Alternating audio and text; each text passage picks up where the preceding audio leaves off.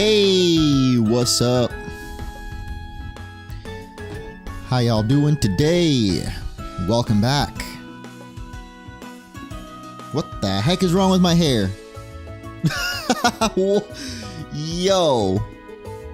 This is what happens when I shower at night and not in the morning. This happens. Anyway. How y'all doing today? Oh my god, it won't fix. You know what? That's fine. You just gotta keep the angle like this. Anyway.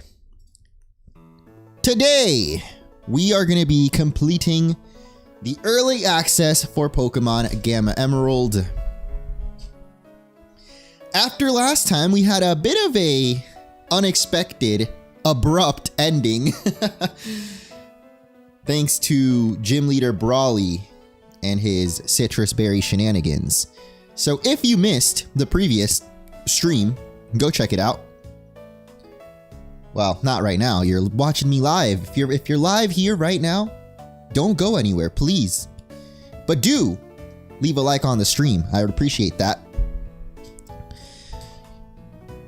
But anyway, apparently the berry issue has been fixed, so we should be able to continue and hopefully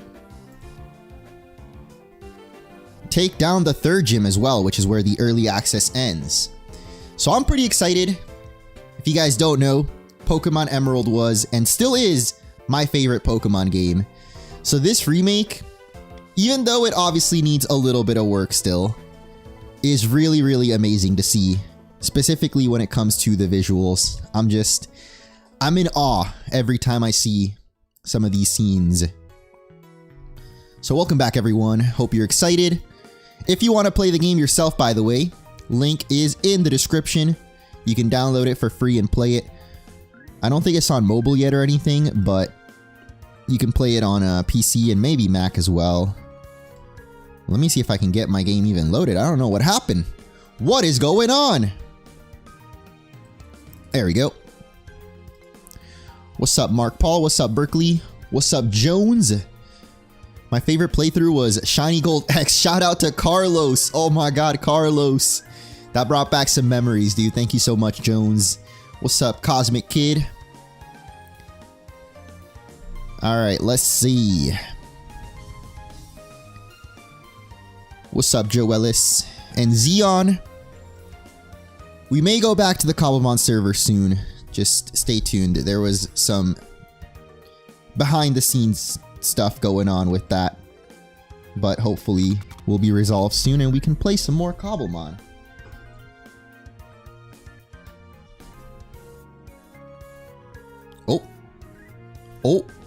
Oh, wait a minute. I think it's working.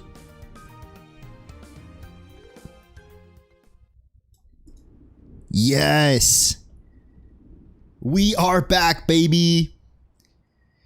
You can take a look at the team so far there.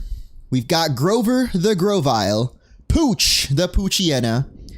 I don't think Volbeat, Cascoon, or Zubat have nicknames, but then there is, of course, Freed the Talo. And the legendary Rayquaza in the back.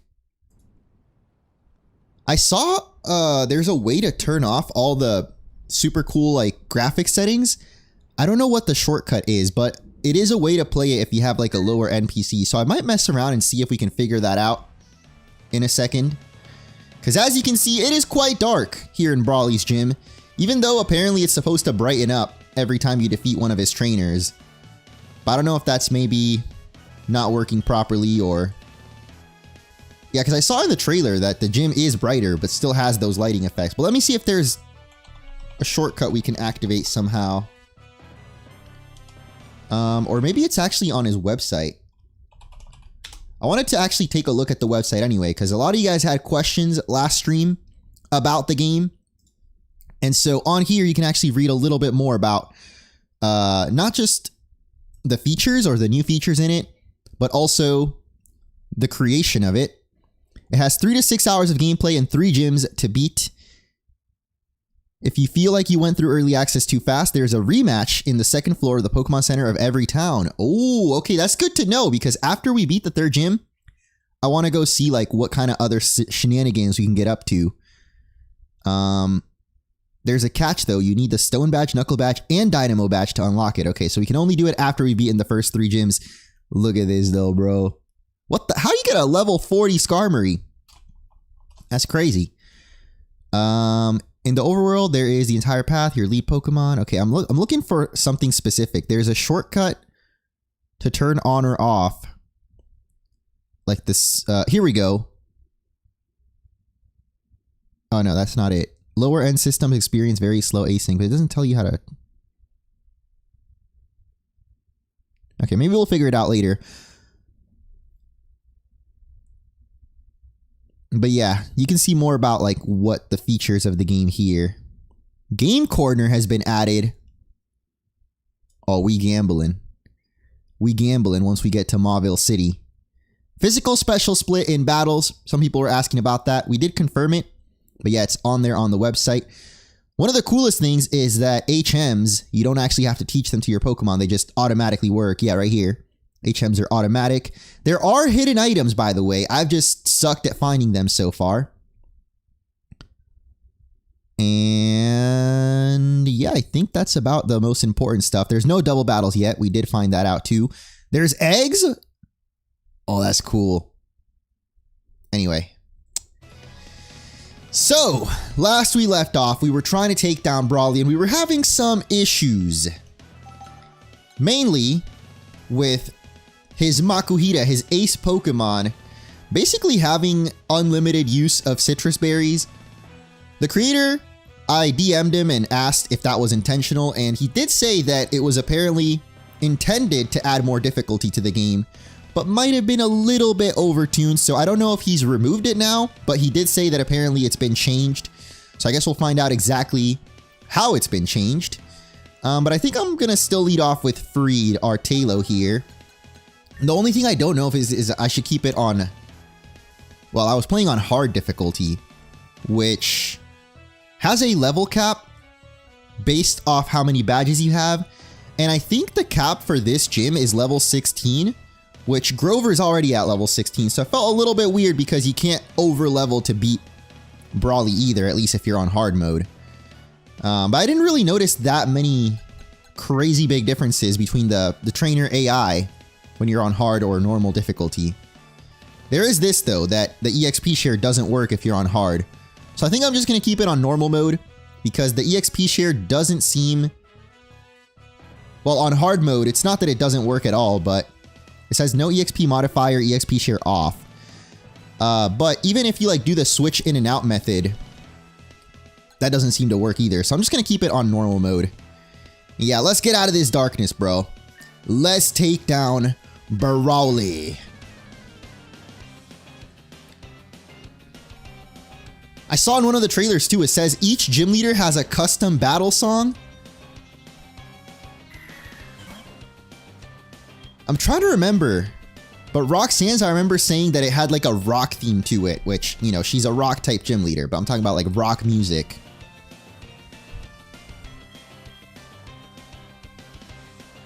It's a gluttony Makuhita. So we'll see exactly how it works now. Oh my god, the best animation, the N64 planet. That's so cool. I hope it doesn't use Seismic Toss again though, or we're already dead. Oh my god, okay, well the AI is behaving very differently than how it did yesterday. Freed is at 1 HP! My goodness. Good time to join when the N64 planet comes up, yep. Is he gonna switch though? Yeah. So that still hasn't changed. For some reason, Brawly just, after 2 turns, always switches out his Machop. What the heck? Alright, well, you know what? That's definitely a bug, but at least it didn't break the game. Like, our HP didn't actually go up. So we consumed nothing. But it still did the little animation, which is funny. Alright, Meditite. Oh, it's going for Reflect. That's not good. And we're still consuming nothing. No, it doesn't go any farther than the 3rd gym. There was just some small bug fixes. There was 2 updates. I don't know exactly what else was fixed. What? Oh my god, that reflect? How did we do so little damage with the peck? There's just no way. Come on, bro. We gotta finish it up with this one here, please. Okay. At least we finish it finally. Now we have the gluttony power. Except my gluttony power doesn't actually do anything. It just looks like it's doing something. Come on, buddy. Oh, no. Yes, Chives, absolutely. I don't know what you mean, actually.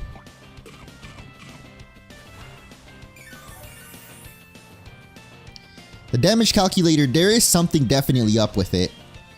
We basically, last time, I think we did enough testing to see that there is something up with the damage calculations for sure. But I don't know exactly what it is. Alright, here it is. Raid Boss Makuhita. Can we actually take him down this time? I think I might have a revive too, so it might be best to just take or let Freed go down and do as much damage as we can.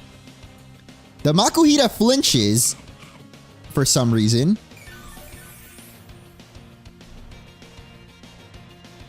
Normally the Citrus Berry would only kick in after the second turn though, so I'm gonna go for a quick attack and see what happens. What the heck? It flinched again!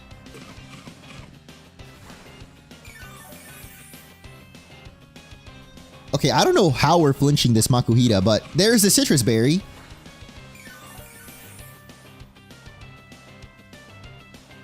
Will it kick in again though?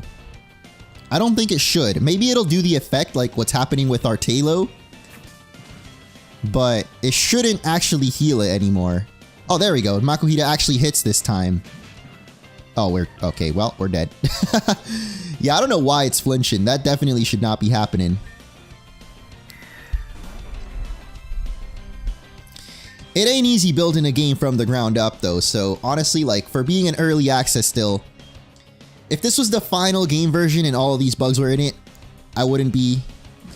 I mean, I guess I still wouldn't be upset necessarily because it's a free game. But it would be a little bit more concerning. But there's definitely time to iron them all out. Why is Volbeat level 21? That's a great question. I caught it at this level. It was like a special encounter, I guess. Oh! Okay, so he does still use at least healing items. See, I don't mind that. It was mainly the berry that was the issue. So now it's a bit of a challenge from Brawly here. Okay, big bullet seed. We hit all 5 times? We need 1 more of those. Actually, I think we might only need to hit 3. Unless, you know, he just keeps going for potions. That could be a thing too. What was broken last time is that he could use the Citrus Berry but then also still attack you. If he just keeps spamming potions, he can't actually hit you back, so... That's alright. Oh, okay, well... I mean, he could also keep stalling us out of bullet seeds, though. That would be a little bit annoying as well. If we get a 5 hit, though, I think he goes down. Come on. Keep going, Grover! 1 more, please! No! We just needed 1 more! Okay, actually, he's not going to go for another potion. I think we're good to go. Bullet seed! And he's done for! Woo! We did it! Wow. You made a much bigger splash than I expected. You swamped me. Okay, that's an... Oh my god, he dropped 1 more pun. He just had to do it to us, huh? You've got me. Take this gym badge. I love the confetti. So random, but oddly fits.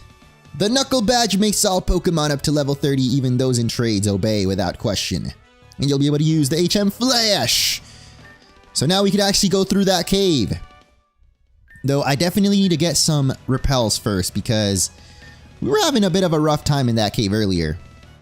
Yeah, now the gym is actually lit up, which is nice. I wonder if this is how it was supposed to look after we defeat each trainer. Because it's definitely supposed to light up slowly as you defeat them, but that wasn't happening. Certified Munch. That's me, baby. Now we shiny haunt Aaron. Why did I say haunt? Like I'm a ghost. Shiny hunt. First, we're going to heal up. I think I want to get a shiny Mawile. But I don't think Mawile is actually in the basement of the cave. Welcome back, awesome guy. I just realized there's no PC in here. Because you can access the PC from your box. But, or well, from your menu. I thought maybe there would still be a PC. Anyway. I don't know if the game is like one-to-one encounters with Pokemon Emerald. Because apparently, Mawile is not in Pokemon Emerald. You can only catch it in Sapphire, I believe. Which is weird because you can get Sableye in both Ruby and Emerald. So you would think that they would have put Mawile also in Emerald. But yeah, we're going to use a repel because we were literally encountering a Zubat every single step. Which is also not intended, I don't think. Unless this is like the true Mount Moon experience. Sorry to hear that, Cypher. Yeah, I think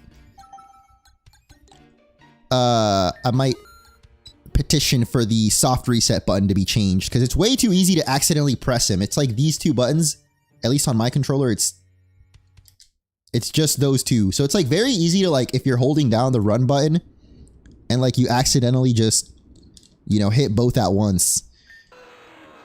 It's very easy to accidentally soft reset.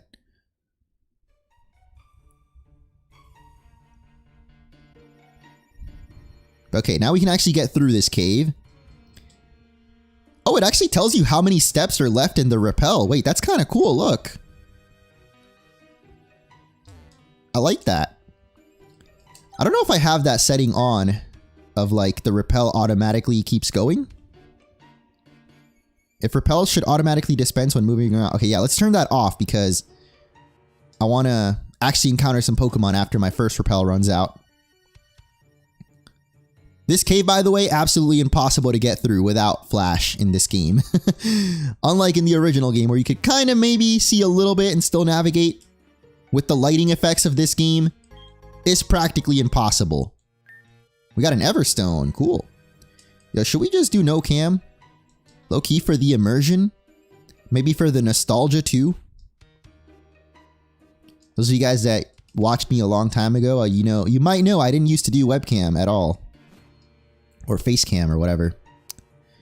Okay, hold up. Let me go back down. Because now that the repel is out... Oh my goodness. Okay, there we go. I want to see what Pokemon we can actually run into down here. Come on, gimme something good. Of course. Alright, I'll bring back the cam. I'll make it... I mean, it's already pretty small. There you go. We'll make it even smaller. I really just want to know if we can find a Mawile down here.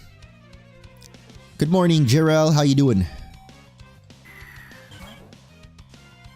We got Sableye, which would be pretty cool as a shiny. It's golden, but Sableye is not really too strong of a Pokemon, I feel. I mean, it's a great tank, but like for a playthrough, I don't think you really need a tank, a dedicated tank on your team. Or stall Pokemon. It literally has the ability stall.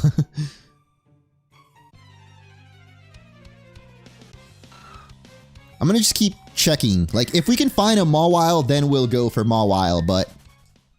Otherwise, I don't know if I want anything from this cave, like, as a shiny, because... Well... Maybe at this point, for those of you guys that didn't see the last stream, I'll just show it off real quick. Let me just save so I don't waste it.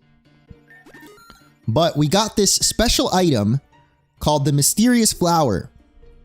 The Devon president actually gave us a choice between this and something else. I don't know what the other item would have done.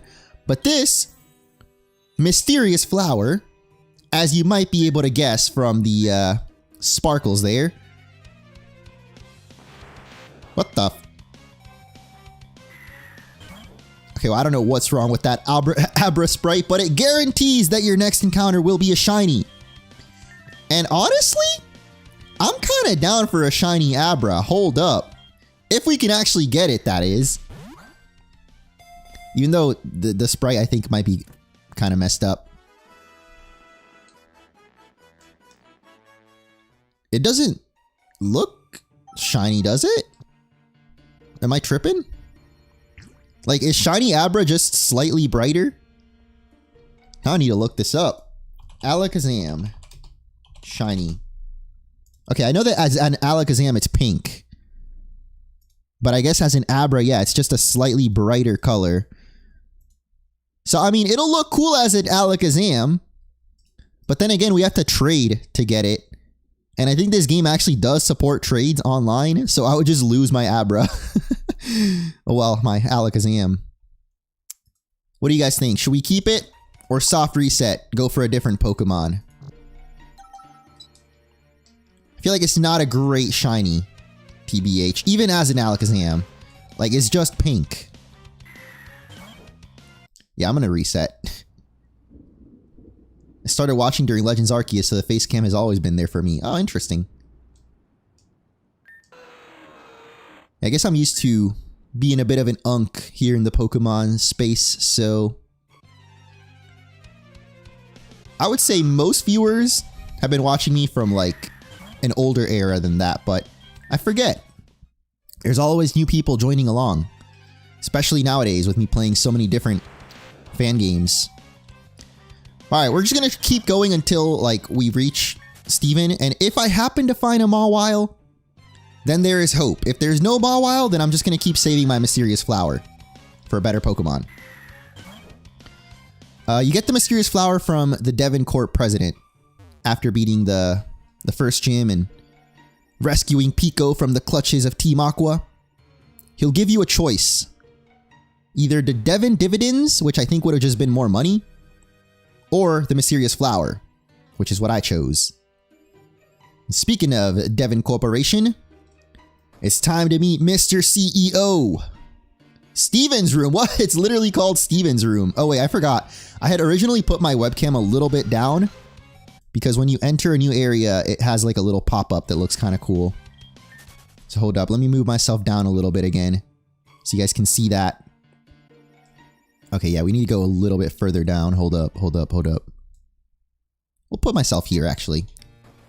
And there we go. Now you can see Steven's room. Let's go see Mr. Steven. Whoa. Okay, he's a little bit too blurry. I'm not gonna lie. Been watching since Ash Gray. Yeah, that was a banger.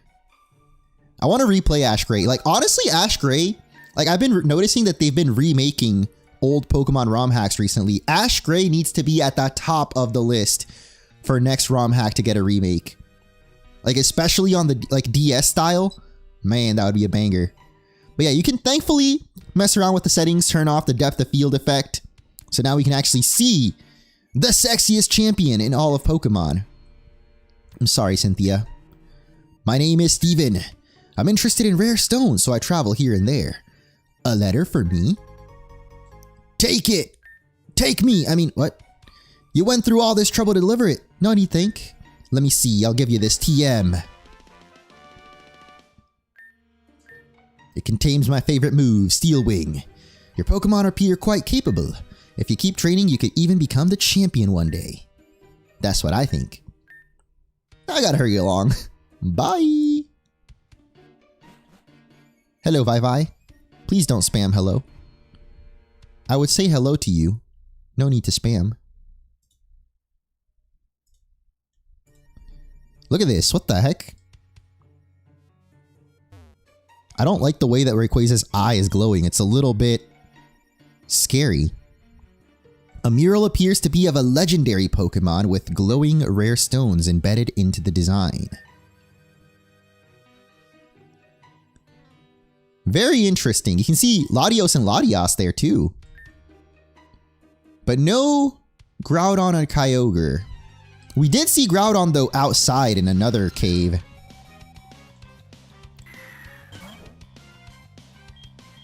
But I don't know why you put Bob Saget Nation. I don't know if that means something that I don't know about, but most random little story.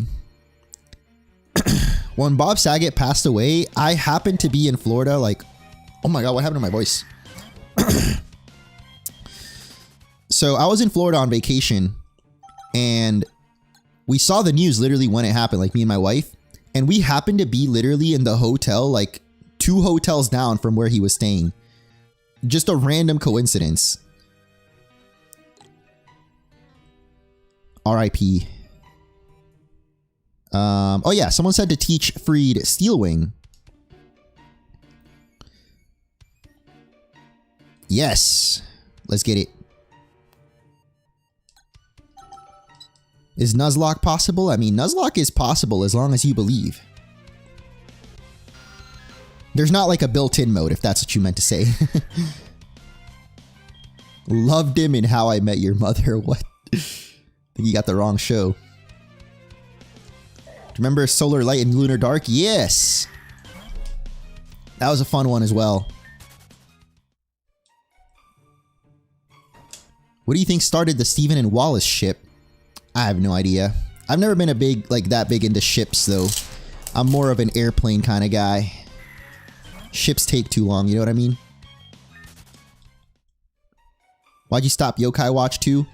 I don't know, at the time when that came out, I was just kind of burnt out. Especially of doing Let's Plays. So it was just unfortunate timing. And I'm sorry to the Yokai fans. But I did eventually come back and do Yokai Watch 4. Which was a really fun playthrough. But I don't know if I would ever go or do the older Yokai Watch games again. Yeah, there's definitely no Maw Island here. Hey, at least we're not getting that every step encounter glitch. He was the voice of Old Ted? Wait, really? Okay, see, I didn't know that. I thought you were just making a joke because they're kind of similar shows. That and Full House, right? I'm not confusing Bob Saget, am I? What's up, Ryumi? Yeah, there's been some bugs, but personally I haven't ran into anything really game-breaking. Besides for the berries. The unlimited infinite berries that has now been fixed, so... Obviously my experience won't be the same as everyone else. But it's been, I would say, better than the demo so far. The demo I had a lot more glitches.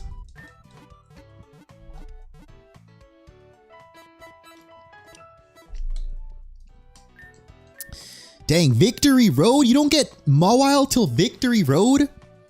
Why is it so far? Or so, yeah, like deep into the game. That's crazy.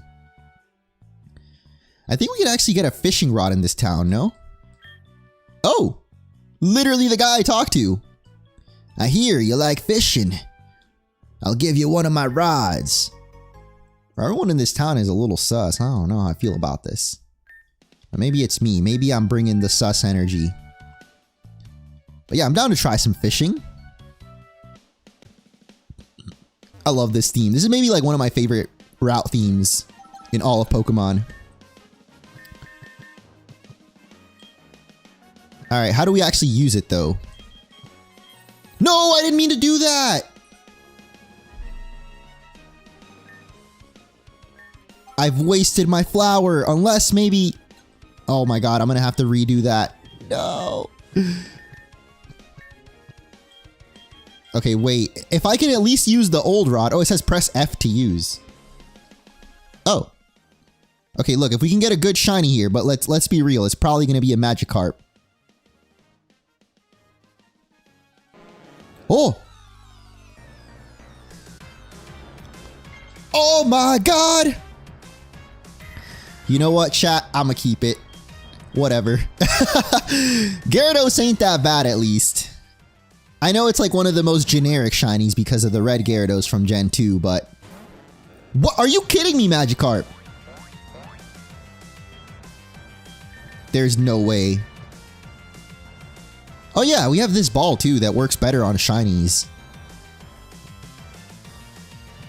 Should I use it? I mean, we can buy more of these. But like, if we ever run into a random shiny, which I think the shiny rates in this game has been a little bit increased compared to regular Pokemon games. Oh my goodness. Okay, we might have to use it because I don't want to accidentally kill this thing either. Or we could go for Silcoon. I don't think, or Cascoon. I don't think Cascoon will accidentally kill a Magikarp, right? It's not generic if you keep it Magikarp. True! We just gotta never evolve it and use Magikarp, the greatest Pokemon. Okay, we can go for one more tackle. Please don't crit it. I swear if we crit it, man. Oh my goodness. Okay. Nope. What? Oh my god, no, it won't let me go back! I'm gonna kill it now. Oh no. Oh. It won't let me go back in the menu with my controller. At least the keyboard still works. Okay, there you go.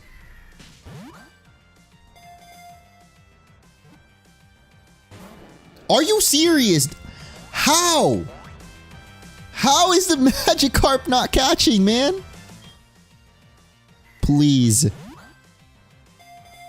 There is no way. Okay. I don't understand, man. It's a Magikarp. I feel like that should have one of the easiest catch rates, but at least we got it in the end. Gyarados is a pretty powerful Pokemon, so I'm okay with that. I do want to still see Cascoon evolve, though. So I think I'm going to replace Zubat, especially because literally all it had was Supersonic, even though, I mean, Magikarp just has Splash, but yeah. Let's head on over to Slateport City now. Although, I kind of want it to be daytime. I think last time, when I soft reset, it sometimes changes the day and night cycle. Let's find out. So glad we didn't crit that. Oh my god, look at the shiny Magikarp in the title screen.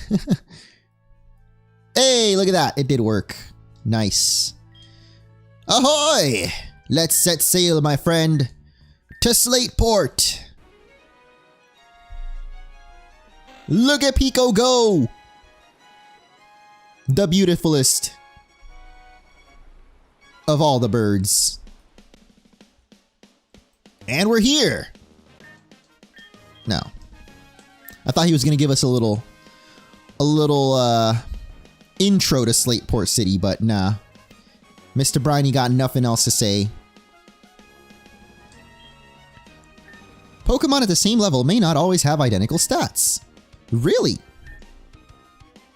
It's interesting that, like, the game will tell you that. Like, in the original game, that was in it, but it would never explain IVs or EVs. What the heck? We just found a random heart scale. Okay. Well, that's the first, like, actual random hidden item we found. We found an Everstone earlier in the cave, but that one I knew about. And it's like very, very obvious. What's up, dude? I've laid anchor in ports around the world, but Slateport is the best. Damn! Huey is ripped, bro. My goodness. Boy is yoked. I really want to get us a Swellow, so I think I'm going to keep training up Freed. Also, because we're going to have that notorious rival battle coming up eventually, I feel that we should train up someone other than our starter. Y'all know what I'm talking about, right? The rival battle that has given generations trauma. I don't even know why, to be honest. That specific rival battle has always stuck in my mind, at least. And I think overall in Pokemon fans' minds, that's like considered one of the harder rival battles in all the games. Oh, thank you, Freed! Breaking through the Lucky Duckies. I love it. And we hit level 15. Oh, and Cascoon, I think, leveled up too. All right, let's go back to our starter. Actually, we'll do a little bit of training of both. What's up, Trainer Dark? And Chad McDonald, yes. Wait, McDown bad, oh my god. You know what, that is much better than just McDonald. I like that. But yeah, this is Gamma Emerald. Emerald was my first GBA game I played, and Pokemon Brown was the first ROM hack I played on a Nokia phone? That's crazy. I saw someone else talk about how Pokemon Brown and Prism being playable in the Gen 1 recomp. That would be amazing. That is literally my dream. And I don't know if it'll be possible eventually. I mean, I think it should be possible eventually. Gen 1 recomp engine seems to be pretty capable of, like, pretty much anything. So I'm sure someone will figure out how to make ROM hacks playable on it. We need the Gen 3 recomp though, because that's where all the really crazy ROM hacks are. Bullet Seed should work on Marshtomp. Yeah, but in this game, your rival actually gets the good starter. The one that's strong against yours. So she is going to have a Combuskin, not a Marshtomp. This was back in the days when your rival was actually, you know, what the f— Why does that Zigzagoon have Surf? What the heck? You could have caught a level 22 Tailo behind the trainer school. You know what? You're right. Because that's how I caught my level 21 Volbeat. And it could have been a shiny too. Wow. I have severely fumbled with the Mysterious Flower. Actually, I don't think the Mysterious Flower worked on those. I tried it and it didn't work, so never mind. We couldn't have gotten a shiny, but we could have gotten a very much higher level one. So that's a good call. Well, it's too late now, but hindsight, I suppose. So normally this is a double battle in Pokemon Emerald, but there's no double battles in Gamma Emerald. They haven't been quite implemented yet. I'm guessing they will be in the final version.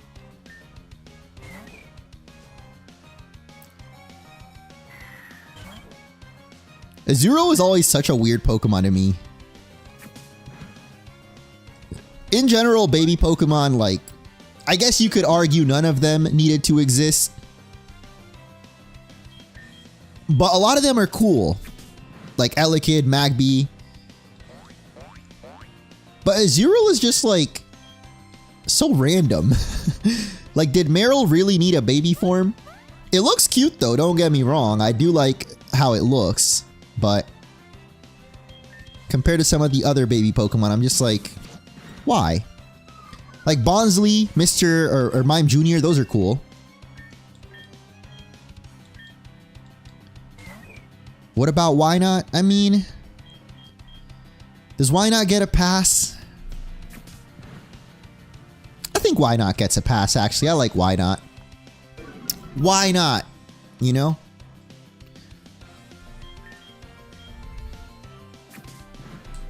Nokias never die, it's true. Could drop a Nokia from space and it would survive the fall. When I was younger, I got mad losing that battle twice and threw my 3DS and broke it. No! I feel that pain though. I didn't really throw my stuff like that, but, well, not because of that rival battle, but more recently, I have this limited edition, I think it's Diamond and Pearl DS. That's really cool. It's like a black DS, or I think it's a DS Lite, and it has like a silver and golden Dialga and Palkia silhouette. You guys can probably look it up and find it, like the limited Diamond and Pearl DS Lite. Anyway, it's a special edition, right? So I want to take good care of it. But I don't know why, one day, I decided to toss it on the couch. Like, I tossed it towards the couch, so I wanted it, you know, to land safely on the couch. But it bounced and hit the wall. And the bottom screen is, it's not cracked, but like, it's messed up now. And I even ordered a replacement screen, but it just has this weird like yellow tint on it now. So I'm very sad about that.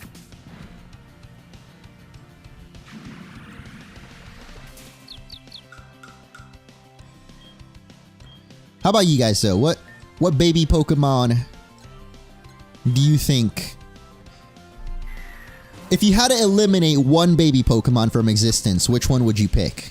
That's the better question.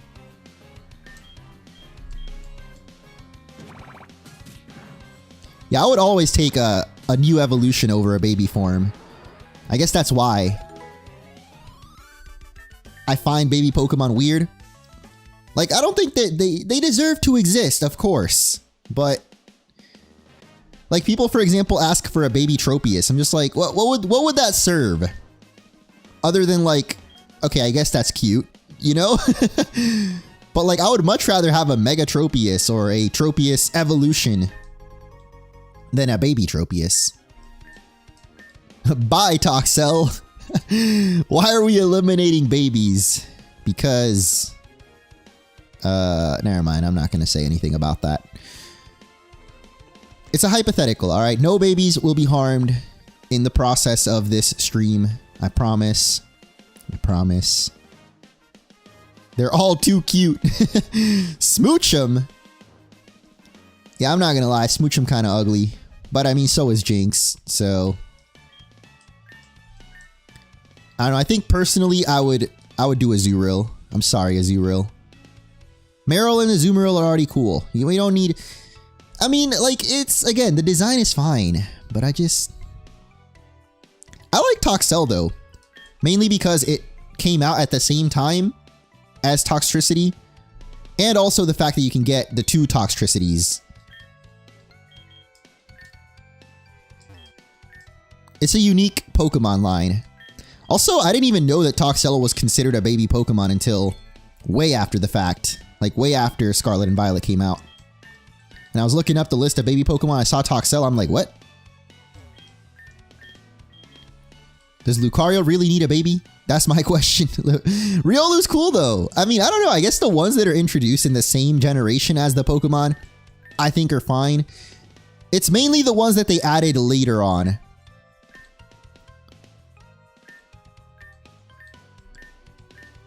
Wait, was Azurill the only one they added in Gen 3? Because, like, honestly, it makes me think Meryl and Azumarill are Gen 3 Pokemon.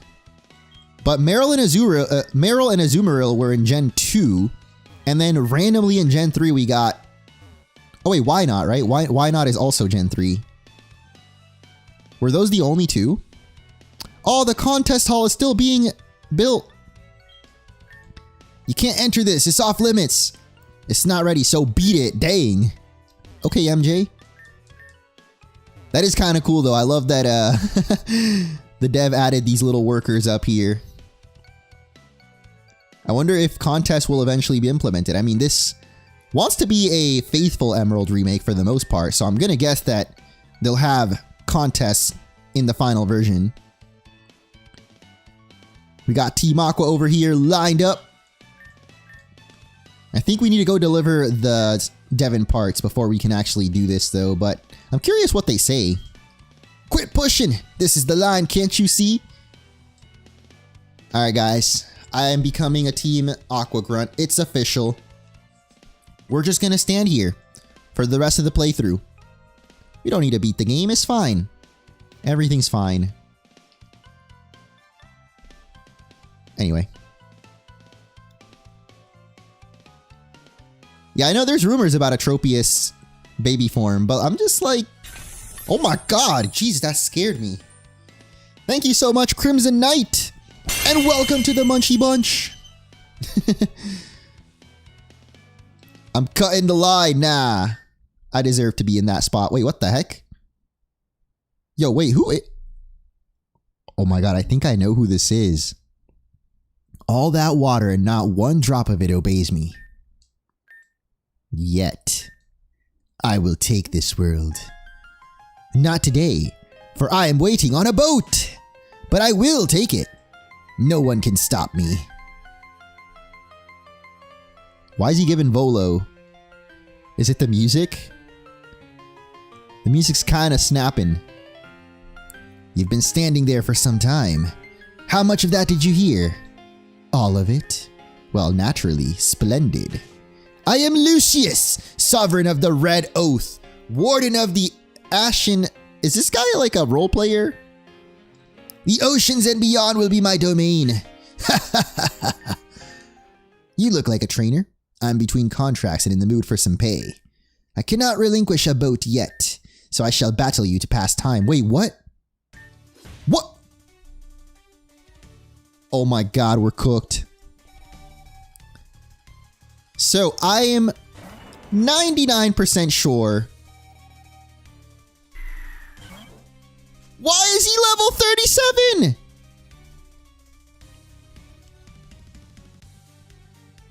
Can we forfeit? I don't want to fight this guy.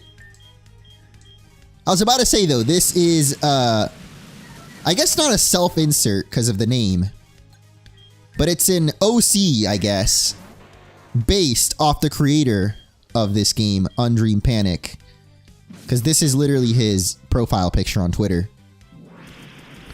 But the character's name is Lucius, so I don't think it literally is Panic. I think it might be like a character that he created. And yeah, those are in fact Gurren Lagann glasses. Pretty sick.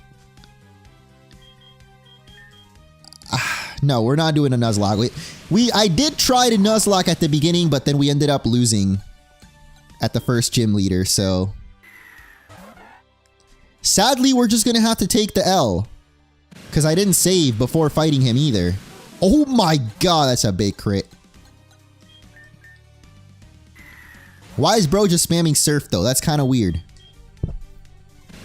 I don't even think Sceptile can learn Surf. Well.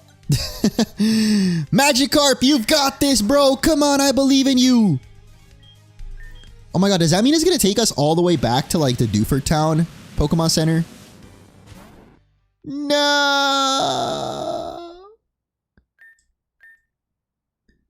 We dropped 6K, man. That's not fair. I'm never talking to strangers like that again. You see an NPC that looks like they want to fight, you don't just walk up and talk to them. Lesson learned, I suppose. What the frick?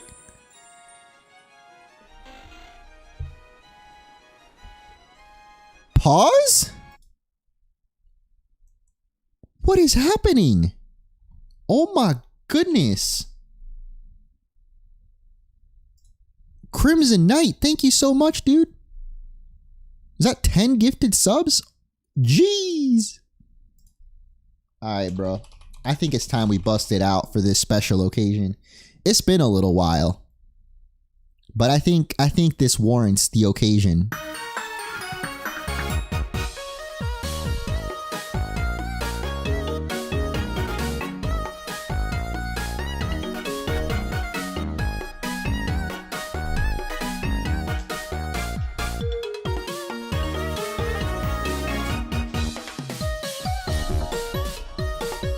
Okay, I'm done.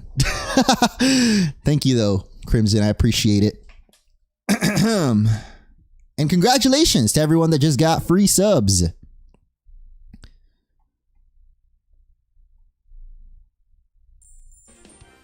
What the heck? Oh, is it now? What? Is it going to go through each person that got a sub? Oh my god, it is. Okay, now we need to turn this off for a little. Thank you so much, though, Crimson. Wow, crazy. You like the sprites in the background? I actually made those myself, fun fact. Hey, wait, check these out. You got Link, you got Rayquaza, we got Frieza, Blooper, and of course you got these over here. Anyway. Now, we don't know when the full game will be out, but this version goes up to the 3rd gym.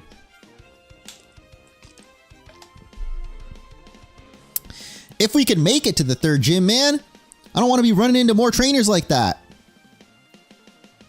I might just go bankrupt before we make it there. See how much money we have. Damn, we lost literally half of our money. So sad. Yeah, it's just tape. And yes, they are made from perler beads. Little beads you put on the grid and then you iron them together. They're fun to make. It's very therapeutic.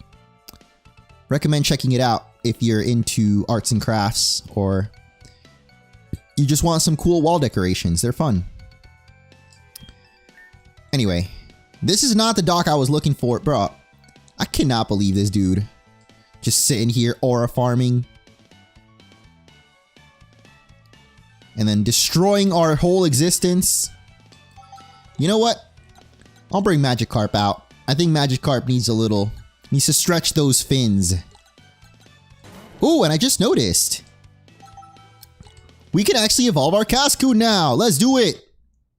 Evolution time. Oh yeah.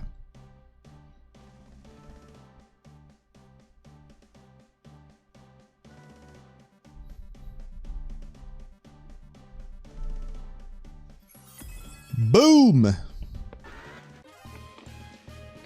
We got Dustox. Not bad because it's not actually a flying type. What? Why is it sad? I think it's sad because it thinks it's a Magikarp.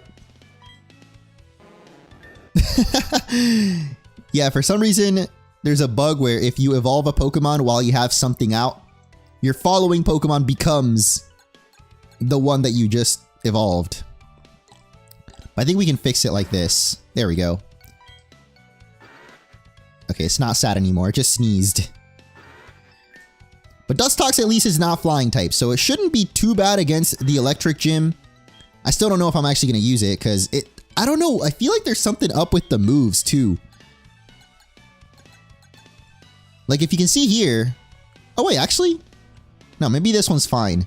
Some other Pokemon, I feel like their move sets are kind of weird. Like they don't learn all the moves that they normally would. Like Freed, for example, does not learn Wing Attack. But someone did say apparently it learns it once it evolves.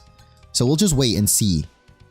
But yeah, I'm going to put Magikarp up first because we need a Gyarados ASAP, even though Gyarados is not going to be very helpful against the electric gym. So maybe I shouldn't even train Gyarados at all. I believe this is, yeah, Stern Shipyard. Wanted, a sailor capable of sailing in all currents. Like Mr. Briny, you mean? Is that going to be a thing? Maybe they added that? Hey, thank you again, Crimson. Been watching for 14 years. I'm happy to see you still enjoying games. I appreciate it, dude. And thank you for supporting me even after all these years. Anyway. Let's help this big bald dude out. I'm Doc. Captain Stern commissioned me to design a ferry. That there, the Devon goods. But this won't do. Captain Stern went off somewhere. He said he had some work to do. Could I get you to go find him and deliver that to him? Oh, right. I think... Hold on! Upstairs is off limits! There's some guys fixing the floor. Oh, I thought Captain Stern was upstairs, but never mind. Now we can go to the aquarium or whatever it is. And we should find him there. Is there anything around this shipyard, though? The website said there's hidden items around. But I don't know where they could be. Like, I think there's hidden items beyond what you find in the original Ruby Sapphire Emerald. Maybe we get an item finder eventually. That would be very helpful. Yo, where did my Pokemon go? Magikarp, get back out here, bro. I'll say, I still think the lighting also could use a little work. Depending on the area. Like, it does have a day and night cycle, which is really cool. But like right now, it looks a little dark. I can barely see my Magikarp. Let me get down into the light.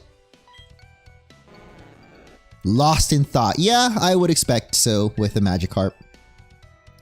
Anyway. Oh, wait. Totally forgot. I literally just said it. Gotta go to the aquarium. Where did all those grunts go? I know, pixel art is amazing. I love it.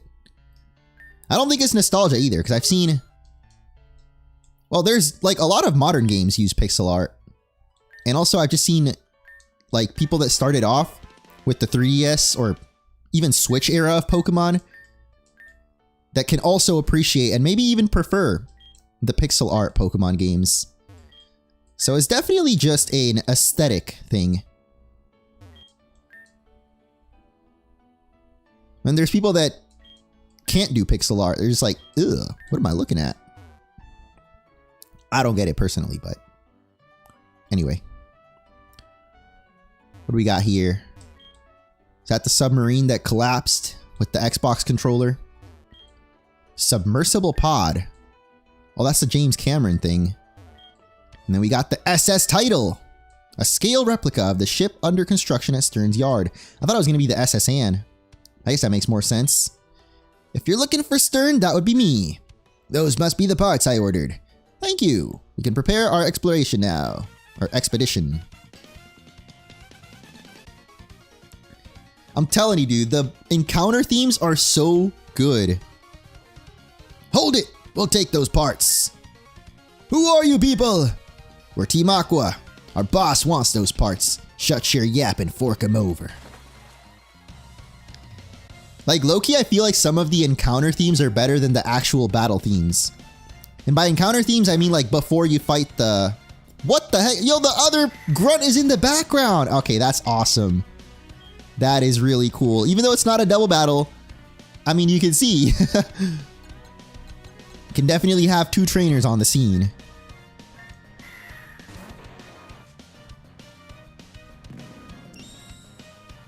I love the battle screen, like in general, how we can see the actual aquarium in the background.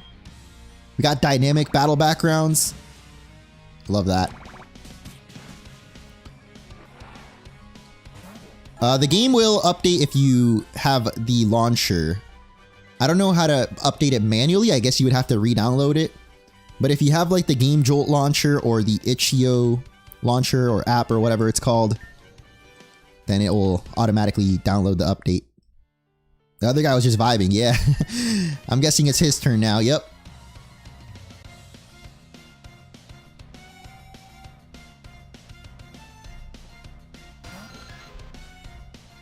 High darkness is subjective. Yeah, I suppose it is. It is also a stylistic choice. I personally... Like, I wouldn't mind it if we had some kind of lantern or torch or something, but I guess that wouldn't really make sense to add into a Pokemon game. The same Minecraft, you know? I think it's just a little bit too dark at times. Like, we need a little bit of moonlight. Bro in the back is the hype man. Yeah, he reminds me of like a Team Skull Grunt. The way they hype each other up. I did not mean to click Bullet Seed there, by the way. True, it could be with the HM for Flash. Like it just adds a little light around your character. That would be a cool idea. Can you play this on Ain Thor? I actually don't know. Can the Ain Thorn play PC games? Like, is it... I know you can play it on a Steam Deck. But I don't know about Ain Thor. I don't think there is an Android version yet, so if Ain Thor runs Android, then probably not.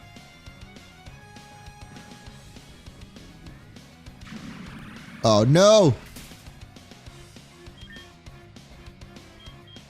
It does play PC games. Alright, well if it can run an EXE, then yeah. Grover, my boy, please! So sad I misclicked Bullet Seed. We could be out of here already, but instead, we're just hurting ourselves to death. Come on, man. There we go, finally. I should have just switched over, actually. I'm gonna just stay in, too. We gotta get through this, bro. These Aqua Grunts. Okay, I will say... the one bug I keep running into, specifically today, I wasn't having it as much yesterday. But right now my controller is not... Like, it's still connected, but I can't actually do anything. Actually, even the... Oh my god, no, I didn't mean to click... Okay, well, at least we hit it. But I meant to click Bullet Seed. Yeah, for some reason the controller just randomly stops working. Even the keyboard is not working, but I can at least do it with the mouse. So again, it's not game breaking, but it is a little annoying.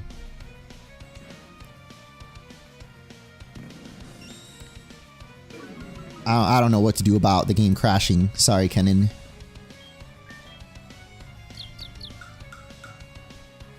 I should have added a command, Dano, just to explain the gist of the game for anyone that comes asking. Oh my goodness! What kind of crit was that, man? Wait, was I already low on HP and not realizing? What? I feel like that did so much damage. Oh my god, okay, no, maybe this Carvana is just that strong. Jeez! Alright, well at least we didn't lose. And Freed hits level 16! Though I believe it evolves at 20, so we still got a little bit to go. If we don't get the parts, we're in for it. I didn't count on being meddled by some meddling kid. Was it Scooby-Doo? Oh my god, there he is! The GOAT! I came to see what was taking so long to snatch some parts, and you simps are held up by a mere child. Yo, is that actually in the original game? Does he really call them simps? I think he does, but he means it like a simpleton, like they're dumb. Not like the 2026 definition. We are Team Aqua, and we love the sea. And I am the leader, Archie. What makes you interfere with us? No! You can't be! You're not one of Team Magma! Wait, you're not dressed for the part. Pokemon people, all life depends on the sea. So Team Aqua is dedicated to the expansion of the sea. Don't you agree? What we're doing is a magnificent undertaking. Fine, you're still too young to understand. But I warn you, don't even consider interfering with our plans again. The consequences will cost you dearly. And don't you forget it! And they just walk away. Because apparently there's just no authority in the Pokemon world. Besides for the 10-year-olds. That just so happen to stop world-ending threats. Anyway, that was tense. Yeah, a little bit. Oh yes, I almost forgot that you even brought the parts from Demigod. There you go. We have to set out on our ocean floor expedition soon. Thanks again, but I gotta go. Feel free to wander around and check out our facilities though. Bro, there's not much to look at. I already looked at the dioramas. Like, what? Is this the SSN? Oh, it is. Looks exactly the same as the other one. What the heck? Okay, well, that's a cute little detail. The PC actually turns on. What kind of PCs are these, though? Actually, I think I remember. Well, this was before my time, but there were some PCs. I think it was like the Mac or the Apple II, or I don't know what it was called, but the tower was like right under the monitor. Like it was small enough at that time that you could just have the actual PC right under the monitor. I mean, that's kind of what a laptop is. Obviously a lot more compact, but we did it. And it's Scott, my boy. I'm sure I met you somewhere before. Have I introduced myself? If not, the name's Scott. I just saw Team Aqua run away from here. Like they were stung. Let me guess, you drove him away? Finally, someone notices me. Alright, I think you're gonna become a good friend. So, you are? Munch! I'll remember that. What I'd like to do is tag along with you, but I do want to keep an eye on the talents of other people too. So I'll be off to roam other towns a bit more. See ya! So he's basically just gonna be spying on us? I never really thought about that, but it's kinda... Scott's kind of a weird guy, ain't he? Alright. My team is not looking too bad, but we definitely should try to catch a Electrike in the route coming up. That's always been one of my favorites from Gen 3 as well. I think I like Luxray overall a little bit more, but Manectric's pretty sick. Make a beeline for Mauville on Cycling Road or take the low road. Hey bro, I got no choice. We ain't got no bike yet. What's up, Meeseeks? Revisiting the Ultra games. Oh. Well, soon I will also be revisiting those. Well, maybe not soon, but around November when the Sun and Moon 10-year anniversary comes up.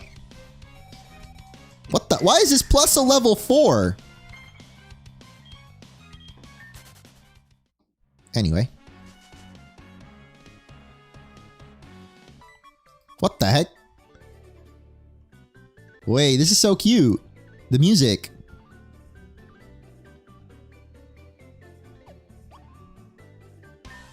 Let's fight. Oh my goodness. I present you my child. Why is he holding his kid like that? Like he's literally offering him up. Like a piece of bread he just baked. Eat this.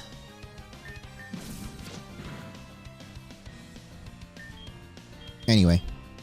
He's actually got a decently leveled Minin. Well, I ran into Plusle earlier, but I mean, you know, Plusle and Minin. I don't think I've ever used a Plusle or Minin in a playthrough. It kind of feels like they're too gimmicky, even for a Pikachu clone. Like, all the Pikachu clones are a little bit...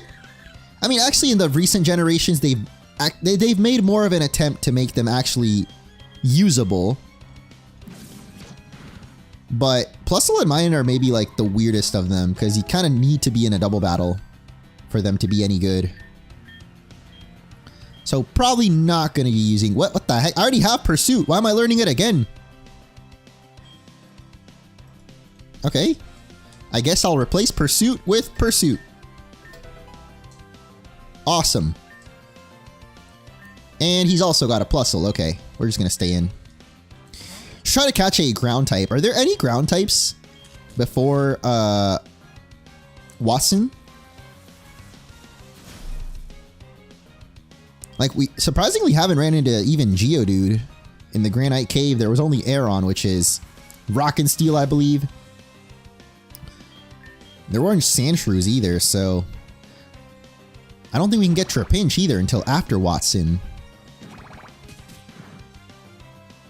I don't know if they actually do give you any ground types before the gym. Maybe it would have been a little too OP. I mean, other than Marshtomp. Yeah, that's a good point. If we had picked Marshtomp, we'd be cooking right now. Or if we at least had a ground type TM, but I don't think we've gotten that either. Bro, come on!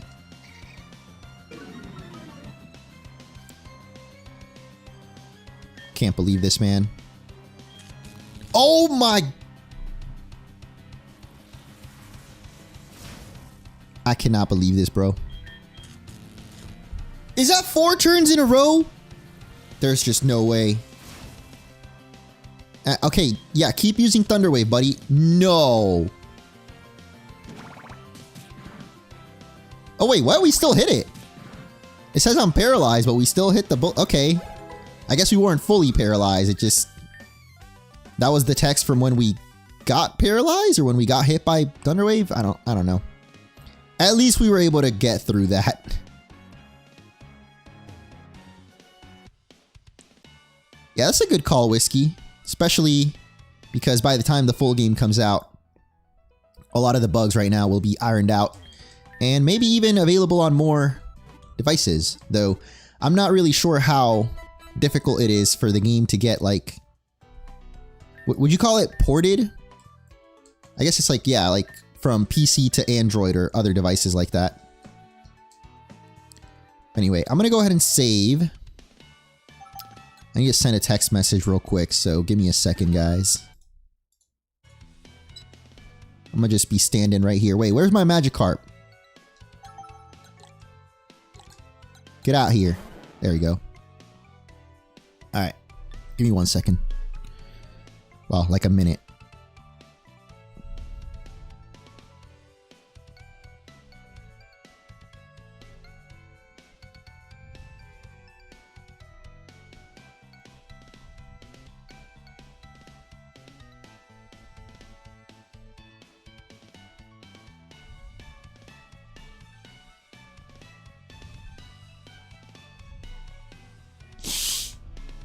Alright. There's no release date for the full game, but I would give it at least a couple of years. Or maybe just like 1. I don't know. I don't want to assume for the developer. But it is a completely free game, and I think they also have another full-time job developing, so let's not rush the process, you know? Let's just let the man cook, and whenever it comes out, it'll come out. What's up, Chrono? Oh, frick. Okay, I thought for a second we got stuck. I personally don't mind when they release stuff in chunks though, because, I mean, as a content creator, you're always getting new stuff to play. But also, like, just in general with gaming, I'm the type of person that is always trying out new stuff. So it's cool to come back and, like, there's new updates. And I guess, like, that's always been a thing with ROM hacks too. They release in, like, betas. I think maybe they could have called this beta 1 instead of early access, but early access is not a wrong term either, because technically early access doesn't mean it's a finished game.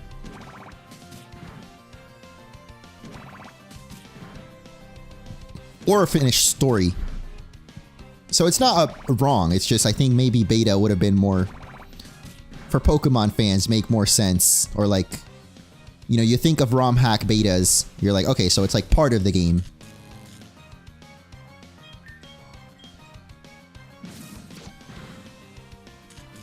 Oh no, not again!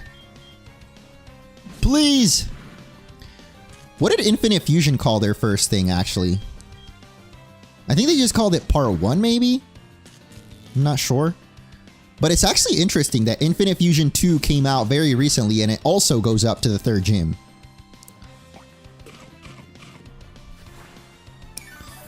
So 2 Johto remakes, very different Johto remakes, that have come out in the last, like, a month apart, and both go up to the 3rd gym. But only one of them makes paralysis this annoying. There is no way. Oh my goodness. I'm gonna cry, bro. I think this has to be a bug, right? Like, paralysis is not a 50-50 chance. It's definitely less.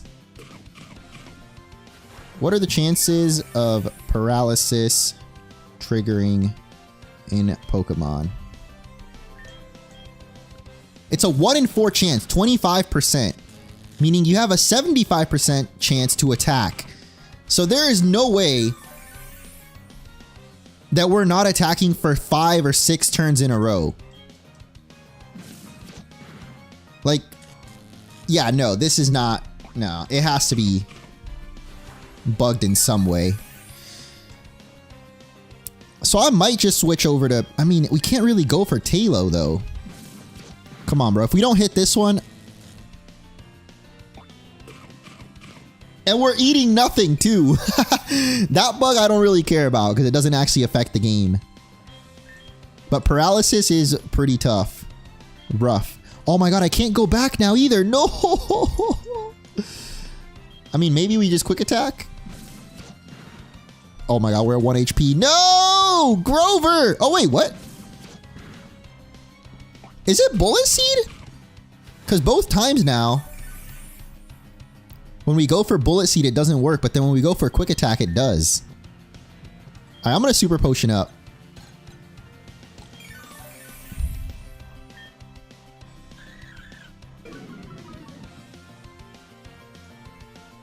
One HP, the dream. What about Pursuit? Let's see if Pursuit works. Nope. Is it literally just Quick Attack then?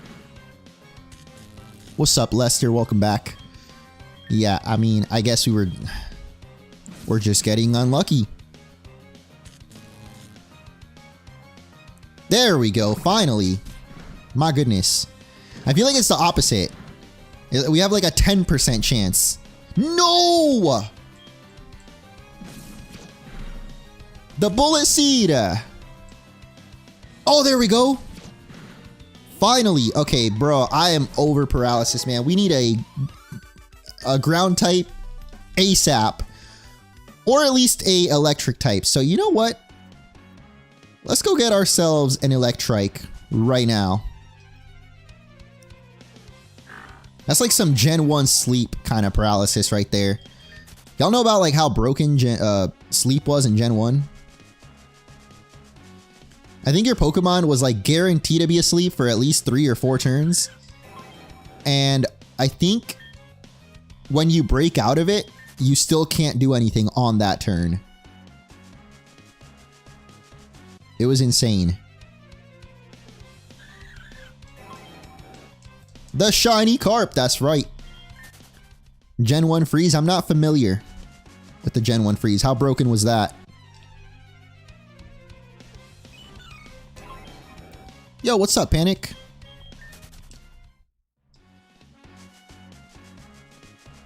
No worries, bro. Wait, do I still have you on Discord, actually? I'm gonna check. Gen 1 being frozen forever.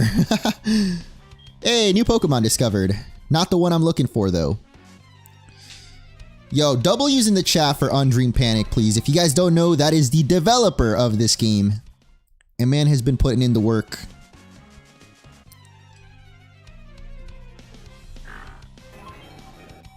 Let me see. Let me go check my Discord real quick. Try to find you. I'm down to have a little chat.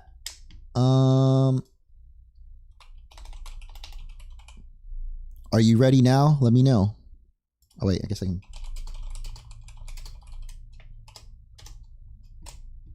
Oh. Alright, nice. Let's have a chat with Undream Panic. 1 second, I think I have my sound settings wrong. Hello? Hello, hello. Hey, how you doing? Very good. How about you?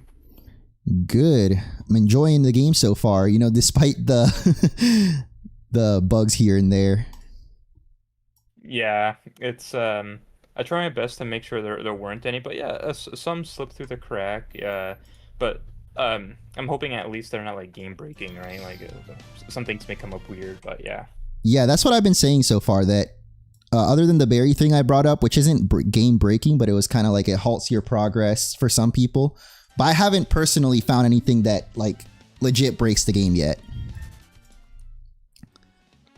So it's definitely been a smoother experience compared to the demo. Oh yeah, for sure. A thing I was trying to tell people with the demo, that there's a huge difference. So the demo was more like a showcase, right? I didn't intentionally make it stable. I made it good enough to play just because I wanted to test the waters. Like, was this something that has a future? Should I, you know, spend more time on this? Because it takes a very long time as a sole developer to make something of this like scale. It's huge. So when I saw people like the demo so much, obviously it had bugs. I was like, you know what? I'm gonna sit down, build the Gamma engine, which has completely stable code, and that's where the early access is coming from, essentially. So it's a whole revamp of everything I've done, but better. Yeah, no, definitely. So how does exactly it work with like you building your own engine? Is that like I guess I'm not too familiar with, like, I know that people talk about like downloading assets for when they make Unreal Engine games and stuff. Is everything in this game you've made yourself, right? Yes, painstakingly. So, an example, I track the hours it takes for me to actually make assets. Every Pokemon you see, front, back, male, female, shiny variants, everything you see, I hand animated one by one. To track the hours, I counted how long each session took. The total hours to make the Pokemon start to finish was 15,701 hours. What? Yeah. That is insane, man. Yeah. When I saw that number, I felt gross because I'm like, yeah, I loved it because like I made all this cool stuff, but I spent 15,000 hours of my life animating Pokemon. So. No, that is absolutely insane. But I mean, in a weird way, yet like the doors that this opens though for the possibilities, I hope in the future, you know, like people can do like ROM hacks and stuff in this style, which I don't know if you would be open to that, but it's even just this game on its own, like it's very impressive. It's a lot of work. So like we all thank you for sure. Yeah, no, I appreciate that because this game took a lot of effort, right? Like I'm not going to sugarcoat it. I'm not trying to be too humble, but it was a lot of work, a lot of sleepless nights. But I'm very, very happy it's finally out and like people can play it. It's been a huge relief. I took the biggest nap after it was released. That's good. That's good to know. Yeah. Yeah. How was the night before launch? Stressful. Butterflies. I can only imagine. No, but I'm glad that you got some rest. And yeah, I mean, Yeah. continue to rest. You know, let people play it. There's gonna be bugs. I've been saying it throughout my whole stream. It's, you know, it's I just honestly mind blowing that you've done most of this like solo. Yeah, it's a lot of work to do by myself. The only thing I regret about it is how long it took. I could have definitely gotten help, but there was just never anyone available, right? So literally everything you're seeing on the screen, I hand authored myself. The music you're hearing, I made that myself too. Every single song in the soundtrack, I've made all original. So yeah, I was actually going to ask you about that because I had a feeling, because I know that on YouTube, when I was digging through your channel, I saw you did like remixes before getting into game development, or maybe just simultaneously, right? Sorta. The remixes I did like back then, that was like fandom stuff. So that was just like I was trying to get a PhD in music, so I just was always into music. So I just remixed whatever all the time. Yeah. And when it comes to game development, believe it or not, but I started when I was 8 years old. So oh, that's wow. when I started learning programming languages. I'm 29 now, so you get the thing, and so that's just been my whole life, was making games. Wow, no, that's amazing. Yeah, I'm 31 now, so we're in similar age, which I guess makes sense why we're both, or you're also very passionate about Gen 3, right? Specifically. Oh yeah, Emerald is my favorite. It's for passionate reasons. Pokemon Emerald was given to me by my mother during a hard time, and it was the first game I've beaten by myself as a kid, without like my brother's help or help from other people. I've done it all on my own. So yeah. Emerald was a very, very important game to me. Like if Emerald didn't exist, I think life would be more miserable. So. No, definitely. I think that's something that a lot of us gamers can relate to. And actually, funny enough, my first game, similar as you, was Sapphire. Was the first game I ever beat by myself. Wow. But Emerald was my favorite, though. Emerald is, you know, the improvements in Emerald. I think maybe it might be one of the most improved third game versions that Pokemon has ever done. Yeah, I agree. Seeing all the new stuff added, like I loved Fire Red. So that was my first Gen 3 game. Essentially, was Fire Red. I've never beaten it when I was a kid. Obviously, I beat it as an adult. But seeing it, playing it, it was great. Training took forever, but I loved the grind. But when Emerald came out, and you know, you talked to Mr. Stone after delivering the letter to Steven, you got the EXP share. I was like, oh my god, yeah, the game just got so much better. Yeah, definitely. Yeah. Oh yeah, so on the music though, I was gonna say that I noticed when I was trying to, I guess, think back to, you know, like obviously these songs remind you of the old ones, but they feel different, and even different to like something like Omega Ruby, which is like they also remixed a lot of the songs there. So like I love the music. I just gotta say your remixes are fire. Thank you. Since like they are technically remixes, but I own the rights to my own work in a way. So like the original songs rights are held by Nintendo, but I'm allowed to upload these to Spotify. So the whole soundtrack of this will be going on to Spotify eventually. Oh, nice. That's awesome. My favorite soundtrack so far in it, well, there's a few favorites, but I really love how I did Dewford. Dewford is like, it's just so relaxing. I was really happy with it. I'll go back to it after this so we can take another listen, but I think for me, I like the Roxanne battle theme. Oh, yeah. I used, my primary instrument when I was in school, it was guitar. So I have a lot of guitars, and I was just like, you know what, Roxanne, rock. I'm gonna make a rock version. Yep. Brawly's version is more like a surfer dude type of thing, so it's a lot of clean electric guitar with like tambourines. And then Wattson's gym battle is a bunch of synthesizers. Nice. No, that makes a lot of sense. Electric, yeah. EDM. Yeah. Yeah, that's cool. No, yeah, when I heard the Roxanne theme, I thought exactly that. I was like, oh my god, it's rock music. She's a rock gym leader. Yeah, exactly. Yeah, I'm so glad that people like are picking up the little details, because it's I painstakingly made a bunch of things. I didn't have to. I just wanted to. So it makes me really happy, full of delight that people are finding like little things like this. I don't know if you're seeing on the screen, but like the guys working on the battle contest, all like that's really cool. Yeah. So When it comes to game development, I've been in the industry for a while now. Things I learned and picked up was when you're doing environment design, you have to tell a story. Telling a story is the artistry of like game making. When you have a scene in a game and there's not enough life going on, it feels dead. You notice it feels empty. So I Yeah. was like, I have the contest hall that's not going to be in early access because there's no point. Like it's meaningless for now. So I was like, I'll just have it closed off. But it's like, well, it's closed off. Why is it closed off? So I have the construction workers and have an excuse. Well, they're building them, so there you go. The full loop. I'm back in Dewford. We can jam out a little bit. I really like the boat ride music too. It's a short one, but it's good. Yeah, the boat ride. I tried. It's similar to Dewford's music, like the same motif. So I just try to make like a 10-20 second transition clip of it essentially, and yeah, I like how it went. I heard a kitty too.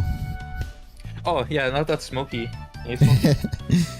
He's my fat cuddly cat. He's a Siamese. Oh, cute. How old is he? He just turned 4 in June. Oh, we have like, so weird. We have like the same. My cat is turning 4. Well, I have 2 cats. They're turning 4 in September. Oh, nice. I got my cat Smokey in June for his birthday. I got him a new cat tree. Nice. Yeah. All right, let me turn it back down a little bit just so people can hear you as well. But yeah, no, the music is very good. I love it. Thank you. Have you been to Verdant Turf yet? No, I'm making my way to Mauville City right now. Okay. Yeah. So Verdant Turf and I don't in Slateport. I don't know if you're into the harbor yet, but my character from the demo is there, and that music. I actually just wrote that yesterday, literally like hours before the launch. So that plus Verdant Turf music or songs I actually really like too, especially Verdant Turf because it's just that piano ballad. Like the piano for what, like when you encounter your character, right? Yeah. He's supposed to be like an anime motif for like over exaggerated villain. He thinks he's like a overlord. Yeah, he's a main character energy. Yeah, exactly. Or main character syndrome, I think what they call it. So you jump scared me with this one because I didn't know that I was gonna have to battle him, but I had a feeling he'd be very strong, and so I lost half of my money. So. Oh yeah, that's unfortunate. It's Gen 3 rules, so you lose 50% of your total income. Yep. Now, have you beaten him? You get a very special reward. Oh no, I'm not nearly strong enough yet, but I'll come back to it at the end of the demo for sure. Okay. I'm taking him on just to hear the song. Actually, wait, it was the encounter music, right? Not the battle one. The encounter, yeah. The battle I reused from the demo, but the encounter song, I tried to make it sound like medieval. But a fun fact that I wanted to sound nostalgic, so I used the black and white piano sound font. You know, like how Toby Fox does it. So I used that piano, and oh my god, I was just so happy with how it sounded. I'm like, people are gonna love this. As soon as I heard it, I got chills. I was like, oh my god, Volo, Cynthia flashbacks. And it may be coincidence your character's also blonde. Yeah. Well, that character, it appears in many of my games. It's just a motif, like, so you know it's my game because that character is in it. Yeah. Oh wait, the song didn't play that time. I think maybe I had to wait a little bit. Oh yeah, no, it plays after the 3rd or 4th line of text. Yeah, the first time I talked to him. See, I don't know if I should say to you because it's not technically you, right? It's like an OC of yours. It's essentially, yeah. It's just a character that represents me in games. It does not look like me. I'm actually the exact opposite of what that looks like. I have black hair. I'm tan. And I got a big beard. So, but yeah. All right, I'll hold it here just to see if it plays, just to be. Yeah. But I did hear it earlier, and yeah, it slaps. I literally was like, oh my god, Cynthia, what's it, like a Bizarro version? Yeah, a common trope with anime and things like that, a villain that's like almost like a fantasy villain, they always have like a crazy piano ballad. I don't think it's playing. But it did play the first time though. Oh, okay, that's weird. Oh, right. When you lose to him, a flag gets saved that it says that you attempted to battle him. Okay, so his dialogue changes. The introduction dialogue is where the music plays. That makes sense. When you rematch him, it just skips to the fight. Yeah, that makes sense. No, I did hear like the first time I heard it exactly all those feelings that I was saying earlier. Yeah, but if you miss it and want to listen to it, eventually, like I'm gonna put it on Spotify, so people who did miss it will have a chance to, listen to it. Yeah. Would you mind if if chat ask any questions that they have? Oh, of course. I've been answering questions all day, so if they have anything they want to ask, go ahead. All right, yeah. If you guys have any questions, I saw a couple already. People are wondering about how save progression will work for the future updates. Yeah, so since this is what I call the Gamma engine, the early access is the full game, but as you can see in Mauville, the road is blocked. That's because I can't let players progress too fast because that area is actually not done being built. Yeah. So all you would have to do is just hit update. You don't mess with the save, don't do anything. I add the content as you play. Cool. So if you play the demo right now, wherever you left off, it'll just automatically, you'll be able to continue from where you left off, right? Yeah, because it'll be the same game. Nice. They're gonna be called they're gonna be called Gamma expansions. So it's that's exactly cool. the same game, same thing, but I extend the map essentially. Yeah. No, that's perfect. I did see, I think there's no support for multiple save files, is there? Not anymore, no. So the way to get this to work without bugs or discrepancies is to have a encrypted save, meaning that no matter what happens to the game, you're always protected. Because a common bug in the demo, when I was doing that, testing the waters, was that people's saves will get corrupted quite often. They'll catch a Pokemon, it'll show Blossom as the default, and it'll say bottom text. So that was because of bad hashing on the saves. So I had to design and invent a new file format system just for this game. So your saves are called the .ge saves. Okay. So you can technically have multiple saves. You just have to back up the save. Take the save out, start a new game. You have a second save now, but you also have your backup save if you want to go back to it. Yeah, so you'd have to do it manually. Like within the game, there's no system for it. Exactly. Okay. I do plan to make one like that in the future. It wouldn't be too hard, but for the early access, I just didn't have time. Got it. I think the main thing that people have been wondering about is the lighting. So I don't know if you want to just overall talk about like your thought process behind like all the... I love the dynamic weather, by the way, but I think personally I found sometimes the game to be a little too dark. Yeah, actually, so that's been a common conversation amongst the community so far. That was my fault. I tested all the lighting on my art monitors, and they're all calibrated to be bright because I'm supposed to be able to see the pixels. So I didn't pay attention to that. I look at these monitors every day, 24/7 when I'm at work. Yeah, like to you, it just looked like a normal. Yeah. So when I did the darkness, I'm like, oh man, this is so bright, it looks ugly. And then I'm watching someone else play, and on their stream, it looks like it's almost like pitch black. I'm like, oh boy. So yeah, there's been certain areas like Granite Cave, and whenever it's nighttime and raining, it looks almost pitch black. Yeah. So when it rains or it's nighttime, there's the skybox has a thing called a skylight. The skylight actually projects light downwards, kind of like a simulated light. It's not ray tracing, but it's very close. Unfortunately, interiors also get affected by it. I can't change that. That's just the logistics of the lighting process in the engine. Now, Granite Cave, that is supposed to be dark. When you no, for sure. When you get Flash and the Knuckle Badge to beat Brawly, it should unlock kind of like a spotlight that follows you in Granite Cave. Yeah, I think when you were a kid, it almost felt impossible to navigate Granite Cave. Now as an adult, you can definitely do it even without Flash. But I think with this lighting engine, it gives that feeling of like it's almost impossible, or like you actually feel like you're in a super dark, creepy cave. So I think in those situations, it definitely fits. But I think more so in the overworld, like you were saying. Yeah.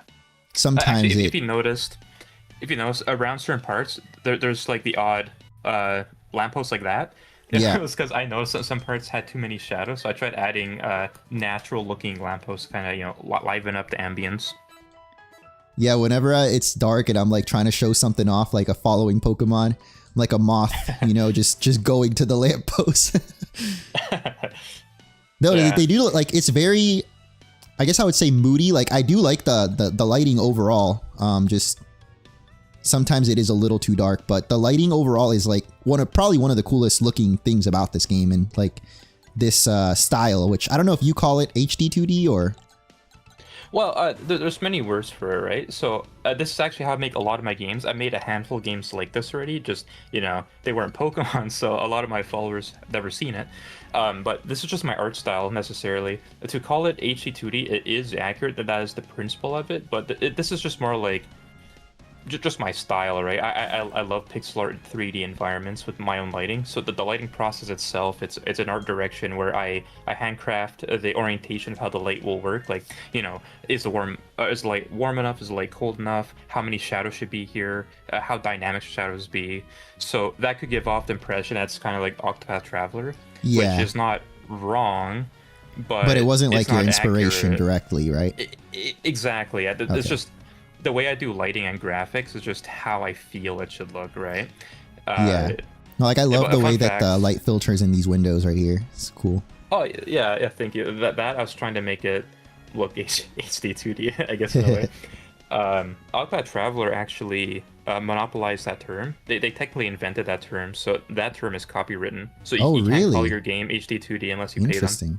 Dang. Okay. Yeah. Well, I don't know how that works with video titles. I don't think, but I know that for you, for releasing something, so if you wanted to release like, does it matter if it's like a monetized game or not, or is it just? If you're making a game and it's featured as HD 2D and you're using it as a selling point, that's where it's illegal, because you don't own the property, the game art style of that's copywritten. It's like with Pokemon, with creature collecting with orbs. It's a game concept, right? HD 2D is considered a concept. So when it comes to videos, so you're making a video, say HD 2D game, whatever, that's fine. You're not monetizing HD 2D, you're monetizing your video on it, right? So that's where it's okay. Yeah, I know that's always, I guess not a concern, but a question people have when it comes to fan games. Like at what point does Pokemon step in? Because, I mean, in my experience, you know, I've been playing fan games literally since I was like 13 or something, and there's only been very, very few that they actually do take down, you know? So it's like always a concern, I guess. I don't know if you are ever concerned about it. No, I'm not, and I'll explain why. So in the industry, I have contacts I can talk to that have contacts, and so I can't, you know, talk about everything, but let's just say Nintendo already knows the game exists, and everything's okay as long as I follow the rules. There's a set of rules I have to follow. I follow everything to a T, so it does not matter how the game is, what it looks, what's in it. As long as I follow the rules, they don't care about the game. Like, that exists. Got it. That's good to know, because there's always... I've always kind of expressed that, but obviously I don't have this inside information or anything, but I've had a similar feeling that, like, I guess you can't cross a certain line, basically. Yeah, basically you can't make more than 30 grand on the game. If you do, then you get DMCA'd. Oh, wow. That's crazy. Yeah. But the game's for free. I refuse everything on it, on both the two only available stores. Payment is disabled, so you cannot pay for it. So that makes it okay. Yeah. Got it. Oh, no, thank you for that information. That's actually cool to know. Yeah. It's a common question I get, so it's almost like a reflex, you know, almost like reading a script. Yeah, I don't think I had asked you that, though, in the previous chat that we had. I think because I was a little too, like, nervous, I guess, to ask something like that, because I don't want to, like, get you in trouble or anything. No, it's totally fine. Like, the only things I wouldn't talk about really is like contacts on, like it's private, but everything else I'm an open book essentially. Yeah. So. Cool. Well, thank you for that. On that topic, I think I actually wait. Let me think for a second, because I was gonna say. Oh yeah, I had heard similar things with like Pokemon Showdown. I don't know if you're familiar with Showdown. I'm a bit familiar with it. Yeah. Yeah, like that basically Pokemon is like, they're very aware of Showdown, you know, they don't, it would be very difficult for them not to know about it, but they let it exist because it's a free game, first of all. And yeah, I think that they have a very strict kind of rules that they need to follow to keep it up, basically. Yeah, I think they were told the same thing and all that. So emulation is legal. Like that is like a court ruling. It's legal. What's not legal is ROMs. You cannot distribute ROMs. That's where you're breaking the law. So Yeah. people who get a game like Poke MMO, where you have to provide your own ROMs, that they're not breaking rules because you're providing the content, right? You're adding stuff to it, so that makes it okay. With Gamma Emerald, I created everything. I own everything, and there's nothing from Pokemon that you need to get to put in here, right? Yeah, So yeah. that right off the bat makes it like 100% already passable. There's no like gray area, there's no shadowy area. It's just okay because I own everything in this, other than the designs, of course. Okay, so going back to the game a little bit, who's this guy over here? I don't think I remember him from Emerald. No, so a thing I promised on Patreon, I made a tier that was Neo. expensive, so I didn't think anybody would get. So anyone who got that, I said I'll put their OC and trainer in the game. Um, they're high level, so I Oh, wouldn't I'm recommend cooked. battling I'm them, so cooked. yeah. I But should have I should have waited for you to finish saying it. I hope you like the music too. That they wanted fantasy rock music, so I composed the song just for that. Yeah, after the interview So- and after I'm done with the what's it called? The finishing Wattson, like I'll go back and re-challenge these guys and get to experience the music more. But Fun fact too. What's up? After you beat Wattson, I knew people might get to Wattson fast. They speedrun, so I wanted something that's loopable. You know, you can keep replaying as long as you want. There's a rematch feature. Once you defeat Wattson, the second floor of the Poke Center on the left, the online assistant can tell you that you can now do call rematches. So you can rematch every single trainer in the game, and they all have updated teams, updated levels, different Pokemon, and they're a lot more harder. Like they're another tier harder in your difficulty. So if you're on hard mode, they're on master mode. Oh wow. Okay, see, I thought it was gonna be just the gym leaders or like some special trainers, because I did read about that on your the main website for it, but I didn't know exactly what you meant by rematches. So every trainer in the game is rematchable. Yeah, think of it like a pseudo battle tower. You can rematch anyone, and it's hard. And every trainer you fought through that, they keep a record of your patterns. So if you have like a way of playing games, like you use like a certain ace all the time or that, they're already prepared to fight against you. Which if you want, we can segue into how the trainers work. I'm very proud of that system. It's very sophisticated. Yeah, for sure. Because I've definitely had a few times where I'm like, I don't think it's quite exactly like it's not a one-to-one recreation of the Pokemon system, right? No, it's my interpretation of it. Obviously, it can't be a perfect one-to-one because that's copying, and that would be illegal. So as long as I follow certain things, like so the way the trainers work is that there's different tiers of difficulty, kind of like a brain full of webs. Certain if on the easier tier, the trainers will kind of just attack randomly, right? They don't know what they're doing. They don't have enough experience as a professional trainer. Now, say you go to something like a champion, gym leader, or rival. Yeah. They're gonna be basically fighting an actual human. They're gonna see your Pokemon. They're gonna type match. They're gonna swap out Pokemon. They see like, oh, this Pokemon probably has these attacks. Let's switch to a different Pokemon. They're all like sophisticated like that, and that's where they start spamming items. So for healing items, they're also given berries. That's what you experienced last time you played, was the infinite berries. Yeah. Trainer items do not run out. So I noticed that like people were struggling with that. That's my fault. I calibrate to how I play games. I always overlevel, so I just assume that's what everybody else does. So I got rid of that. They can only use one berry now, so they're not impossible. Yeah, I think what made it kind of quote unquote broken is that they would use the berry, but then they could also attack on that turn. Which, like, as far as difficulty, that is cool, but I at least was not able to do enough damage to where the berry would heal them more than I could ever do, you know? Yeah, that's understandable. A lot of people had that issue, and I overshot the difficulty, right? So it's calibrated more based on user feedback. So I'm hoping that's better. When you fight the trainers, they retain information on how you beat them, right? So when you do rematch them, they're gonna be prepared. Okay, that's very cool, actually. Yeah.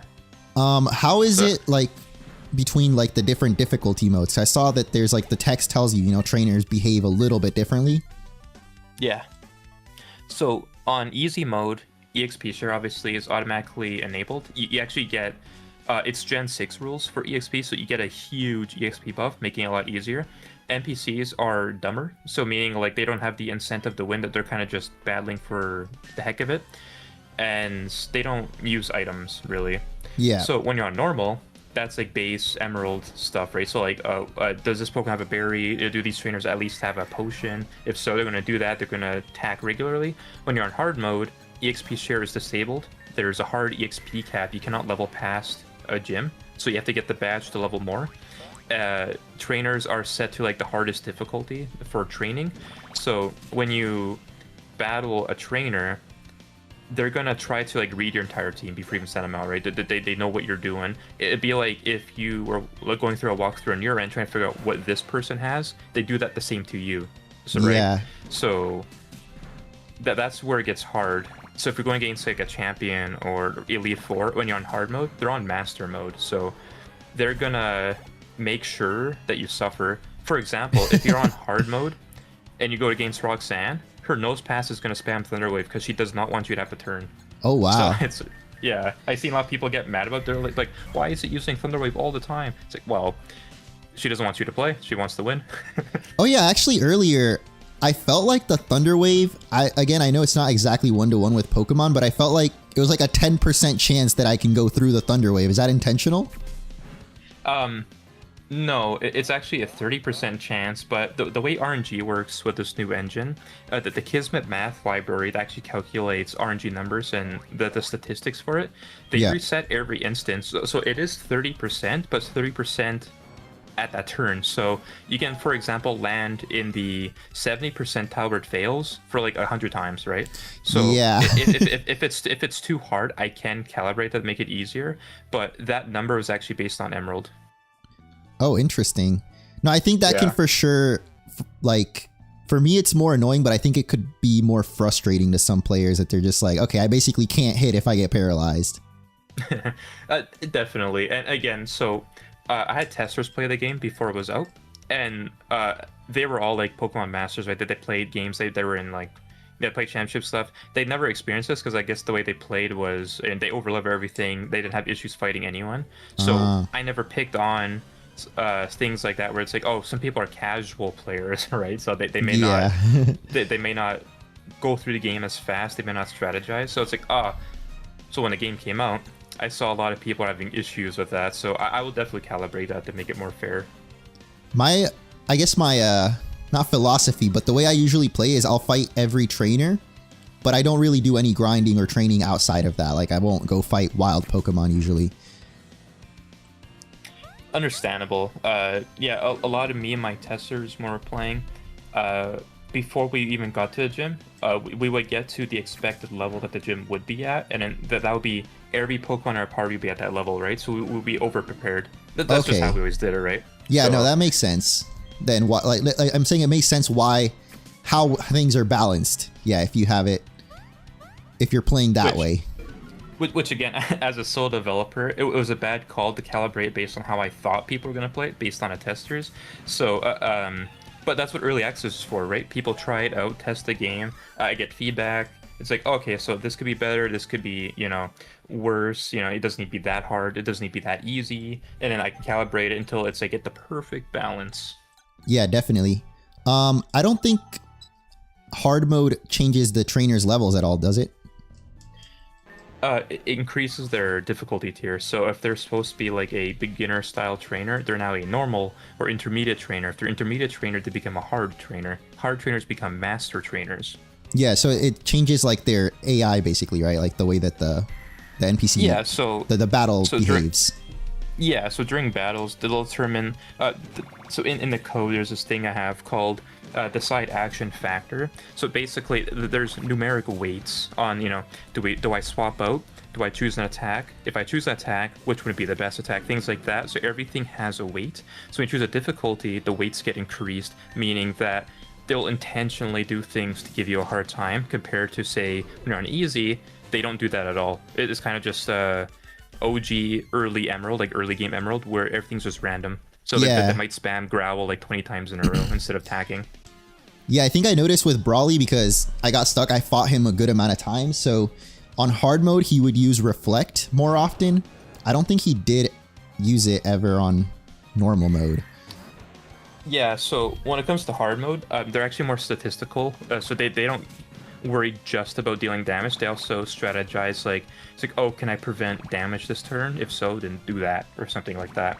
Yeah, or like they would use bulk up more often too in Brawly's gym, which that is a good, I think a good way to like make it more difficult rather than just adding more levels. Because I think that would be what most people would, like their gut would be like, oh, just make the higher levels, you know?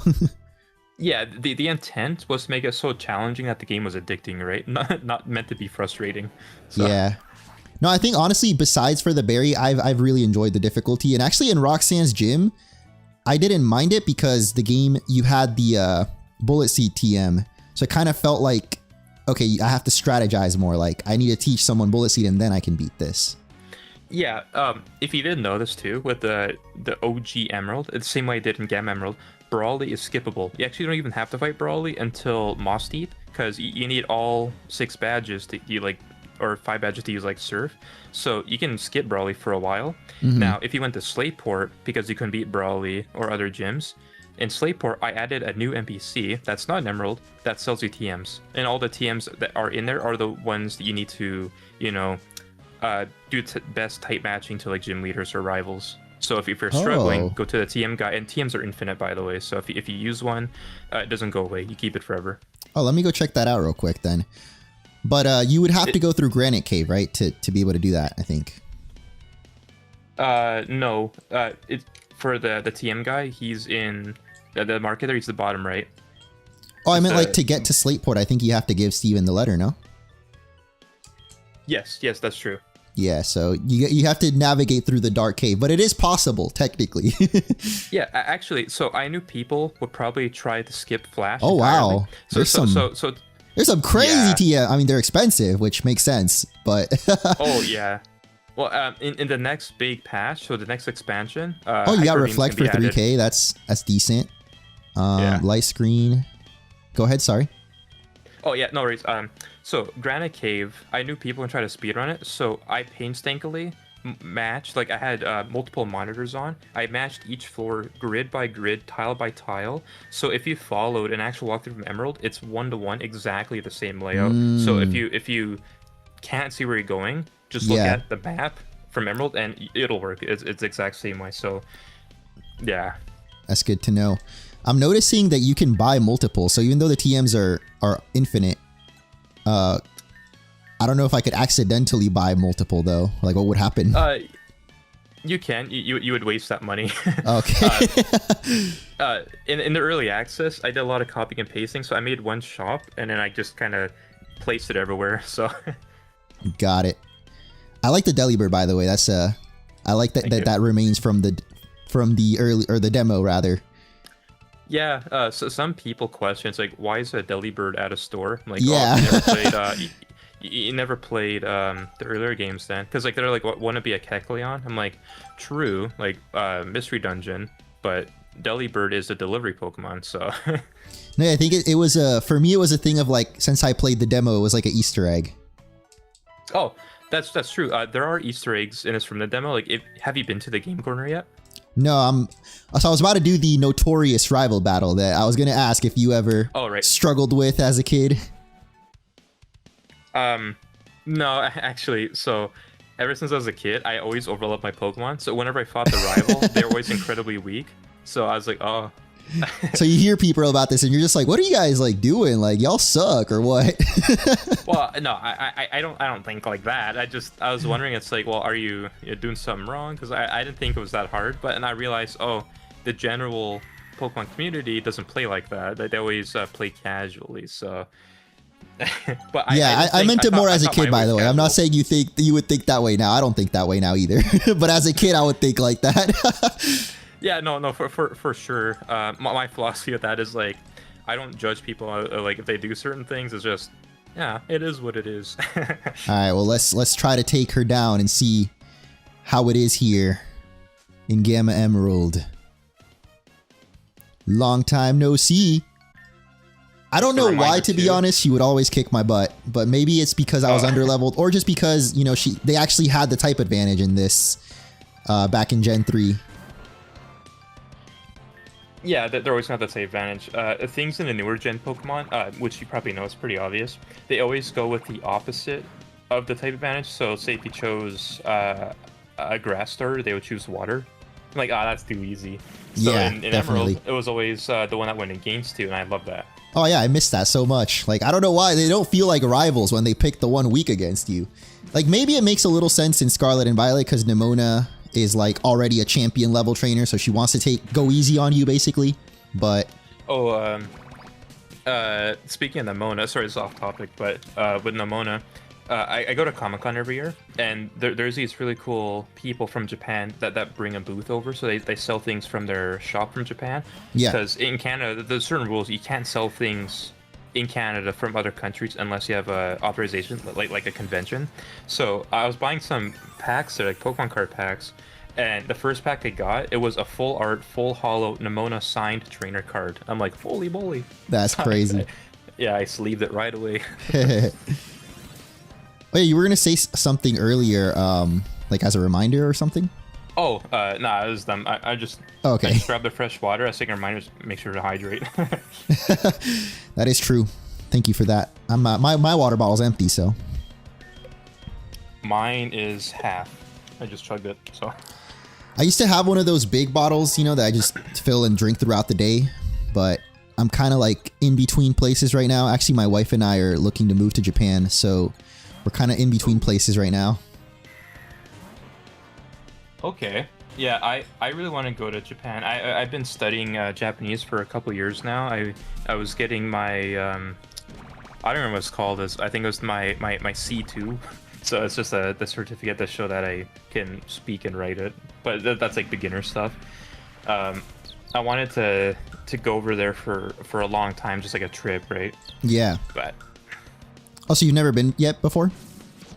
not yet. No, I unfortunately I have like health issues, so traveling far is really tough. okay. And I'd be on my own. Yeah. So I was scared. Like I could have, especially last year. I definitely had enough money to go there for like, I don't know, 5 months or something. But I got scared and I chickened out because I'm like, well, if I go there and I get sick, right, I'll be all alone. Yeah. No, it is definitely harder as a solo traveler. But hey, if we actually manage to make it out there, definitely, you know, you're welcome to stay with us or at least hang out, you know.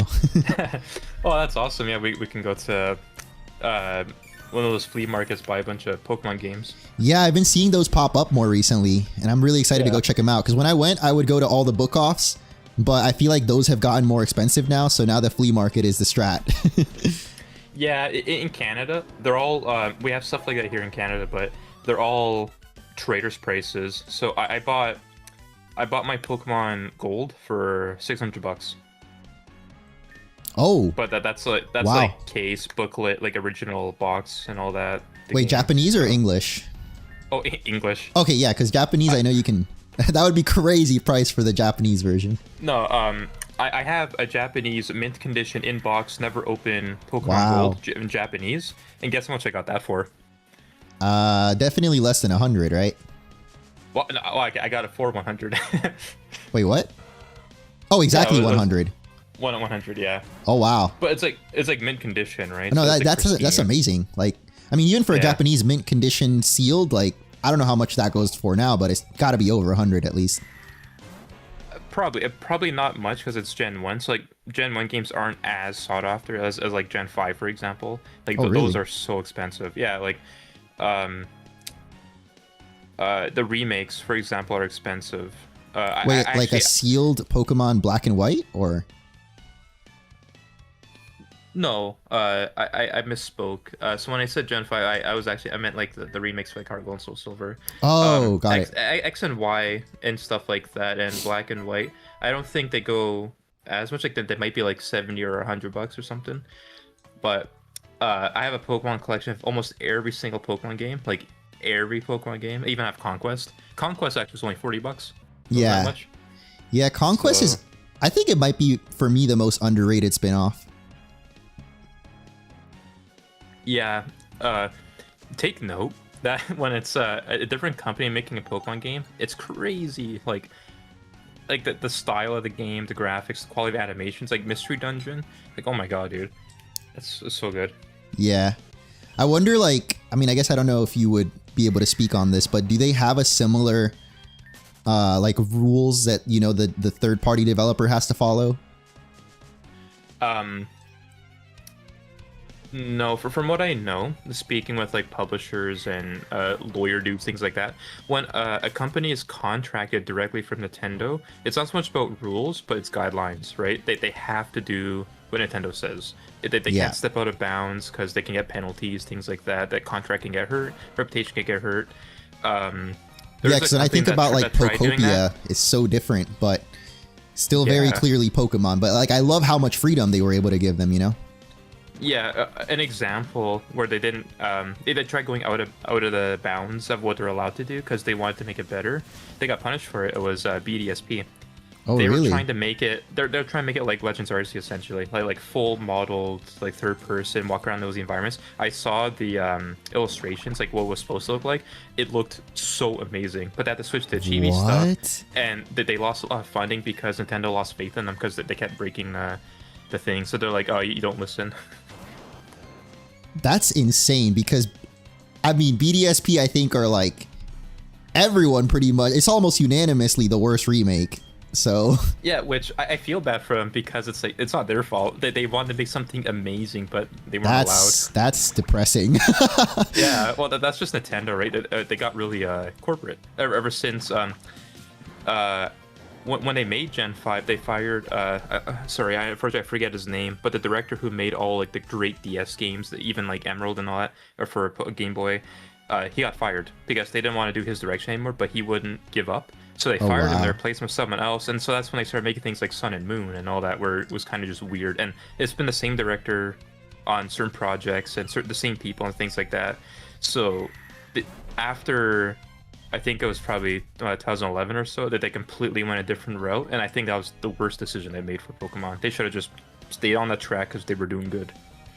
Yeah, I know. Sun and Moon was Omori, and he's been on it for a while, but even now it's kind of, I don't know what's going on because I think he's kind of doing the new game, the Beast of Reincarnation now. So I feel like even he kind of is like, I'm gonna step away from Pokemon for a little bit. Yeah, from what I know, like, I could be wrong, but just from what I know, a lot of the original people who work on those projects, like the original Pokemon and all that, some of them have been trying to step away to work on other projects because they're losing their freedom on what they're allowed to do, right? Mm-hmm. When they want to expand on things, they can't. Money limitations, market limitations, people can't do this, so they started making that Beast Incarnation game, and I think it looks cool. Yeah, no, I like it. I've played only like 4 hours so far, but I really enjoyed it. So I want to, whenever I have more time, I'm going to finish it. But it almost feels like therapy developing, like they're kind of like free to do the ideas that they maybe could never do with Pokemon. Yeah, that's actually the current game studio I'm at. I can't say where they came from. I think that breaks NDA, but let's just say that the studio I'm with branched off from that team because they want to do other stuff, and the people I was working with, they're so talented, right? Like they have all the freedom now. Everyone's just doing what they want, and we're making a lot of amazing stuff. That's awesome. I mean, the only way I can relate to this, because I used to do art like before I got into YouTube, but it's kind of like when you get a school art project versus obviously when you're doing your own art, it's very different. Is it similar with developing where when you're working for someone that has very strict guidelines, I can imagine it's a little bit more, maybe not as enjoyable, but just more difficult, I guess. Yeah, that's a good question, because when it comes to the art of a game, you actually have a art director. The art director makes the shots. You have artists that follow the lead for that. So if your art director is like, oh, this character needs to look like this at all times, they have to have these symbols, they have this attire, make sure they sound like this or look like this. If you fall off that's where issues can happen, right? Because they can like, oh, if you're not going to follow those, I'm just going to fire you, right? So they get someone else to do it. So the art director is the one that's entirely in control. So if like a Pokemon game, for example, has bad design, like game design, for example, the art director makes the final call. It's up to them. Yeah, so maybe it's not so much the company, but more so just who's the lead at the time. Yeah, but when it comes to Nintendo and Game Freak and all that, the art director sometimes may get told by Nintendo, because they're the publishing company, that certain things may have to change to match their marketing values, right? Mm-hmm. So Kind of sounds like what a lot of people talk about with like Disney movies nowadays, that they have like so yeah. strict with the IPs, you know? Yeah, so unfortunately, that's just the reality right now. Like that's just how it is. I think it will get better because just like just what I hear, things will change. So, or not will change. Things can change, Mm-hmm. and when they do, it's always for the better, right? Every company has a patch of sourness for a while, then they get good again. Yeah, So no, definitely. I've noticed that too. Like, I think I've been around long enough now. You see ups and downs with like gaming, and it goes to everything really. Like phone companies, you know, they'll have their rough patches, but then randomly they'll have a banger or a new update, and it's just like we're back. exactly, yeah. I Now, hope with Pokemon that, because I do see the potential with ZA, and I think maybe now that Omori is stepping back, like a new director could come in and definitely do a really cool game. And actually, I really like the Winds and Waves trailer. I'm hoping, you know, it's a breath of fresh air. Yeah, actually, I'm so excited for Winds and Waves. When ZA was coming out, I was actually hesitant. I'm like, it looks really cool. I'm really into it. But in Canada, the prices are insane. So I think the Oh game yeah. cost me like $120. And oh, dude, the worst thing about I pre-ordered it, and I had to buy a physical copy and release because the pre-order was delayed for 3 months. Oh, 3 months? 3 months. No, I that's forgot. ridiculous. I forgot I even pre-ordered it, but I had a What? guy, it was like a carrier knocked on my door. Like I didn't order anything, so I went to open it, and open the package it was the physical copy of ZM. I'm like, oh, I already beat it. Like at that point, you forgot you even ordered it. Yeah, yeah. It was supposed to come with like a trainer card or something like that. I didn't even get it. Oh wow, that's sad. I'm sorry. Yeah. No, I didn't care. It's just I enjoyed ZA, but the way I was hesitant was because at the pre-order and it would be expensive. I didn't trust it because I never had good luck with pre-ordering. Yeah. But dude, when I bought it digitally, I played it. I spent like the first 500 hours getting every single shiny, and it was the most satisfying thing ever. That's awesome. No, I think Yeah. ZA, like for me, I had been wanting a real-time battles game for so long that alone carried it. And like, I'm still a little upset that it's just all in Lumiose, you know, I'm not a big fan of that, but the potential, you know, like for the future, if they actually keep working on that system, I think is really cool. Yeah, actually, speaking of Lumio's and all that, I think it's really funny because like it's not supposed to like Paris, whatever. A lot of people are saying like all the buildings have like flat textures. That if you go to Paris, that's literally what the buildings look like. They have decals, like pictures on their walls to make it look like they're detailed buildings. They're just And copy they're just pasted. walls. So they're actually Yeah, no, they like I did said. a lore accurate Paris then. Yeah, yeah. It just looks weird in a video game because it looks like it's wrong. Because the brain's expecting depth in a video game, but yeah, like, I've seen shops in Paris where like it looks like a whole furnished cafe, but it's just a picture on a brick wall to make it look like it's busy. That's crazy. Wow. Yeah, it's really funny. It's really funny. So. That reminded me of I don't know if you've ever seen it back when Legends Arceus pre-release. There was like all the memes of like animal, or actually no, it was before Legends EA. There was like animals breaking into the cafe. There's like a deer crashing into a cafe. No, I've never seen that, but that reminds me of those Pokemon shorts. You seen those, like the animated ones? Especially Yeah. with the the Go-Goat, the taxi. That was a good one. Yeah. Oh yeah. So what excites you about Winds and Waves so far? Well, actually, the starters for one. I'm very excited to get Gekwa.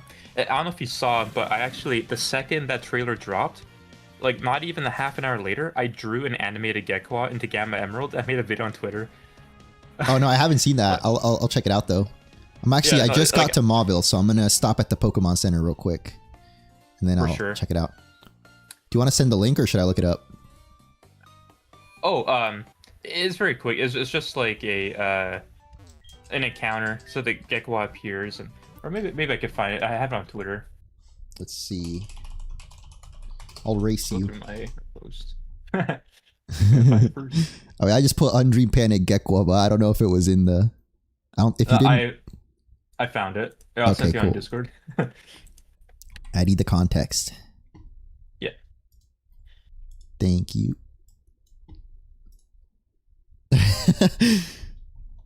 Hey, yo, Gekwa? Hold on, let's see. No, I think that was a bit of a try hard there. I really wanted to animate it. Oh, that's cute. I'm totally with you. I was Team Gekwa like right off the bat. Yeah, but I think... Oh, go ahead. Oh, sorry. I was gonna say, I love lizards. So, like, Trico obviously is my favorite starter in Emerald, and I see Gecko. I'm like, a water lizard? Yep. Sign me up. We got the lizard trio now: Charmander, Trico, and Yeah, Gekwa. that's true. That's true. Did you always choose Charmander? Actually, I guess we technically Sobble is like... Sobble's a chameleon. I don't know if those are lizards. I think they are. Amphibian, maybe. I don't know. But yeah, wait, what did you ask? If I always picked who? Charmander. I have a friend who always picks Charmander. That's his favorite Pokemon. That's me with Chimchar. In Gen 4, I will always pick Chimchar. Yeah.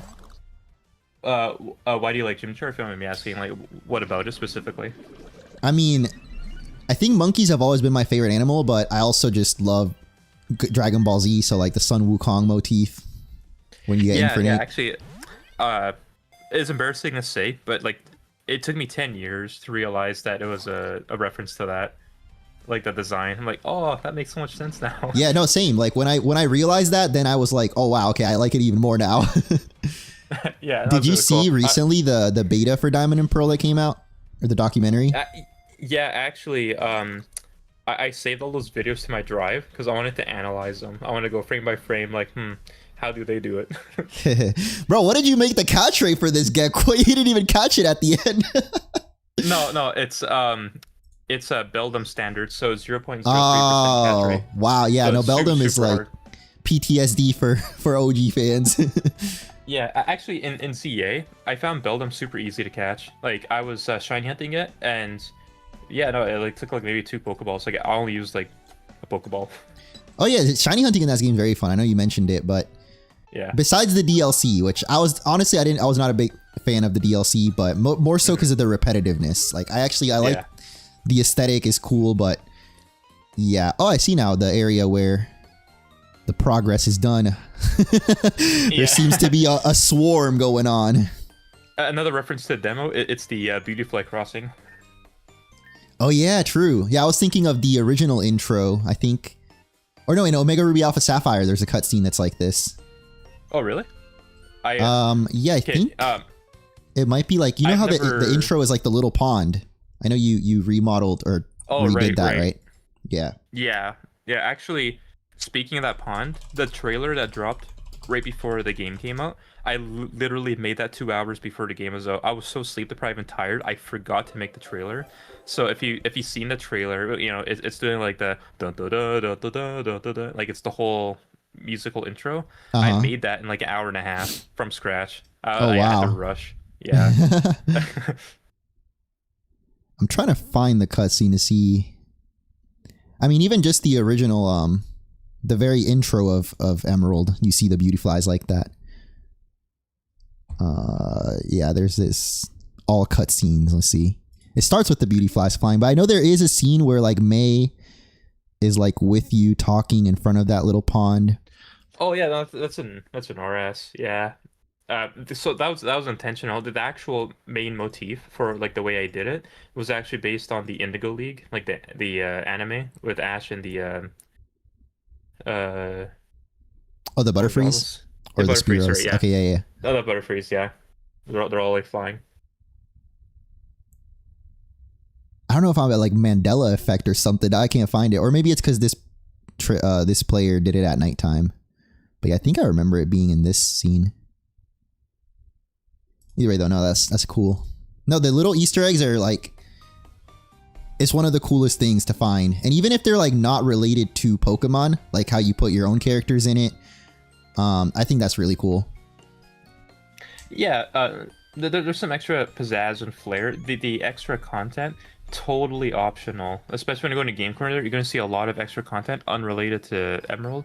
But it's just, you know, to add more life to the game. Yeah. I guess I had a couple more questions if you don't mind about the game. Do you think there will eventually be like mobile support? So that's a good question. So to before I give like a definitive answer, to understand, this game's made with Unreal Engine 5, so shader model 5. That is next gen hardware essentially.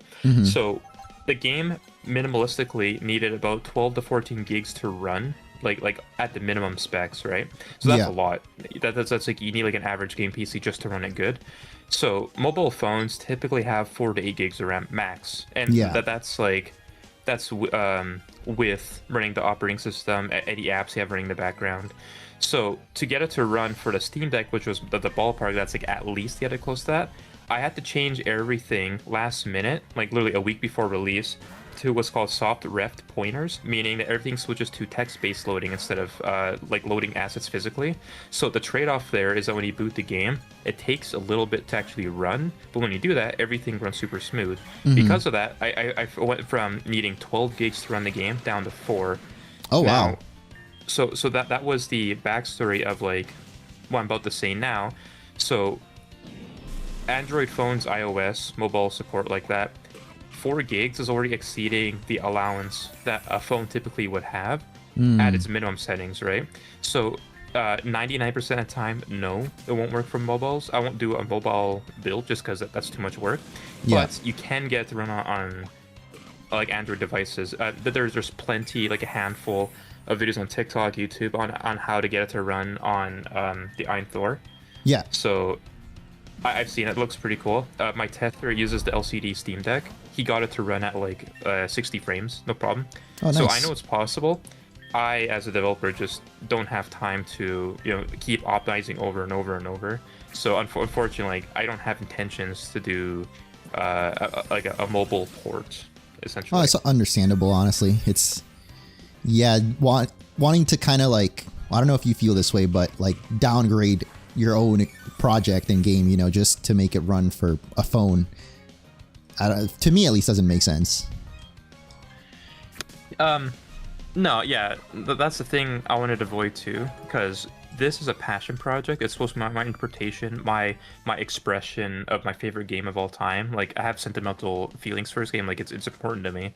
So having to degrade it, having to destroy it, essentially just to get it to run on other devices, that's not a priority of mine. Sorry to say if some people don't want to hear that, but it's just my decision for that, right? It takes a lot of time just to even make this game. It would take even more time to go back and redo things just so, like a handful of people could run it on their phone, right? Is there options though for like people with lower end systems? Yeah, the resolution. So if you choose a lower resolution, there's actually less draw calls, meaning that uses less VRAM. There's one stipulation that could cause issues. The game needs constant RAM, so if your device can just free up RAM, like even 1 gig, you should be fine. Okay. I think because I saw that, well, I don't know if it was intentional, but there was a way to like turn off all the lighting and stuff, but I don't know if that was a feature or someone was able to figure it out somehow, like debug or something. No, well, it's a little bit of both. So it's not intentional, but I left it in there intentionally because turning off the lighting makes the game run even better, obviously, because there's nothing to process in the lighting pass, but it looks ugly. But I heard some people say it looks like original Pokemon. Oh, this guy you're talking about, like the Rock Smash dude, I made him very obnoxious. He won't let you leave, so it's going to hang for like a couple seconds. The game doesn't break. He's just really annoying. He's going to say woo. Oh, I see. Yeah. Woohoo! Yeah. Hey, what the heck? Oh no, like right here, he pauses. He can't leave, and he says woo. Yeah. Oh no! After I talked to him, my character was walking by himself. I don't know if that was intentional. No. Playing with controllers and things like can cause weird input lag like that. Controls aren't fully supported. You can play with it, but just like expect weird things happening. If it happens again, you just have to mash your controls to snap out of it. It's called input flushing. It should be automatic, but for some reason it doesn't register in this build. Yeah, as soon as I got out of the house, it was fine. But yeah, no, I have noticed that, and I always tell people like it's not game breaking again, but sometimes like the controller in battle, like you can't select things, but you can do it with the mouse. So there's at least a workaround. Yeah, the intention was I was expecting people to use keyboard, but I did know that people were going to try to run it on mobile devices, so I did do controller support. But like again, it wasn't a priority. It's not meant to be on portable or handheld devices, so there is controller support, but I call it partial support because it's not completely finished. Got it. Yeah. Okay. No, yeah, it's very cool to hear your like process behind all of this, and get those answers too, because that's another one that people had been asking a lot about. Yeah, definitely. Yeah, I was gonna do an event where I just answer questions, but I realized there's too many questions. My forum that I have for questions, it was like hundreds and hundreds in the first hour the game came out. People asked so many questions. Oh yeah. I'm like, oh, I can't answer that. That's just. I mean, many. this is like a lot of people's favorite game all time, you know. So it's it's crazy. For again, huge props for it being a solo project. Like, I totally understand. Like, you don't want to compromise your passion project, you know. Yeah, there's someone asking a question actually. They said, was being able to only pick Trico intentional for access? No, if you're playing controller access partial setup. So for some reason I forgot to program the controller to be able to select a star. So you just have to use WASD. Yeah, that actually happened to me the first time, and then I realized, and I was like, oh, okay, the arrow keys work. All right. Yeah, I don't know. Like, I was really sleep deprived when I was setting up the download page, but I think I said partial controller support, but I might have forgotten to put that in. But then again, I don't think anyone's reading it because one of the most common questions I got was system requirements, which is the very first thing you see on the download page. Yeah. I mean, the most common question in my chat is, how do I download this? When it's like, that's the first thing in the description is game download. Speaking of that, I know some people, just don't read and like, yeah, they're just excited, right? Yeah. But I had 3,000 conversations. Like I'm weird. I keep track of things, so I'm not exaggerating. Like about 3,000, where every time I upload a trailer, like I had 3 trailers explaining where to download the game, at what time specifically on the dot, and what locations, like what websites and where to go with links providing it. So there was 5 ways to get the game without asking the question, and behind all of that, there's a Discord link to join the server. Everyone was joining Discord. Like I had like over 4,000 people join in a span of like 10 hours. Oh and my goodness. Everyone's joining a Discord server just to ping me, like thousands of pings, being like, where can we download the game? They passed 5 links to download the game just to ask me where to download the game. And I was like, oh, you guys, come on, man. Yeah. No, yeah, after a while, I just start ignoring the questions. It's literally the first link in the description. Like, I can't make it easier than that, you know? No, you're telling me. I made a video being like, here's a video. It says where to download the game. On that video, people are like, where do we download the game? Oh, I can't get any more clear than that. You know, you can't, yeah, you can't, at some point, you just gotta, how you say, just, people will be people. Yeah. Another common question, which I could ask if people are wondering in your chat here, is what emulator you need to play this. The emulator is Windows 11. Nice. Yeah. Oh yeah, is there a Mac version? I think I saw that too. That was in the plan, like that was in the scope, but unfortunately I ran out of time. I did not have time to do that. Now, when it comes to making games, the time you're allotted is what you give yourself. So technically, I have all the time in the world to do it, but I have a job, so I need to focus on my job. So I have contracts to fulfill. So Gamma is becoming, like a 24/7 job, which, I'm fine. That's all I do. I make games, so no biggie for me. But I realized I can get more work done at work if I just focus on work. Now, yeah, and all of this, like, I guess I always have to remind people too, like with any fan game that I play, is that all of this is purely passion driven. Like,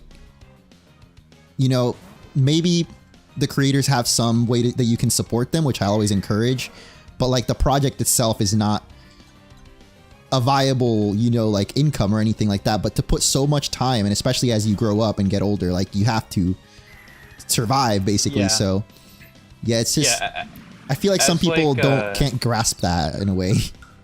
Yeah, as like things like the Respawn or Screen Rant, right? I think even IGN and Crypto Leaks, whatever. They all said the same thing, and it's true. Like, it's this passion project. I made this for the love of Pokemon. The whole game was just me trying to express how much I feel about the game. So when people start demanding, more content, when's the full version, things like that, I don't know. That this was kind of just something I wanted to do. I wasn't really doing this for, to impress people or whatever. I'm very glad people love it, and I love seeing people enjoy it.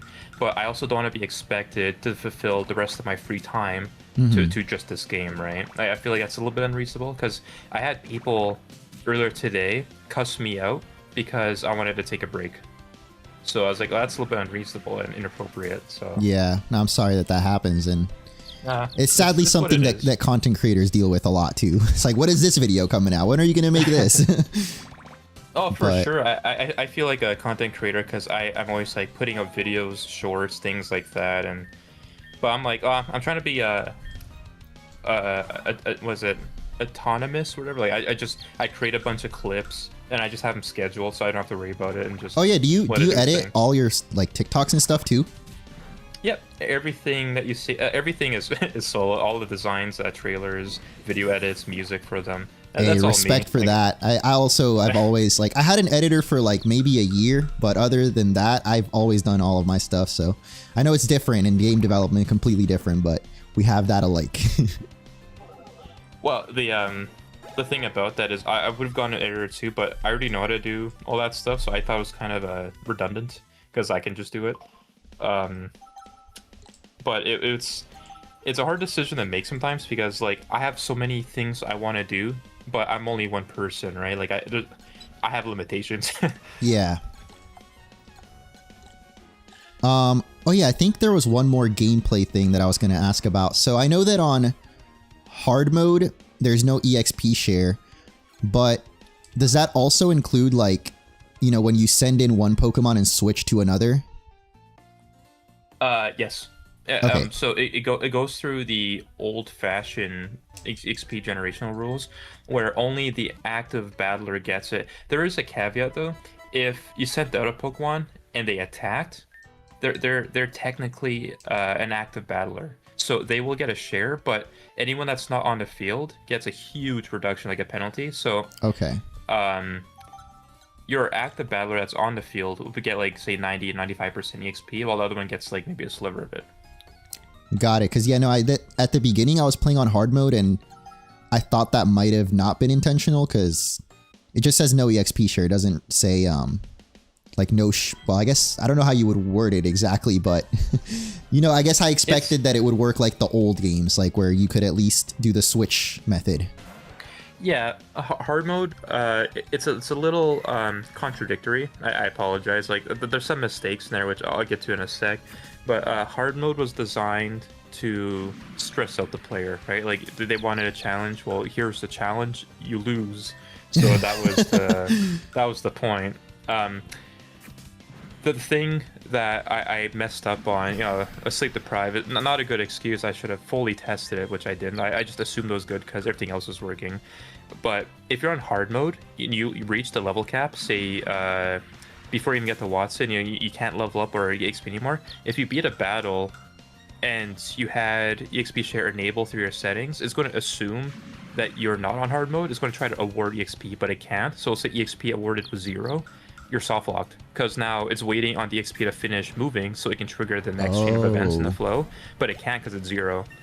So I should have tested and fixed that. That's my fault. So some people experience that. The only fix is change it back to normal, and then it goes back to normal. It gets fixed. Got it. Good to know. Yeah. So that's just a huge warning. Hard mode works, but it's unstable. I should have put a disclaimer for that. Obviously no timeline, but do you plan on eventually patching that type of stuff? Oh, for sure. My first priority is just taking a huge break. I was actually thinking of taking a vacation. I was going to rent a trailer and just go have fun out in the wilderness. As a Canadian, I like camping. But you ever had any close encounters with moose? No, jaguars actually. Oh wow. Okay, way scarier. Well, depends. Jaguars are not vicious. They will attack if they think you're a threat. Moose are jerks. They will attack you if you look at them. Oh wow. Yeah, I've seen some pretty funny video. Well, maybe not funny for the person experiencing it, but moose like trying to get in people's tents and like steal their food and stuff. Oh yeah, no, they're jerks. Moose are actually strong enough, like they can be up to 8 feet tall. Oh yeah, they're strong enough. They're strong enough to flip a van. Honestly, every time I see a video of a moose, I think it's AI. It just doesn't look real. I'm just like, oh my god, this thing is huge. In Elden Ring and Lord of the Rings, some creatures are based off the moose in Canada because you know that like the creepy looking horns are really tall or just weird creatures. It's because moose are creepy. When a male moosin, I don't know, when they get mad, they make this vocal sound that sounds like a demon screaming at you. It's my terrifying. god. Yeah. So people are like, oh, moose are adorable, they're cute creatures. No, they're demons. Yeah. And they're huge. Like they're huge. Yeah. It's crazy. Yeah. Yeah, I'm in like the middle of Texas right now, and like, well, I'm near Dallas, and it's in a very wooded area. So we've been seeing like bobcats. That's the craziest one, I guess. A lot of armadillos, which aren't really that scary, but no, they're cute. Yeah. Actually, we had an armadillo family living under our house for a little bit. I don't know if they're still there. A thing I added last second, or actually just in the game, all those Pokemon standing there, those are wild Pokemon, but I didn't want people to catch them because I thought they add a lot to the environment. So you can just interact with them. Yeah, no, they're cute. I didn't even think about it twice. I was just like, oh wow, that's cute. Yeah, oh, the flowers. This grass block right here though can't be walked through. Just letting you know. The one on the right side, that's intentional. Okay, so the way it works is everything's on a grid, but the logistics of how the models and tiles should be don't make sense for a 3D game. Like in 2D, it makes sense because you can just draw the thing on and it doesn't matter. But 3D, it doesn't work. There's a lot of contradictory geometry, so some of it is just kind of jank, and just have to deal with it, unfortunately. Got it. About the game too, yeah. I wanted to point out some features that add as quality of life that I don't think people found out yet. If you catch a Pokemon, like a shiny or whatever, like let's say a shiny Rayquaza, right? Say you use a Master Ball because that's all he had, and it was shiny, you just want to catch it. But say it's like, oh, Master Balls are ugly, you don't want a blue and purple, whatever looking ball for your shiny Rayquaza, you want it in a luxury ball. Well, don't sweat it. If you select in your bag, outside of battle, the Pokeball you want, you can select the Pokemon to transfer to that ball. Oh, really? Yeah. All right, I can try that out. So a lot of... Yeah, it's like a mini game. You have to press like on your control, I think it's A or B, and then on space or a keyboard spacebar. So it's like a timed skill mini game. You have like 3 attempts. If you fail the attempts, the Pokeball explodes, it gets destroyed because each attempt harms it. What? All right, hold on. I need to try this out now. Yeah. So in my server, people were buying a ton of Shimmer Balls because they're pretty and have nice sounds. Yeah. So this one guy was just making his whole party like transfer to Shimmer Balls. Yeah, sadly I'm against the breeder, which, they have a lot of Pokemon. So after we get through this, we'll try it out. You should see them in the rematch. It's funny. Yeah, this is in the base Emerald too. All the breeders, well, not all of them, but a lot of them have 6 Pokemon. Yeah, so fun fact with that too, every single trainer, minus the custom ones, they're 1-to-1 to how Emerald has it. I have this spreadsheet of every single trainer, every single item, every single dialogue, because that's how I need to keep track of it. They're all exactly the same as the original Emerald cartridge. Yeah, I was actually looking into that yesterday because I was shocked that everyone in Roxanne's gym had Geodude. Because, you would think a little bit of variety, but then I looked it up and it was like, that's how it was in Emerald. I'm like, what the heck? Yeah, did you see the little funny Easter egg there between the 2 hikers? No, I don't think so. Well, maybe, but what was it? They were brothers, and the first guy's name is Geo, the other guy's name is Dude. Oh, nice. Yeah. I think I did notice Geo, and then I got like hyper fixated because I was like, how do you name your kid Geo? You're like destining him to be a ground type trader. Yeah, because the geology or whatever. But yeah, that was actually a recommendation from one of my testers. He'd be like, oh, you should just make these guys Trainer Geo and Trainer Dude. It'd be funny. I'm like, oh, that is funny. Nice. Yeah. Yeah, that is like little stuff like that. That's whoever notices is that they'll get a kick out of that. Oh yeah, there's things that sprawled around.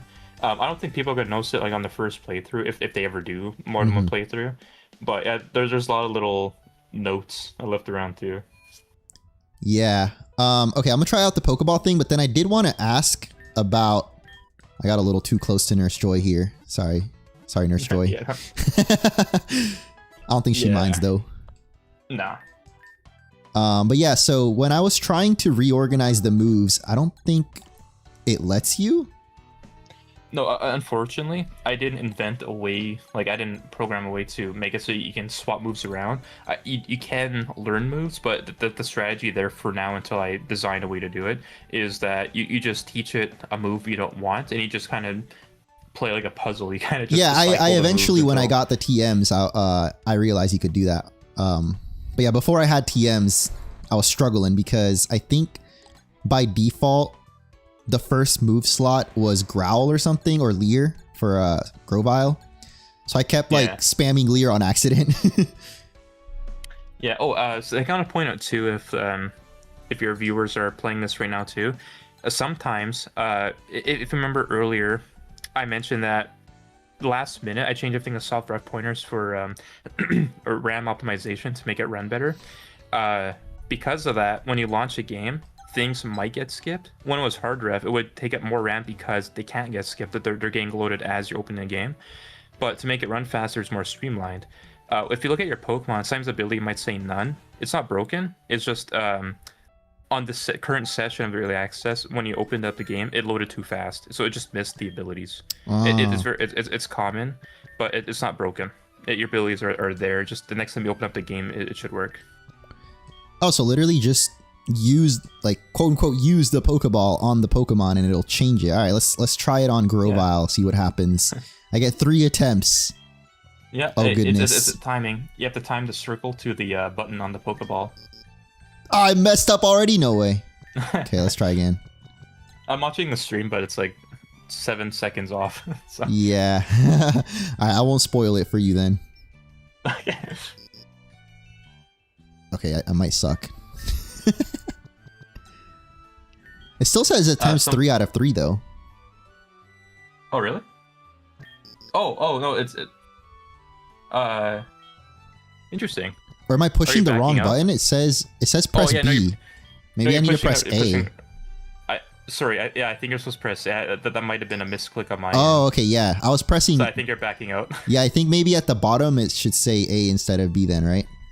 So that, yeah. The circle has to be right on the button for that. Oh, okay, now I see. Yeah. Alright, let's give it one more try. Or it's cooked.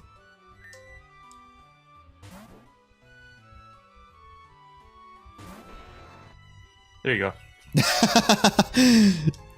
What can I say? I'm a bit of a gamer. Yeah. Alright, so now Grovyle should be in the... Is it called the Glimmer or Shimmer Ball? Shimmer Ball. Shimmer Ball. Yeah, on top left next to their name, you can see the ball they're in the summary. Oh, there you go. I see. Yeah, I was looking around. Oh, so my camera's covering it. Yeah. There it is. Nice. Yeah. So the next time when you throw it out, it's going to have that musical jingle with all the pretty sparkles and fireworks. Yeah, actually, I haven't seen a Shimmer Ball yet, so let me... Oh, really? Or is it literally like how a shiny Pokemon is? Slightly different? Yes, and no, it has a unique jingle with sparkles. Alright, let's see I was inspired to the animation based on Legends Arceus. When you catch a Pokemon, it has a little fireworks come out. Oh, yeah, that was very colorful. Yeah. That's cool. So if you do it on an actual shiny Pokemon, they get double effects. Yeah, actually, so the Shimmer Ball's kind of broken for shinies because shinies are supposed to be hard in this build. So Shimmer Balls have a 4x catch rate on a shiny Pokemon. Every other Pokemon, it's just like a Pokeball. Yeah. It's not that good. Yeah, I noticed. So you put in the mysterious flower item, which I think is really cool. And I didn't save, so I ended up just getting a Magikarp, which I'm not upset by, but that Magikarp was really tough to catch, and I was wondering about that. Yeah, so a thing I intentionally added the troll players because like most people is gonna miss it anyway. Like maybe you got it, but a Magikarp that uses Splash has a 1 in 1,000 chance of using Final Splash, meaning it instantly KOs your team or your party. What?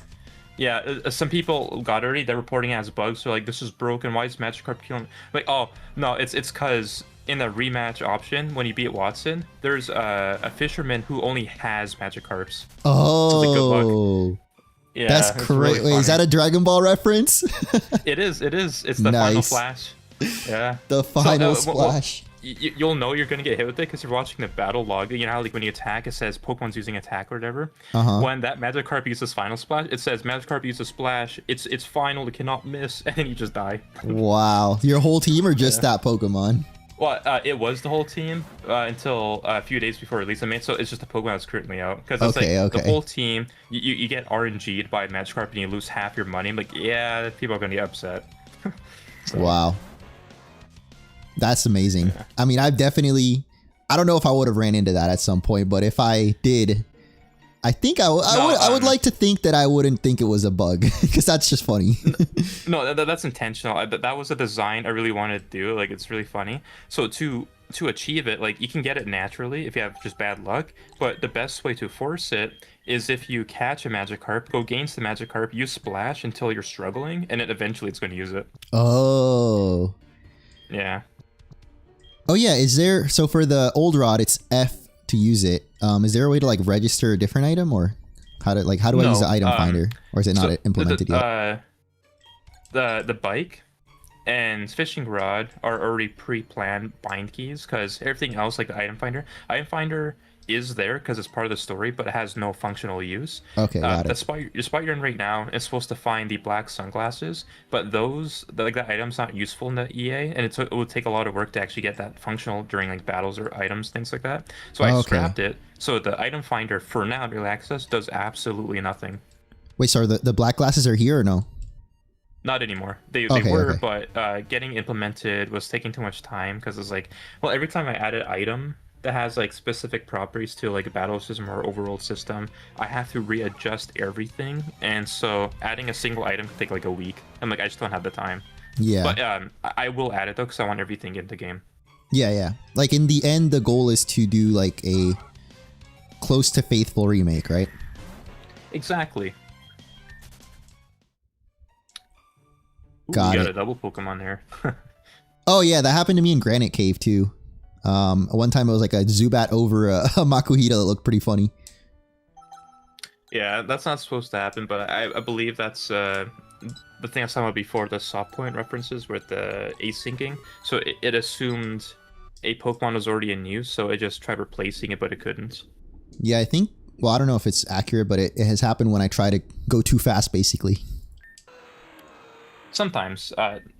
The way I've seen people do it was when they're interacting with overworld wild Pokemon in like Rustboro, for example, and two Pokemon touch them at the same time. Which Dude, I actually not unlikely. noticed, sorry, that like, yeah, the grass, Yeah. that's really cool. I actually made the grass way more fluffier, like it was way more thicker. But I was like, ooh, to optimize, I should make it kind of thinned out, because I believe Vernon Turf is supposed to be the most like natural, fresh, airiest thing. So it's like, oh, it needs like interactive foliage and all that. Oh yeah, like the name absolutely fits more now. Yeah. And did you mention the music here too? It's very nice. Yeah, that I played on my Yamaha, my piano. Oh, that's cool. Yeah. Like you recorded it live kind of thing, or? Well, I use a software called Ableton, and I have a setup for MIDI recording. So it's not a live audio recording; it's a MIDI recording. So it records all the notes I play, so I can put it to a VST, which basically it's basically a digital instrument. There's a lot of Pikachus in here. Yeah, this was actually an important NPC for the game, but I had no use in early access, so I just I have a dartboard of ideas when I want to replace something, and it landed on Pikachu Farm. So I'm like, oh, nice. Any other crazy stuff? Like maybe you want to reveal one of the dartboards? What could happen? Yeah, actually, it's not in early access because, again, sorry, I ran out of time, but you can get references to what's supposed to happen if you go into Dewford. I don't know if you notice, but sometimes at night you might see like shooting stars and all Yeah, that. yeah. Oh, well, I think So, I've seen him in the battle scene. yeah, you definitely will. Hmm. If you go to Dewford, there's like a little campsite, like before Grounded Cave, like there's stairs that go up. If you go to the campsite, it's not there right now, but there's gonna be a telescope that if you happen to be there at night and there's a shooting star flying above you, use the telescope, aim at the shooting star, press A, shooting star falls down, and then it hits Moss Deep, and where that white rock is, a Moss Deep will be a Jirachi. What? Wait, and that's actually Yeah. like planned for a future version, or is that Yeah, one of your yeah. potential?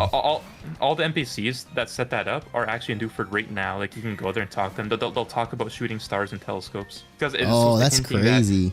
it hints that they saw something cool in the sky that no one believes them, but you can check it out with the telescope. And so when you do that, it creates this whole side quest, right? So that's what I meant by us adding extra flair to the game, where that's not part of the main game, but it solves things that the game could have had that never did. Yeah. Because like the white rock in the original game does absolutely nothing. It's just a random rock.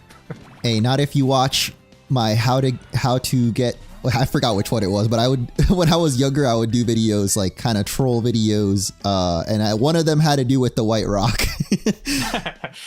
Someone said, back in the forum days, like GameSpot and all that. I remember I Googled, it's like, what does the White Rock do? Because, I had access to my family computer when I was a kid playing Emerald.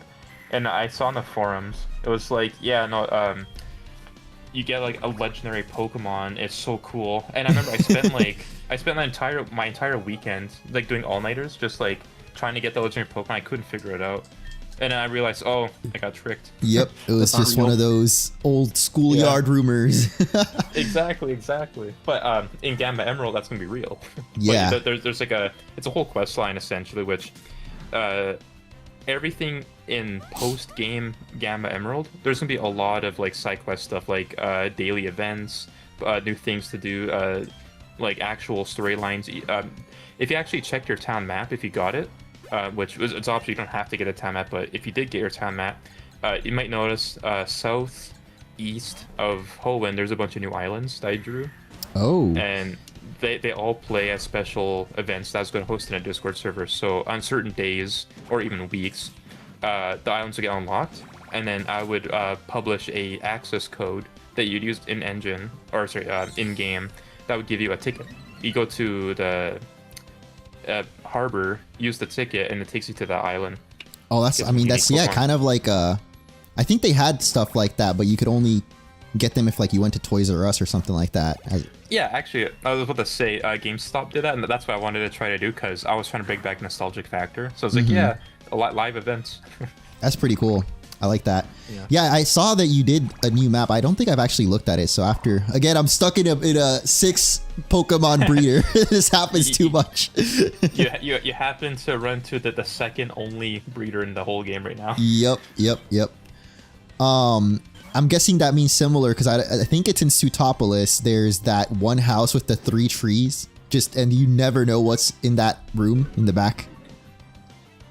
Oh, actually, speaking of, there's 2 places like that actually.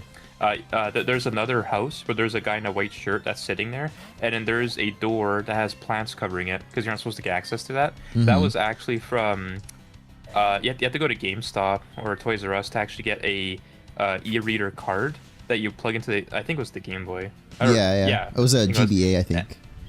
Yeah, and you're supposed to get an EV behind that door, like it was a special. Oh. Like that's the only way to get the EV. So you can still get the EV, but you have to use a Game Shark to walk through the wall. Yeah. That's very cool, though. Yeah, that was something I was going to ask you about because I know it's meant to be faithful, but I really like when it's kind of a way to express your own creativity a little bit more when you add those events. So I am 100% like encourage you to keep making more stuff like that because I think fans like it too. It's like little Easter eggs that feel so like it brings back that whimsy, like before the internet would just spoil everything. Oh yeah, definitely. Speaking of that, actually, that daycare you just walked past, when you're breeding Pokemon or have even just a single Pokemon in there, you can see them playing with the other Pokemon that are there. Oh, that's cute. Yeah, I was trying to avoid the trainers, but I was gonna talk to the dude. Let's see. When you're doing the daycare stuff, don't spam, you know, like the dialogue, because I realized spamming dialogue on different computers, it's unpredictable. And Ooh, yeah, a Mudkip and a that's an interesting duo right there. Yeah, yeah. When I spam enter when their egg was ready on like a different computer, I was able to kind of BM the dialogue, and I was able to get like 5 eggs in a row. So I don't know if I have Pokemon that are compatible. I'm gonna say probably Volbeat and Dustox. Let's see. Yeah, it was A groups, right? So this is where you kind of need to pull up the wiki, figure out like what A groups there are. Yeah.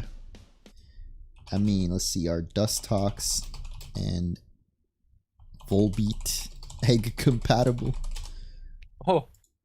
They're showing up as Pikachu, but I believe that's just a weird loading thing. But those 2 Pikachus are supposed to be it. If you leave the area and come back, I think it might update. That Pikachu right there? There you go. Yeah. Oh yeah, no, it's my 2 Pokemon.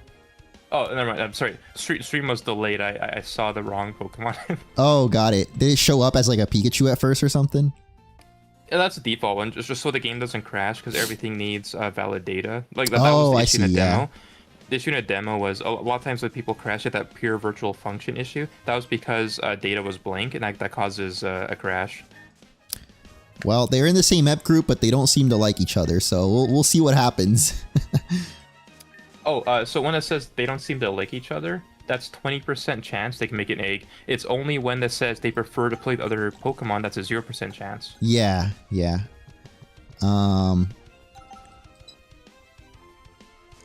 I think there was one more thing. I'm trying to think. It was like a gameplay related thing, but no, I mean, yeah, no, I'm just really excited, to be honest. Like I said, it's really cool to just re-experience Emerald like this, and I really like all the little events that you've done. Oh yeah, you mentioned the game corner too. That is it. There's some differences in here, right? Oh, the game corner starts off an entire quest series. What the? Yeah, I love the music I did for it. Team Rocket? Why isn't the research progressing? There's too much to do right now. Just do your job. You owe us.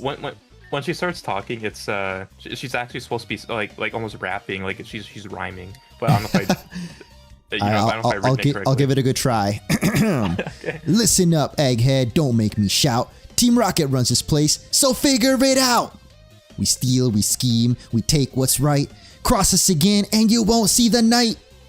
So fix your machine and make it quick, or the boss will find someone else for the trick. Okay. Yeah, so the whole point of that was, like, you know, Jesse and James, they always sing their encounter. Or yeah. Not really sing, but like it's musical almost. Yep. Yeah. What are you looking at, kid? Oh my goodness.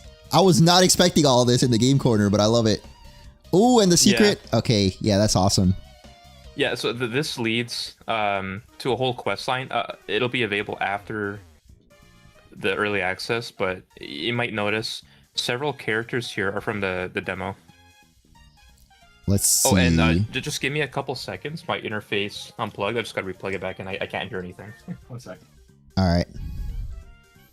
This Dragonite looks cool, though. Is this from the demo? John Pokemon. There we go. Nice and reset. A fun fact is about this Dragonite from the demo? Is that what you're referring to? Oh no, that's Larry and Sherry and Hero from the demo. The 2 goofball Team Magma characters, and then Hero was the Team Aqua Garant that was trying to help you. Yes, I remember these 2 now. Yeah. They're both rude.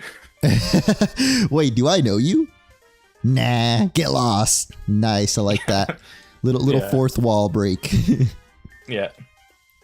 Is this the other guy? Hero! No. Yeah, Hero's the other guy there. I'm a strong trainer, swift as a current, dominating as a tidal wave. I'm also the best at infiltrating. Nice. There's a rumor with the Game Corner too, by the way. The bottom right third machine, like from the bottom right, is supposed to be the luckiest machine. You always win on it. As a troll to players, because, you know, that's just a myth. I put a Team Aqua Grunt there, and he tells you the machine is lucky, but you can never use it. Yeah, there was a similar thing in Fire Red, I think, where they tell you that certain machines. I know there's a whole like math or science, I guess, to the machines in Fire Red. I was never able to get that into it, but there's like every machine does have a different RNG, I think is the gist of it. Yeah, and they're fully functional. Like gambling's hard in this. Like it's all RNG. Like, as it should be. You have to timer things. So if you ever like went to the machine, you can see and put in. Oh, you need a coin case. Actually, Yeah. the coin case is in Malville. It's like next door. Yeah, I always misremember because you get it in different places in different games, but unfortunately, you need to get the Harbor Mail. I don't know if you got that yet, because she'll trade you Harbor Mail for the coin case. Oh, yeah, I think I mean, I saw it, but I didn't buy it. Yeah, it's in Slateport. So I might go back for it after. I'm probably gonna fight Wattson first. Yeah, I'm actually excited for you to see the gym. I worked really hard on the graphical design and environment design for the gym itself. It's really fun. And fun fact, if a trainer caught a shiny, for example, Wally, it's a shiny for the rest of the game in your save. Oh, that's cool. Yeah, he did. Oh, yeah, so the Ralts that he got was not guaranteed to be shiny then? It's the opposite. It's the reverse odds. So it's always going to be a shiny, but it'd be very rare to not be a shiny. Oh, interesting. Yeah. Yeah. Are the shiny odds any different in this game? No, they're modern, like shiny rates. So like Emerald, it was one in 8,000. Or no, yeah, one in 8,102. This one is 1 in 4,096. Okay. So like half the rate. Got it. Because I mean, I haven't ran into any shinies, but I think I saw a couple of clips. Oh, there's a shiny Magnemite on top of the gym. That is a reference to my other game I made, which I kind of littered a lot of references to my other games in this Gamma game. What's the game called? It was never released. I did post trailers and videos on my Twitter. It was called Red Signal. It was like a really detailed, realistic looking Pokemon game that was horror, and like Deoxys tries killing you and all that. Like it was spooky. Oh. I mean, I love a spooky Pokemon game. There's not very many of them out there. Whoa, you triggered a double battle. Oh, the trainer. Yeah. Don't know how you did that, but that's not supposed to happen. I mean, that's the kind of thing where I, personally at least, I wouldn't have even noticed it until you pointed it. Maybe I would have noticed eventually, but it's not that big a deal. But I know that for you, probably like, okay, I need to fix that somehow. Oh, yeah. I'm already thinking of like how I would fix it, but it shouldn't be game breaking. It'll just look really bad. Mm-hmm. It's my excuse. It's early access. I have a disclaimer when you hit a new game that says expect bugs, things go missing. I appreciate that, because as soon as I started my playthrough, I was like, I know that people tuning in later in the stream will still ask, but like at least that's there, you know, for people that download it, even though 90% of people maybe don't read it. Oh yeah, they skip right through it. Also, sorry, just give me a second to get my interfaces having weird interference. I just have to reset it. Okay, I'm actually go to the bathroom real quick then.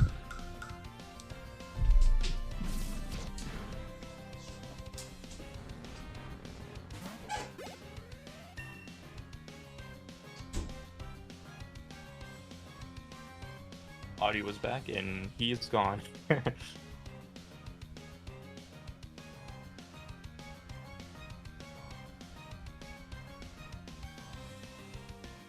I see some of your questions. I'll just answer him while he's gone. The early access is only up to the third gym. It's not the full game, but it's the full game base. So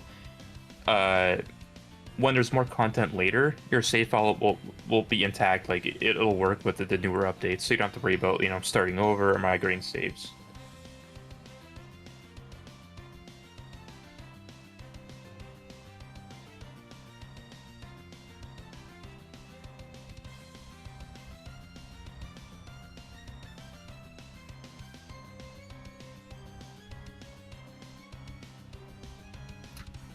Add him as a trainer? Yeah, that'd be pretty cool. I could do that.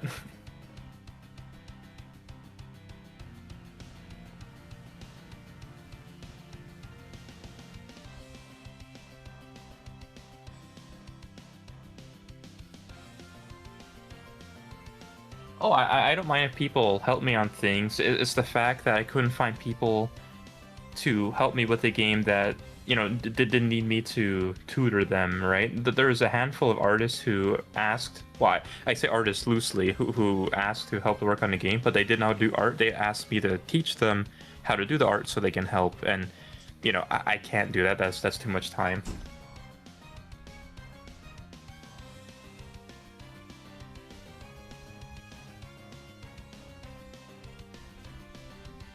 Will there be online battles? There's online trading right now, which was really hard to do, but trading actually works. It's worldwide.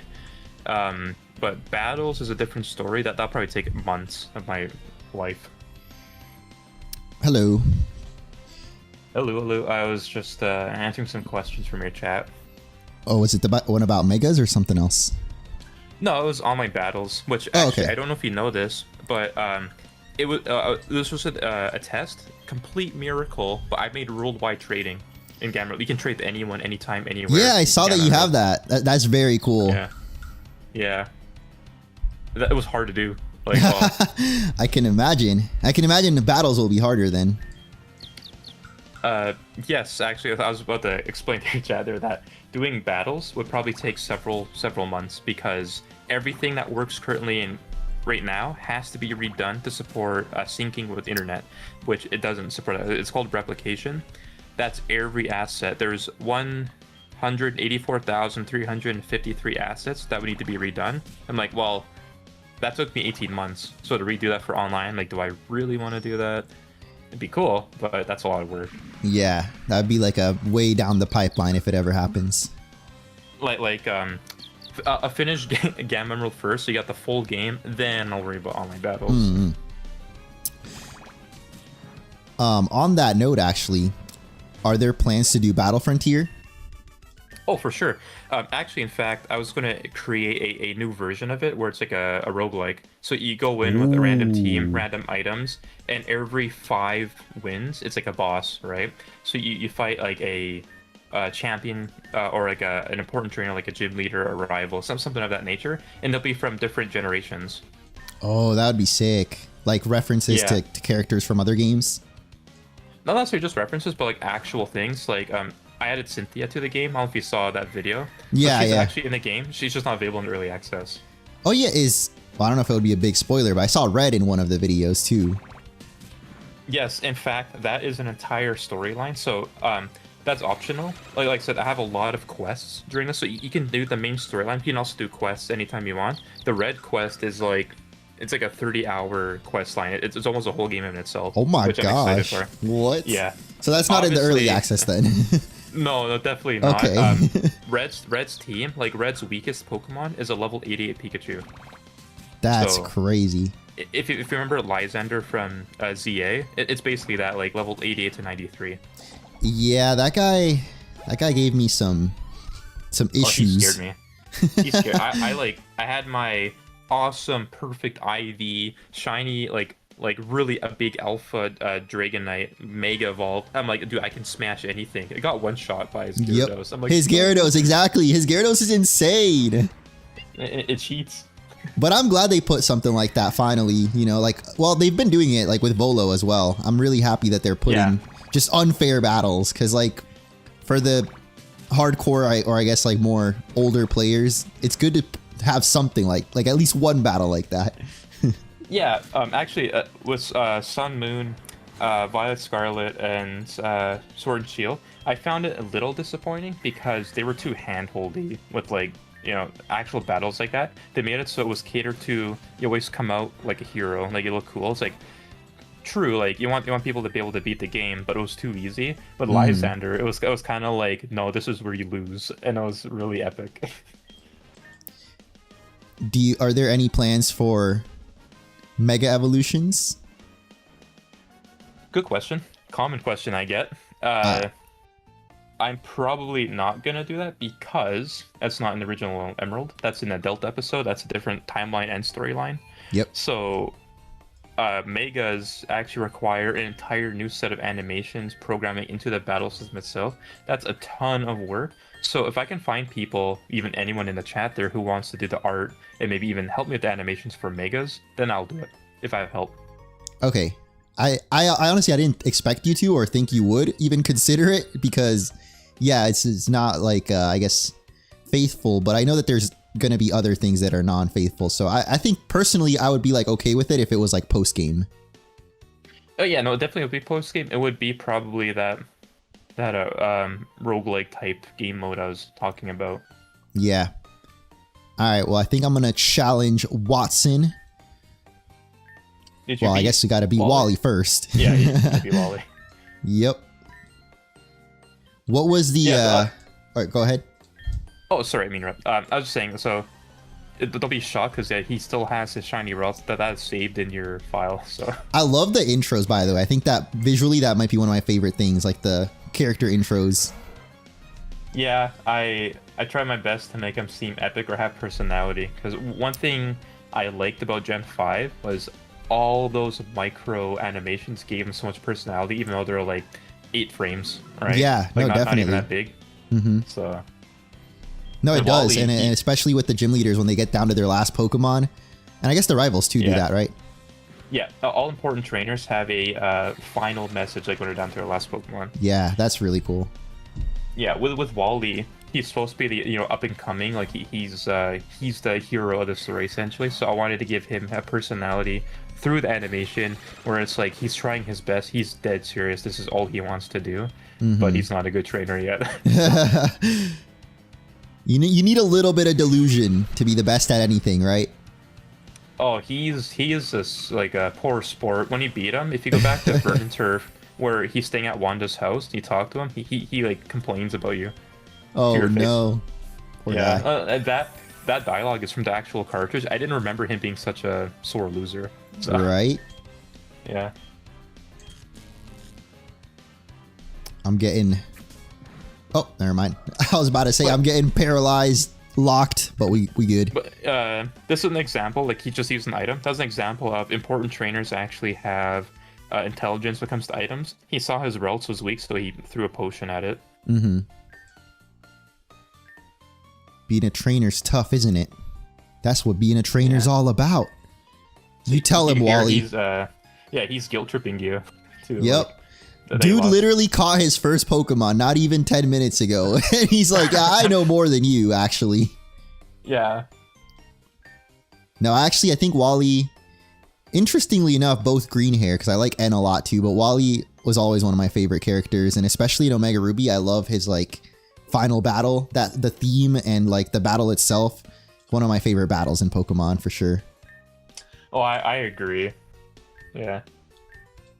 It's just cool to see that development too in a weird way, like 10 or 15 years, however it was between Emerald to Omega Ruby, like it's like he grew in that time. Oh, definitely. He has such a good character development. He goes from like desperate to be like a trainer to becoming like the most wise trainer and stuff like it's cool. Yeah, so when it comes to like, because I know this is a remake, so you're taking a lot of the original story or adapting it, but like do you also like writing your own stories? Oh, for sure. Like even outside of Pokemon, I have so many games on the backlog that I want to do, present to publishers and all that. And I just love story writing. I have so many ideas. With Pokemon Gamma Emerald, I can flex that, but I'm limited to the realm of Pokemon, right? Yeah, like you can do your own little original side quest, but the main story will be Emerald. Yeah. And yeah, this is a gym I wanted you to see. I try making it look pretty as possible. The electricity effects are very cool. Yeah. Oh my goodness. Okay, wait, in the battle scene? Yeah. Ooh, I'm getting like, I don't know if you've ever played like VR games. It's like Beat Saber. Yeah. It's the point here, the motif. You got the red lightning, the blue lightning. It's the red orb and blue orb that's powering it. Oh, that's awesome. Yeah, another Hoenn reference. Yep. And then I got the 2 green Pokemon in the middle. We got all 3. Yeah, that's awesome, yeah. I don't know if I think I said it on DM, but the HP cracking, that is like... Oh, yeah. So cool. I don't know if you had a, like when you decided on that, was it kind of like a light bulb moment? Actually, that's just how I make games. Like that's my style. I have other games like I was making an RPG where it's turn-based, well, I guess JRPG, and I made it so I needed a way graphically through DIY to demonstrate the fatigue of a character. So I would have their health bar degrade over time, and so it's like I do that a lot. So I'll do it with Pokemon, and yeah, people seem to really be liking that. Yeah, it's really cool. It's the little details, you know, they add up to make like just such a just all comes together, you know. I don't mean a backseat game here, but I recommend teaching over Pokemon Earthquake. Oh right, because we can buy that TM. Yeah, it shouldn't be too expensive. I think it's like 10K maybe. I'll give it a try with my team now, and if doesn't work out, oh for sure, which it most likely won't, but we'll see. A thing I did do, because like I said, I overcalculated how hard the game should be. Every trainer, which you might have noticed, it's their second rematch team. It's not the first team you go against. Like in Emerald, Roxanne only has a Geodude and a Nosepass. Her rematch team is 3 Pokemon. It's 2 Geodudes and a Nosepass. So Wattson's team, it's not 2 Pokemon or 3 Pokemon. It's 4 Pokemon, and it's his rematch levels. So it's harder, but I think it'd be fine. Okay. Yeah, because I don't think at this point...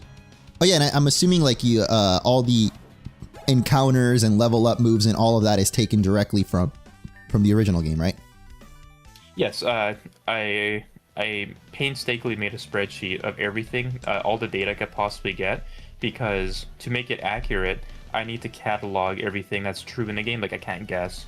People will know, right? Yeah. Yeah, no, the lighting effects are really nice.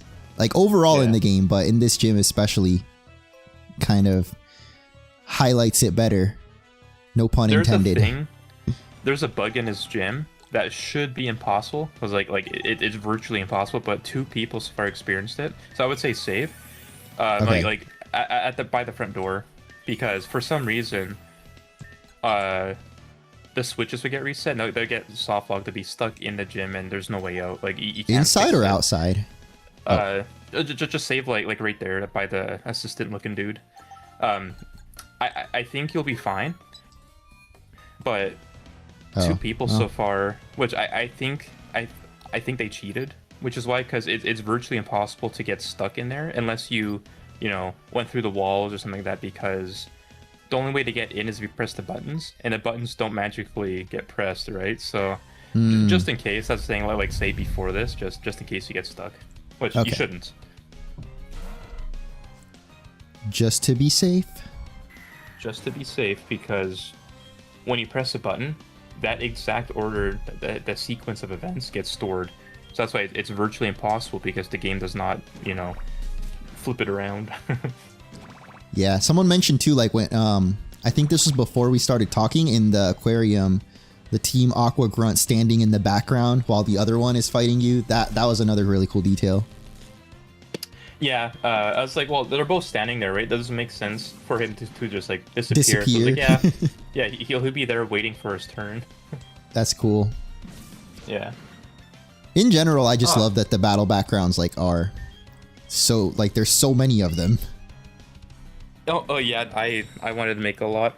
Also, sorry, just 2 seconds. My interface is having a lot of issues today. It's it gets like the static feedback, and it takes like a 2-second reset. Just plug it back in, and it's fine. So apologies if you talk and I don't reply right away. Yeah, no worries, no worries. Do you guys have any other questions? I'm learning a lot. It's really cool. Like I've always been, I guess, vicarious about game development. Like I don't think I would ever get into it myself, like at least the coding side, but learning about it is really interesting to me. So yeah. What kind of questions do you have for that? When it comes to coding, I can probably not to toot my own horn, but I've been doing it literally my whole life. So I was asking chat actually, but I guess yeah. Oh, sorry. I came in halfway through the conversation. My audio kicked back in halfway. Yeah, no, because I know I have a lot of chatters that are into more, like they might be developers themselves, or they're into it, or they have their own indie games and stuff.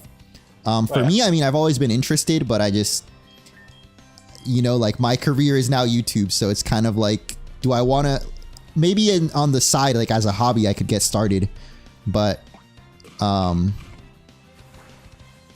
I don't know. I guess I'm a bit of a procrastinator as well.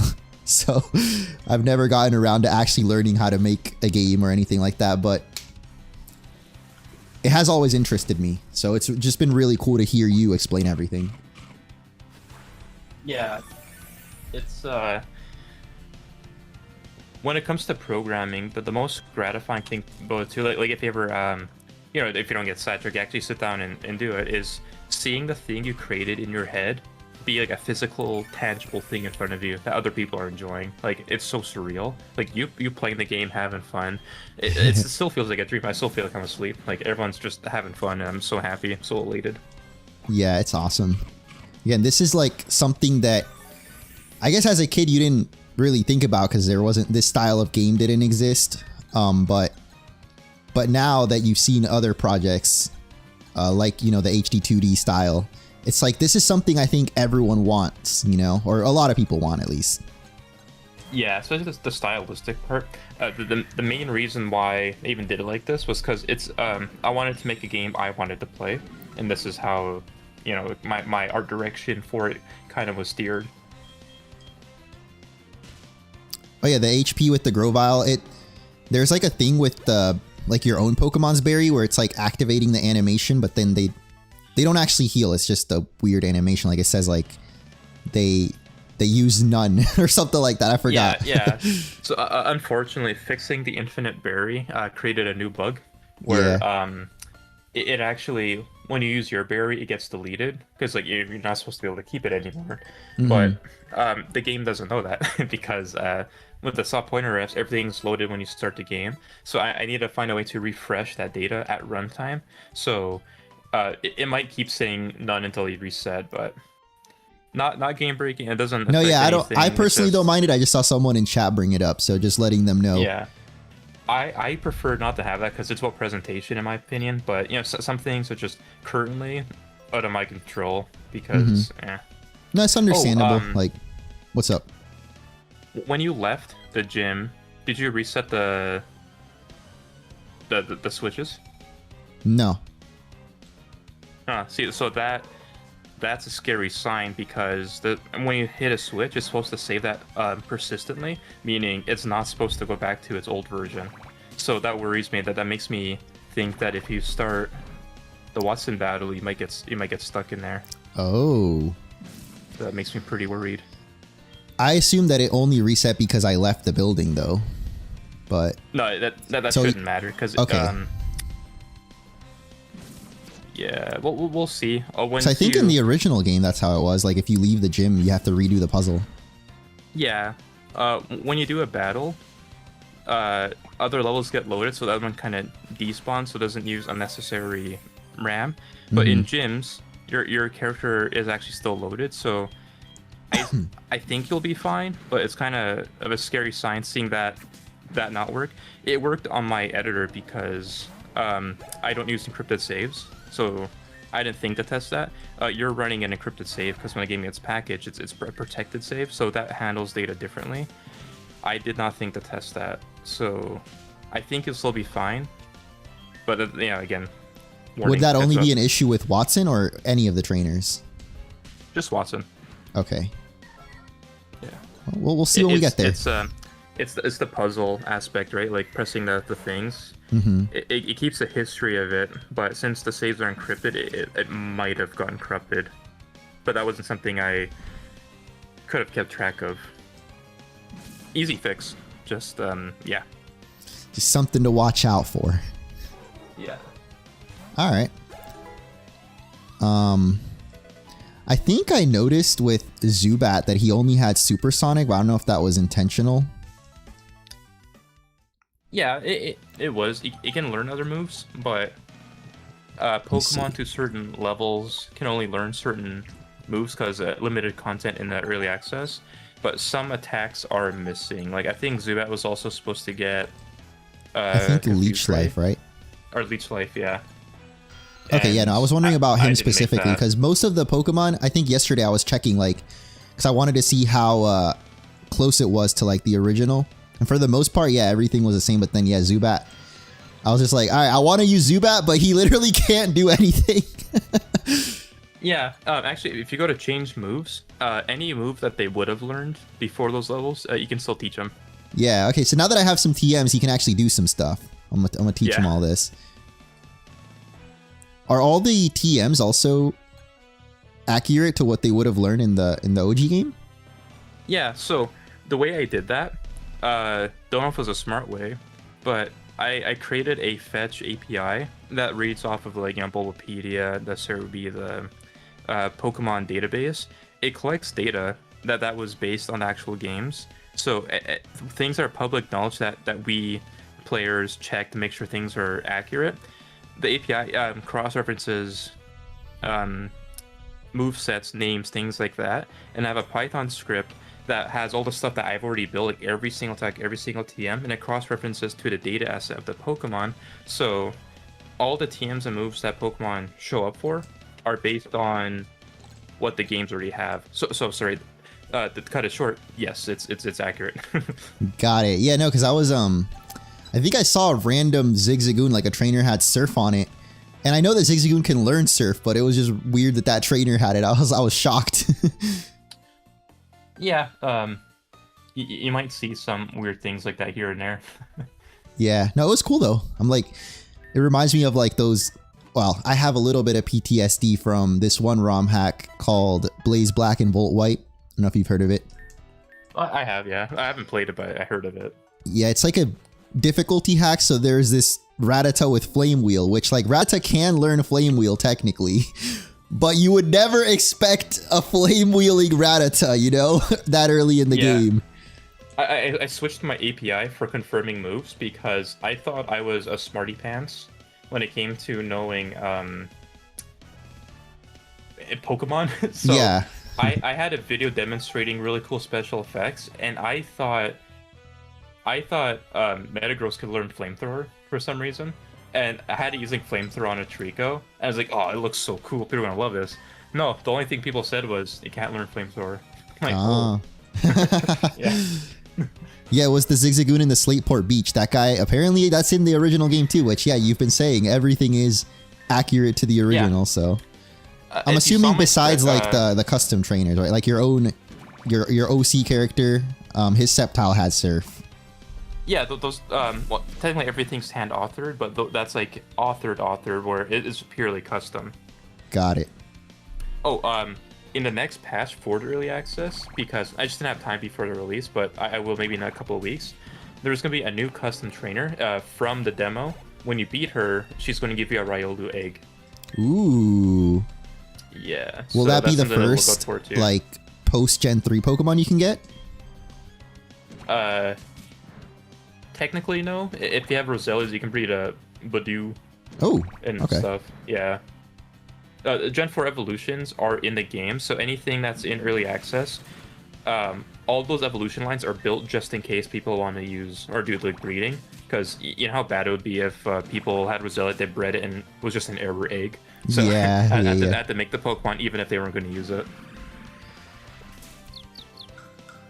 I guess without spoiling too much, because I do want to experience a lot of stuff myself, but after beating Wattson, there is some like other content, right? Like there's the trainer in Slateport, there's the other guy in by the cycling road.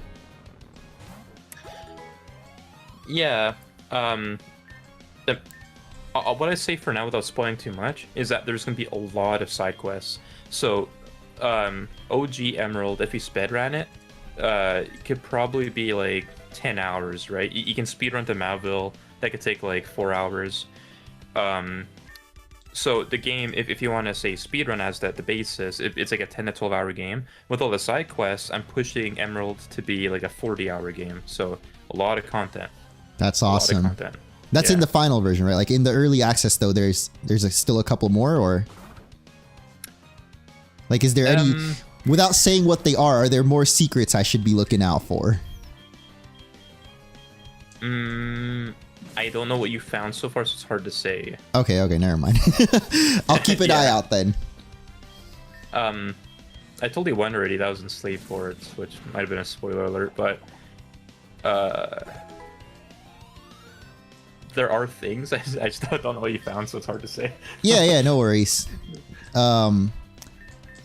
then what I was gonna ask was, going back to the Pokemon from past Gen 3, is the plan is to do like mainly like the ones that link back to Gen 3 Pokemon?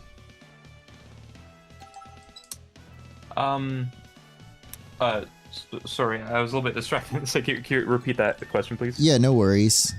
Is it Kitty? Yeah, he's trying to bite my power cable. That's not safe. Yeah, that's not good. Yeah.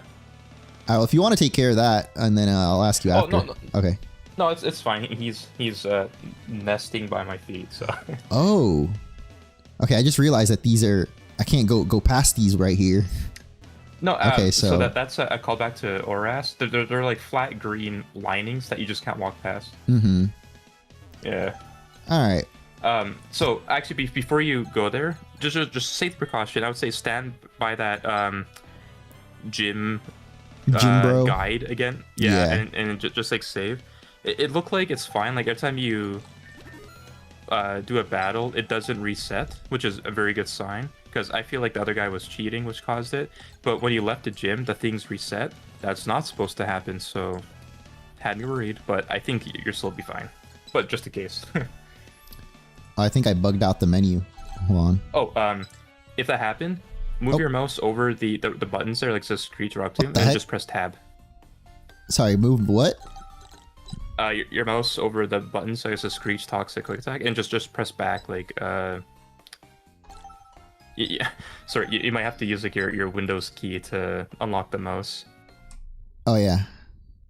Okay, hold on. You press Windows, and then you can like hover the mouse over the buttons. I have it over them, but that's all good. I'll just soft reset. No, it wasn't working. Did you save? Yeah, I saved in front of the guy. That's actually what caused that. After I saved. Okay. Oh well, I don't think that's what caused it. I was in the menu or in the moves menu, but I did save though at least. So that's I don't want to shift blame, but it's an Unreal Engine thing. When it comes to UI layering, if you press buttons too fast, it can cause a glitch. So I think what I have to do, which will probably annoy people, I have to put a damper on when you can press a button in the menu. So if you're spamming it, you don't accidentally do like a double, widget layer. I probably should have done that in the beginning, but when I play these, I don't press buttons like that. Yeah, I don't know if you noticed, but soft resetting also resets the gym puzzle, if that helps at all. I'm not sure. That does. So that is probably what broke it. It's not supposed to do that, but it looks like that saved. So just don't soft reset in there. Well, let's see. I'm gonna fight Wattson, and we'll see after what happens. Oh yeah, I did want to say, because I don't know if you remember, but when Brilliant Diamond and Pearl first came out, that was a big issue. But I think they used Unity to make that, right? Yeah, so the issue with modern engines like the Unity, Unreal Engine, when you have things like data hashing that saves to RAM, the issue with that is when you soft reset, the game needs to garbage collect, which is a fancy term to say, hey, all that stuff you just did, scrap it. My failsafe for that was to create a save file, so it will remember once you load back in, it'll just recreate the steps you did, which works in editor. But when I made everything soft pointer refs, that's gone now. So I'll do a patch for that. But yeah, just don't soft reset the gym. You'll soft lock your save file. All right, you'll have to excuse me for going into Let's Play mode for a second. This is very important to me. Go ahead. I swell with optimism seeing a promising young trainer like you. Wahahaha! Go forth and endeavor, youngster! Cinema. He had a little less words than I was expecting there, but yeah, we're into it. I hope you like his animation too. I tried to make him jolly. Yes, it fits 100% with his laugh. Or at least how I picture his laugh. Yeah, the music too. It's the same gym battle melody, but it's using synthesizers now. It is cinema. What can I say? I mean, maybe not cinema because it's not visual, but hey, it could be cinema. It depends on people's standards. True. Also, some people say they can visualize music. Yeah, that's actually I think it's like synesthesia or something like that. I actually I have that with non-music, like just sound. If I hear a sound, I can taste it. So certain sounds bother me. It's weird. It's a very weird experience. Yeah. What's an example of one? When people talk about food, I can taste it. Like it's like I don't like tomatoes. When people say tomatoes, I get like this weird bittery sensation. Like it's weird. And same thing when people talk about like moss. When someone says moss, I can smell it. I was gonna say that I have a similar thing with smell. I think because my vision is so chopped, like my sense of smell is like heightened. So I usually if someone mentions a certain thing or if I like think about a certain thing, I can definitely I can smell it even though it's not there. It's bizarre, right? Because like I thought I'm just an active thinker, but I spoke to a doctor dude about that because I have sensitive, sinuses, so a lot of smells are bothering me. But the smells didn't actually weren't there. Those are like phantom smells. So apparently that's like a common thing people have. Phantom smell. That's pretty cool. Yeah, I definitely should have bought more items at least. I don't know if the Pokemart here sells paralyzed heals, but that seems like a good idea for this gym. Anything past Petalburg should have paralyzed heal. Vernon Turf is a little inaccurate. It's supposed to have Netball, but I did not do that. I didn't draw it. Next time. To be continued. But when you get Rock Smash after being when you can use Rock Smash after being Wattson, go back to row 116. Like you just follow the tunnel. The Devon assistant will be there, and you'll get it'll be a silent unlock, but you'll be able to buy Timer Ball and Repeat Balls. Oh, cool. That's what's like in the OG Emerald, but I don't think anybody knew that because it's an optional NPC you can talk to after that. Yeah, I saw on the website there is physical and special split, and you can see it in the moves. Is there like anything you can say about like how that's calculated and stuff? Yeah, so it's actually using the Generation 6 formulas. The formulas are public. You can actually look them up to see what kind of math is involved. There's a lot of things involved. So physical, special, and status are all calculated in the battle before the move actually starts. So yeah, physical, special splits.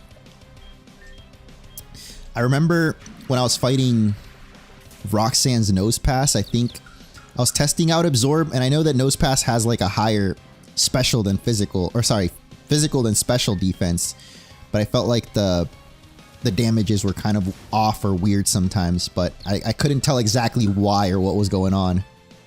Yeah, so even if a move is super effective, like even 4 times effective even, if their special defense stat is high enough, it can survive. And when you stack that with Roxanne's Nose Pass, which has 30, it's really hard to use super effective moves on it, and especially if it stacks that with Harden. It becomes more like a regular attack after that. Ooh, I thought I was going to get cooked by this Magneton right now. Oh, he might still. Yeah, I definitely... Someone's asking, what is the physical special split? It's a attack calculation difference where it's based on your attack IV and your special attack IV. Oh yeah, there was also low kick. Is the calculation for weight implemented already? No, but as a response, instead of a 10% flinch, it's a 30% flinch. So a little trade there. Oh, okay. Sorry, I am completely wrong. I built weight into the game, so yes, it is. For a while, it wasn't, but that was another last-minute change. Every Pokemon has a weight established. Okay, because I think I did the calculation, at least with there's like a website where you can calculate damages for the Machop against Tailo, because the Machop was just one-shotting by Tailo, and I was like, I don't think a low kick should one-shot a Tailo. Really? Okay. Yeah, with the early access, it's revealing things that I was not able to actually see, even my testers see.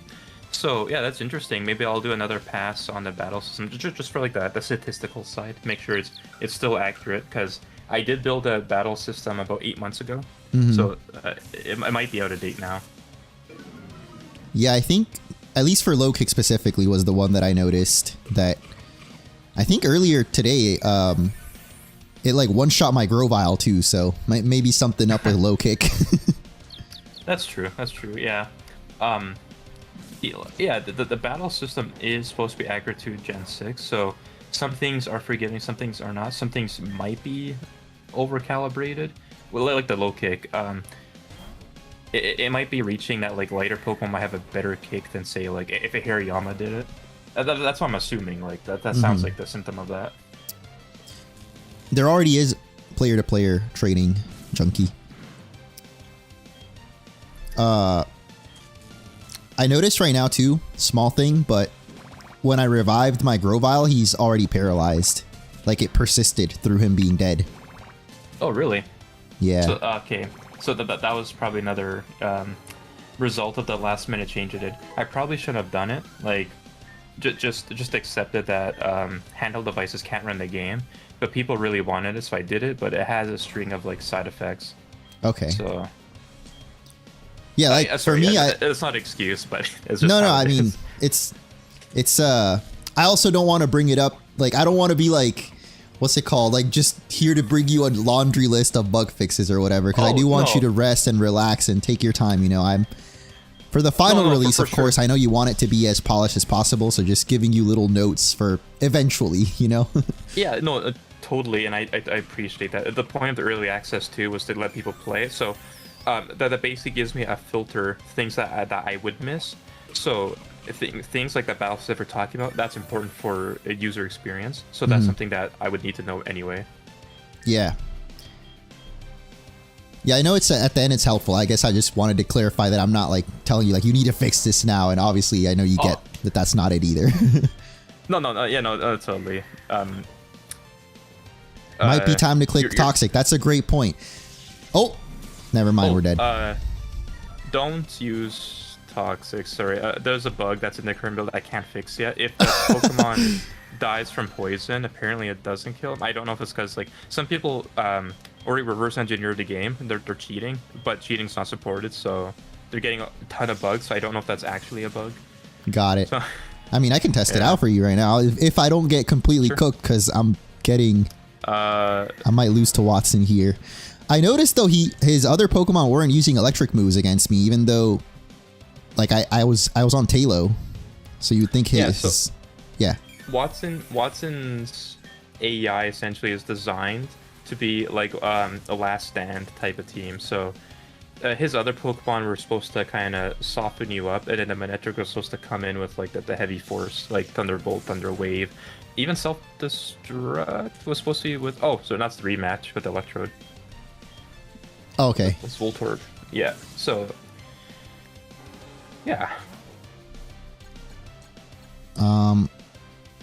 I don't know if electric Pokemon are supposed to get paralyzed. I forgot.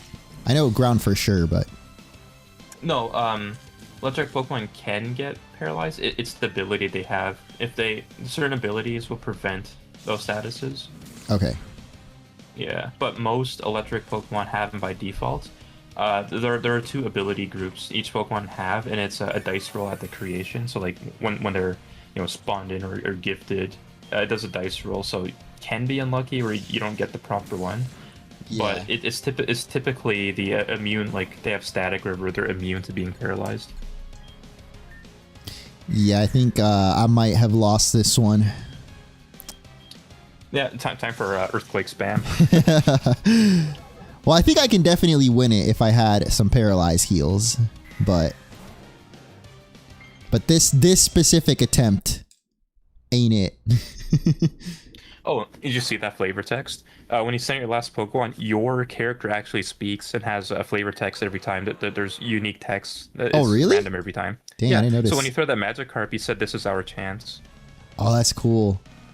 Yeah, that's based on again in Indigo League with Ash, where sends out a Pokemon. He's like, "This is it. We can do this." Mm-hmm. Dang, someone in chat noticed. Our character spoke. Yeah, dang. I mean, that would be those are the little things that maybe if I was just fully focused on the game, maybe I would have noticed it. For sure. Yeah. That's cool though. All right, so let me go buy some. I don't even know why I came to heal. We need items is what we need. But yeah, I mean, I guess I'll give you just an open mic if there's anything else you wanted to share about the game or like the process.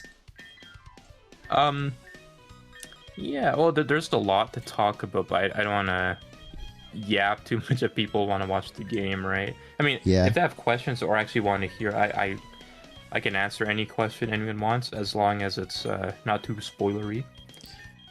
Do you ever stream, by the way, like game development or anything?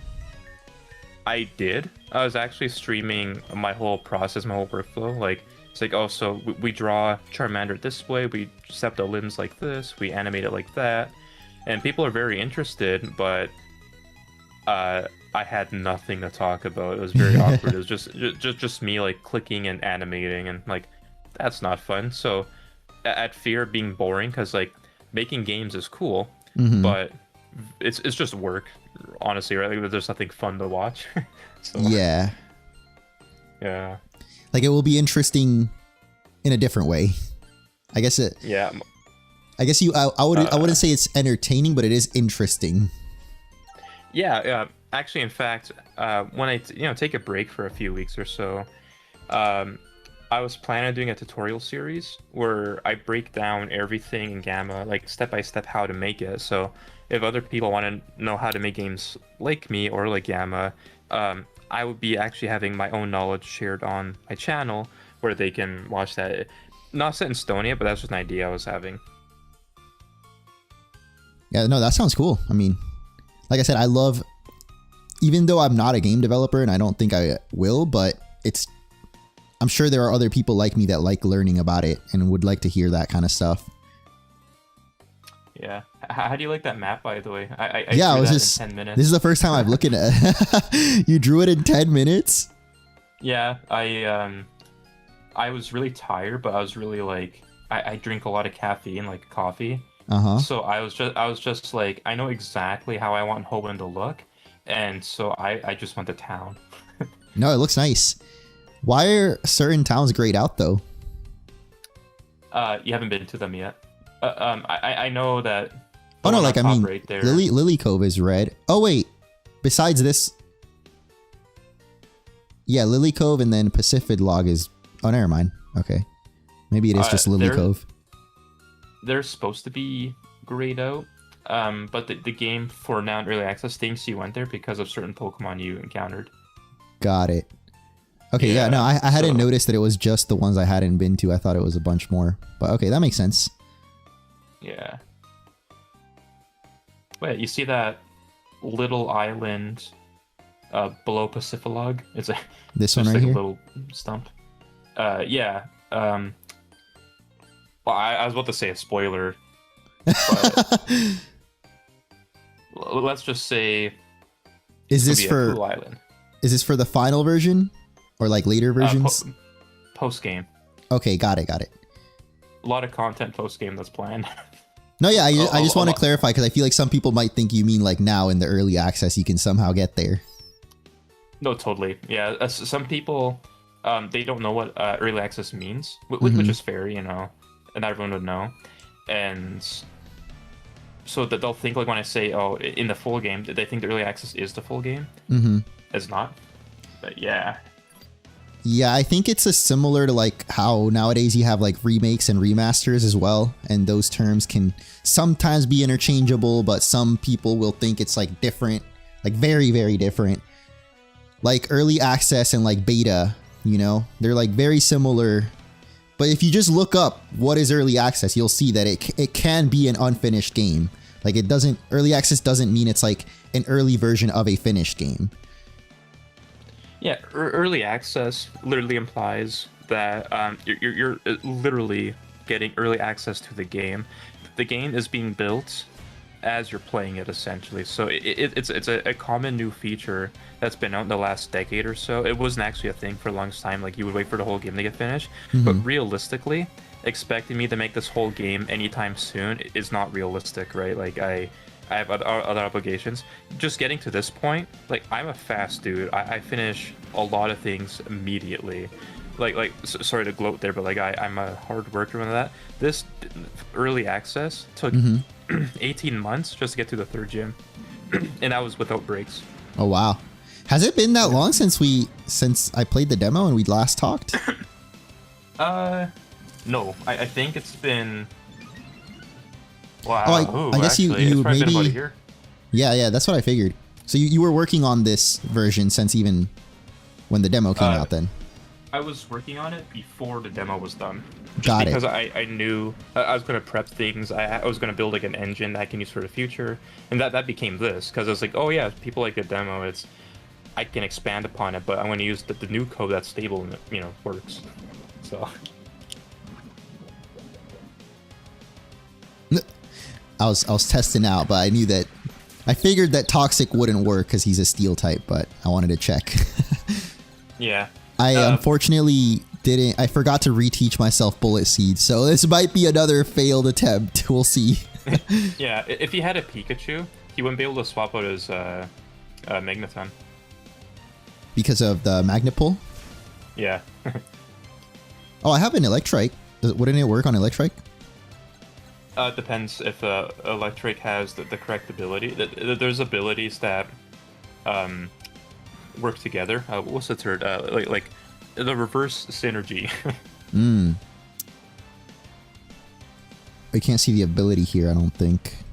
I want to say... No, I gotta add that. But your Electric is too low level. He's not gonna switch out. He's just gonna think that... Well, he's not really gonna think. He just knows that he's gonna win. Hey, you never know. I could leer him 20 times and... Okay, I'm dead. No, never mind. This darn interface... Sorry, another 2 to 3 seconds. It's hard to hear and there's a bunch of static. Sorry. No worries, no worries. Yeah, this is the last gym in this beta.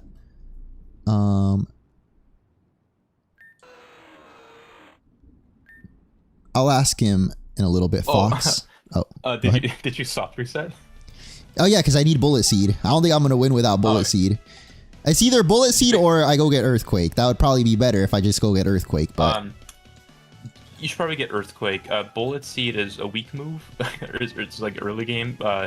Earthquake is juicy. Oh yeah, definitely. I mean, I was pretty close to winning last time because I guess they weren't doing electric moves.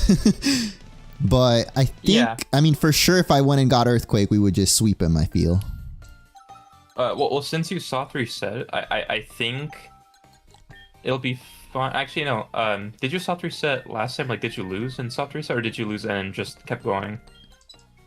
Because when you lose to them, they will know your party. They will remember it unless you soft reset. I soft reset during the battle, so I don't think. Gotcha. Yeah, he doesn't know yet. No, you won't know. So it's a little cheat on their end, but the whole point is like, well, what a human do, right? They know the team they're going to go against already, so why not them? Yeah. I'm going to give it another try, but with what I was going to do earlier, but I guess I reset before I bought the items, so got to buy them again. Oh, and pardon if this was a repeat, but my audio came back on mid-sentence from before. Was there a question? Oh yeah, someone had asked if there's plans for regional forms. Ooh. I'll say a little spoiler because it's going to be public, so it won't be a spoiler. But not regional forms, but new shiny forms called Elite Shinies. Ooh. So an Elite Shiny Gengar is white. And it will be, I'm hoping, like, a lot harder to get. Oh yeah, no, so Elite Shiny odds, when you land on the frame for a Shiny, you have to reroll the exact same Shiny frame twice in a row to get an Elite Shiny. So it's 2 to 4 times harder to get, but it'll be worth it because Elite Shinies have 2 perfect IVs guaranteed. Oh, that's awesome. Yeah, I know that shiny hunting has gotten easier over time, so people are looking for, like, what's the next thing, so that's very cool. Oh, it's all about the gimmicks. So the gimmick here is Elite Shinies is high risk, high reward. Like, you spend a lot of time in it, but it'll pay off. That's cool. Is that an exclusive? Like, have you posted that anywhere? I mentioned it in passing in my server, but I didn't make any public announcements about it yet. But it will be public. I'll be doing an entire feature video on it. Nice. I look forward to that. Yeah, because Shiny Gengar Mega Shiny Gengar is one of the coolest shinies, but then you go to regular and it's like, wait, does he even look any different? Yeah, for example, Shiny Articuno was, I was prepping variations of designs, because, like, you know, the slightly brighter blue, in my opinion, kind of sucks. So it's like, either be a pink Articuno, or it'd be like a green Articuno. Oh yeah, actually I just thought of something. So I know that HMs are automatic, but they're not actually, like, you can't teach your Pokemon the moves at all? Not currently. Again, when I calibrated for things like that, I did it the way I would play. I didn't think people actually wanted to teach TMs, but I realized, oh, people wanted to use strength in battle. I'm like, Well, right now, Rock Smash would come in really handy against this Magneton. That's true. That's true. Yeah, so... Next patch, I'm definitely going to make it as a teachable thing. It's super easy to do. I already made the attacks. So, all I gotta do is hook it up to resync, and yeah, easy. Cool. That's good to know. Other than that one, yeah, like Surf is one of the best water moves, so that one will be very good to have. All right, let's lock in here. I think we can do this. We might have to get a little lucky with the bullet seeds, but... Oh yeah, and then for trade evolutions, is there like gonna be an alternative, like the link cable or anything like that? So when I did the trade stuff, I didn't think trading was gonna be possible. So right now, the entire system is like trade evos don't even exist. It is just base like level. So for example, when Kadabra gets to level 30, you can evolve it to an Alakazam. That's good to know, because I literally got a shiny Abra earlier with the mystery flower, and I was like, oh, well, I'm never going to be able to evolve it, so let me just do something else. No, every Pokemon in the early access, all evolutions are possible to get. Like, I made sure that's like a thing, because if people want to try to complete the Pokedex, they have the option to do it. Got it. So do trade evolutions right now, they're just not programmed at all? Like, so if someone traded a Kadabra with another player, would it evolve or no? No. Okay. Well, there you go. But if you give it a held item, that'll transfer over. Oh, that's cool. Yeah.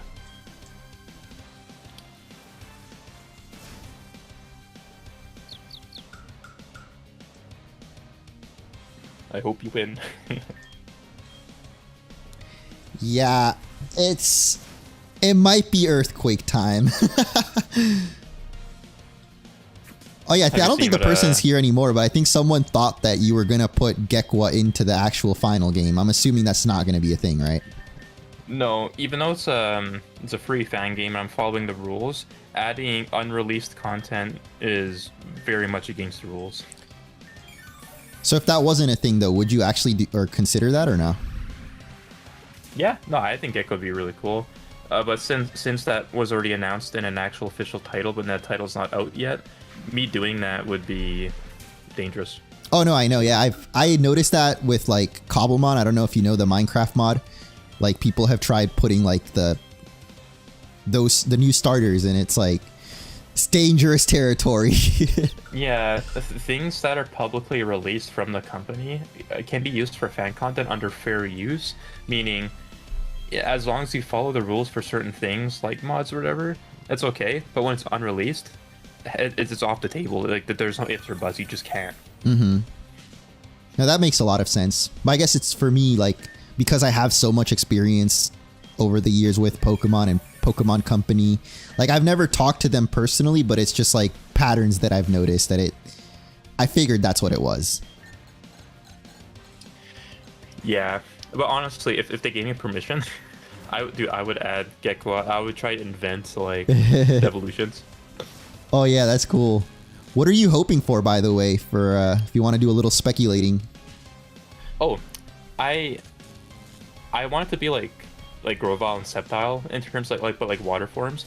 I don't want it to be like Greninja and all that. Like Greninja's cool, but to me, I thought he was a bit too edgy, like his design, because he's a ninja and all that, and it's like, that's cool. But now imagine if he was more stoic, more kind of like, full of wisdom like a Sceptile. I was like, yeah, that'd be cool. Yeah. Do you think it will be more feminine? Oh, for sure. I saw people's predictions for like some fan art, and like it looked pretty authentic. Like, yeah, I believe that. Mm-hmm. Yeah, there's fan artists are really good. Like, they're too good. They're actually the reason why we're not allowed to have any new evolutions. It was because fans predicted 3 times in a row what the evolution was going to look like. Oh my goodness, that's a fact. Yeah, I've heard about the flying one. I don't know about the others. No, it's crazy how they predict this. So that they thought they had insider leak information, so they just stopped entirely because the law for that states that like from I think it was like 2005 that there was a thing passed where once you publish an idea on the internet, that copyright is automatic. You completely own that in law, like in the court. So when fans post the designs before Nintendo can announce it, the fans own that. So that means Nintendo would have to buy out their idea. Oh wow. Yeah, so that's why they're like no more evolutions, because they would spend millions and millions of dollars like just for a design that they already designed, right? Yeah, so, that's crazy. I did hear about that, and that like was similar with Mega Flygon. Like there were so many Mega Flygon ideas that they were just like, yeah, I guess we're not doing Mega Flygon anymore. Yeah, that's what scares me. If I made a creature collector game and like it got popular or whatever, if people made up designs, it looked like I stole their ideas. I'm like, oh, that would suck. Mm-hmm.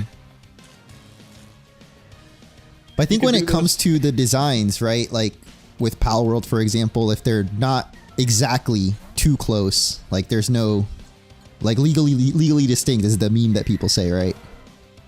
Yeah.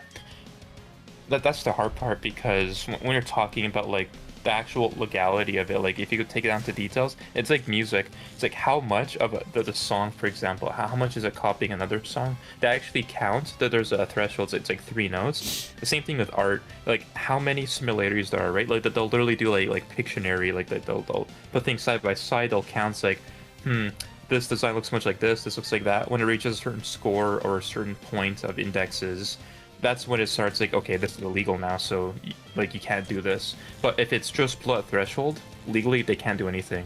So that's what scares Nintendo too, because if they do a design that is better than what they would have went with, that's a bad look for them.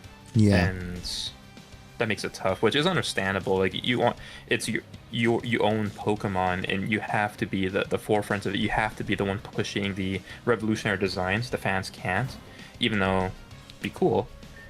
But that's just how it is. Yeah, it's definitely tricky because you can't stop the fans from theorizing either, as that's going to happen no matter what. That's true. Speaking of theorizing, there was a... Sorry, not theory, like the fan art stuff. Do you follow Pokemon card contests? Like when artists do a thing, if they win, they get their art on a card? Yeah, I've seen that. Pokemon has slowly, like the Pokemon Company has slowly phased that out as a thing, because I don't know if you saw it, dude, it was like everywhere. There's this really beautiful Eevee artwork that someone made, and they started printing the cards for it, like it was already out in circulation, but turns out that was completely AI generated. They didn't even touch it. I think I saw something like that with a Ho-Oh or a Lugia, but I didn't know with the Eevee. Yeah, and the Pokemon Company said, well, it's already out in circulation, they're just going to keep it, and that caused a lot of backlash, right? So they said, well, people can't be trusted anymore because they can't tell if it's AI or not. They just see the artwork and pass it along to the judges, essentially. Oh yeah, I mean that's causing a whole lot of issues in a lot of like areas of art, especially nowadays. Yeah, that's scary. People are asking me to use AI for this. I'm like, no, I can do it myself. Yeah. Someone said they filled the map in the Poke Center. Sorry about that. Maps are loaded through RAM. If your RAM speed is too slow, unfortunately, like, you're gonna have issues. Yeah, you gotta download some RAM. I'm kidding. Don't do that. Don't do that. No. You just have to try a couple tries. Like that's a mechanical issue. That's not a game issue. I mean, I could switch it back to where it uses hard refs, but that makes the game more demanding, like resource-wise, and that could make the game more poor in performance, which I don't know if it's worth it. I think the game runs very well as is. Like, you can play the game for hours and you don't lose frame rate. Oh yeah, I wanted to get your, like, for the Gekwa evolution, like what type are you hoping it'll be? There's two. I was thinking water poison, you know, because it looks like a tree fog like Trico. But I was also thinking water fairy. Ooh. I think that'd be cool. I think it, like, with the design, it definitely lends itself to water fairy, but then we have Primarina already, you know? True, but that's why I think they might do that, because they always try to keep the current flow of things. So I was like, well, you have that. They could probably extend it in Winds and Waves, and then maybe even actually stack upon it, right? So yeah, and they could definitely be different, like where Primarina is more of a special attack, like Gekwa could be more of the physical side. Oh, you think so? I was thinking probably special, because like if it is like water fairy, I would assume their builds probably be best for like special moves instead of physical. That's just my thoughts on that. No, I agree. Like, there's definitely better like fairy moves other than play rough. There's not really many physical fairy moves, but like, I guess because the way I see it is like they would basically be making another Primarina just with a different skin. That's true, but you know, when you make 1,200 Pokemon, it's really hard to be original with stats. Yeah. Yeah, and I have noticed that they are going where they, like, the originalness now comes more from like the personality. So like, for example, the Primarina's theme of like the opera, and like it has a special move that only it can learn. So I feel like they would do something similar with Gekwa. Yeah, actually, for a technical term, those are called signature moves, which you probably already know. Like, Lugia has this signature Aura Blast. Yeah. Signature moves are really, really cool. Starters don't have them, I don't think. They're all, like, all around, or, like, they're, like, universal. No, in the recent generations, they started doing that. Like, Primarina has a Sparkling Aria that only it can learn. Right, and Cinderace, I think, has the Pyro Ball. Yeah. I think most of the starters nowadays do. Like, Skeledirge has the Torch Song. I'm not gonna name all of them, but I think since like Sun and Moon, I want to say, they started doing that. Yeah, you know, speaking of Sun and Moon, like, this isn't a hot take. This is just like reality.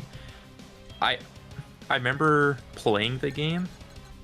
I remember I love all Pokemon games. I don't think anything's bad about Pokemon games. They're always just different interpretations.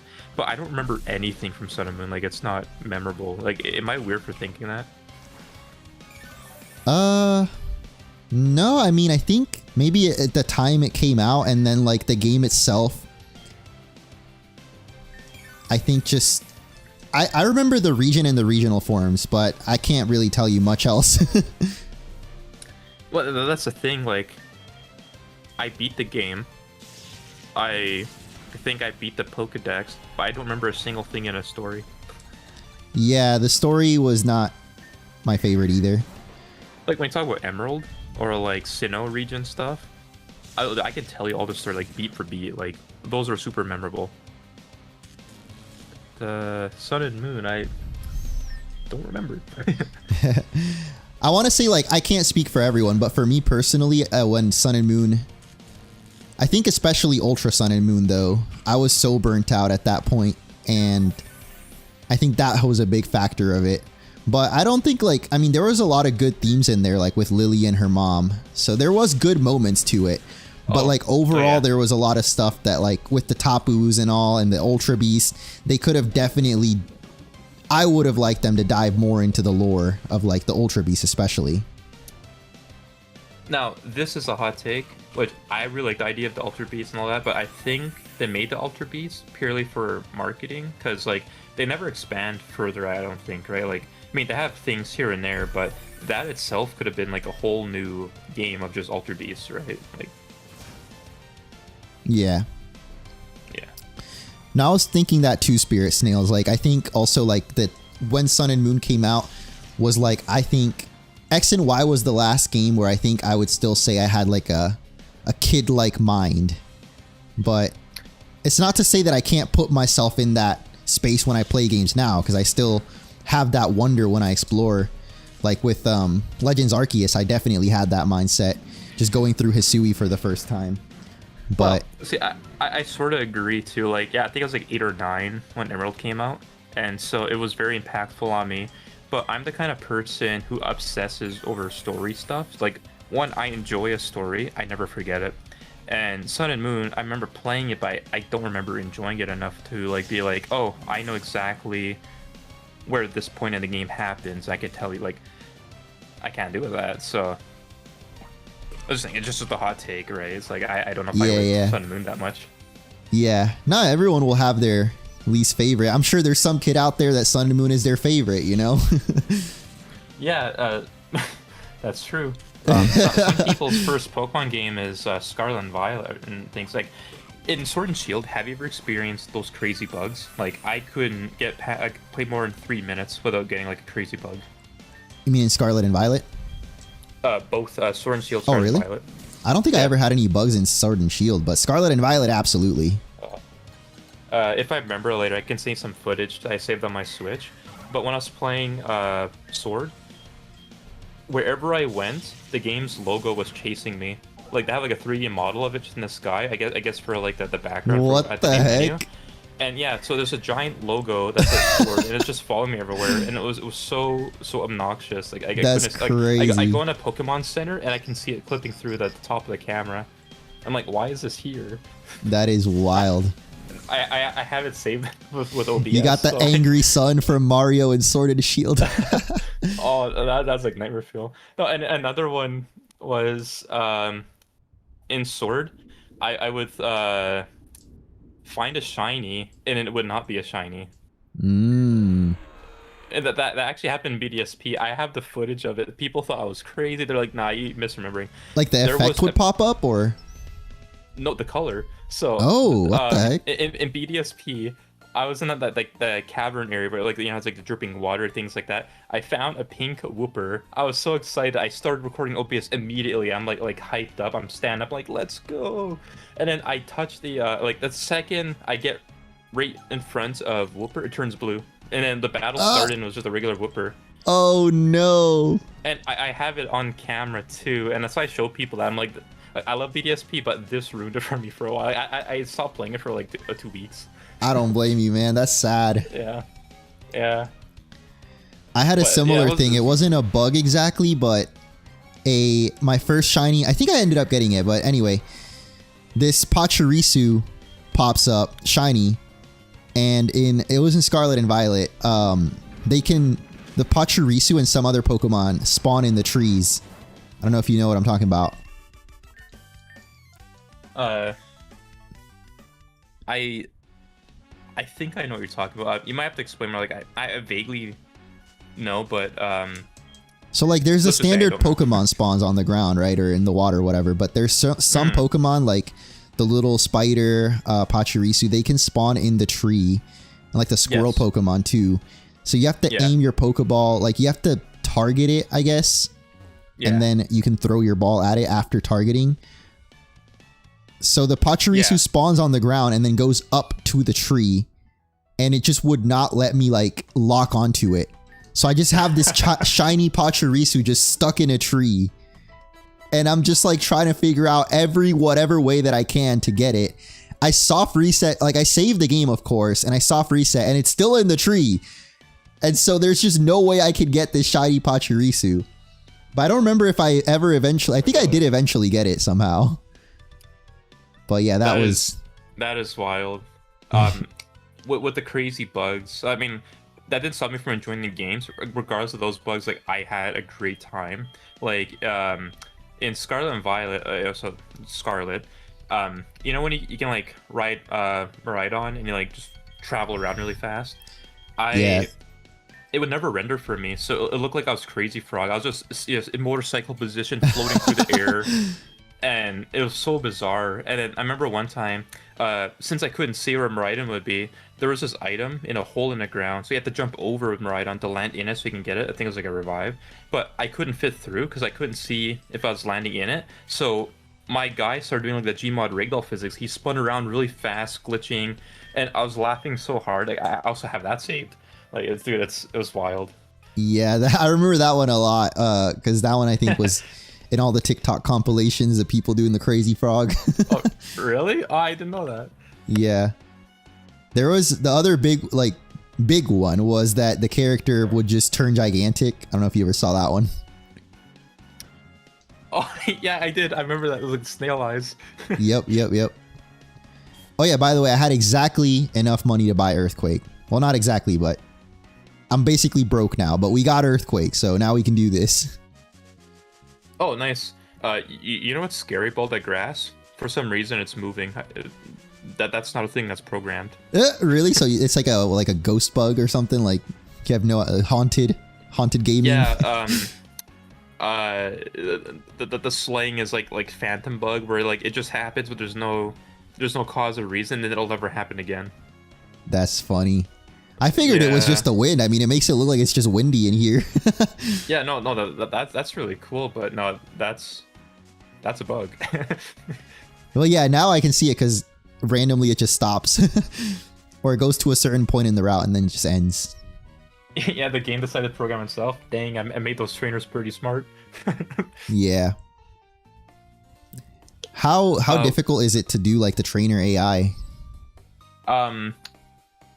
Let's just say I got close to pulling up my hair. Like, you have to kind of think of it in a way where when you're building it, you have to think of every possible scenario that a trainer might do, even if they don't do it. So the way it works is there's a threshold of weighing options. So they have like 10 options or maybe even 15. I can't remember. So they have like healing options, detecting for HP, type matching primary, secondary types, ability typings, move sets they could possibly learn through the Pokedex, your team if they see it. So there's a lot of things that you have to program and add. And then when you do that, you can have it calculate a deciding factor, which then they can throw into the battle. None of my Pokemon can learn Earthquake. Really? Oh my god, don't you anything in your party? No, Grovyle. I thought Grovyle might be able to, but let me check the box. Marsh Stomp might be able to, or Swampert. I mean, Nincada is a ground type, but you know, this is cheating, but I can trade you a Pokemon right now. My trading system's so strong, I can trade to you from my engine. Oh wow. Wait, like, so I would have to give something up or what? No, you have to give me something. Okay. I was like, you can just make it appear in my PC? That's crazy. All right, hold on. Let me see if either of these can learn it. I don't think so, but yeah, no one can learn it. Oh, also, I don't know if you noticed, but Toxic doesn't work at all on my version, at least. Oh, really? Yeah, like he was not taking toxic damage. I can't remember if Toxic is 100% poison, but it actually, weirdly, it did damage when I used the move. So it almost treated it like it was an attack. Oh, you know what? That might be the soft pointer thing, because it was supposed to deal damage and then poison. Wait, sorry, what is it? Yeah, it was supposed to deal damage and then poison.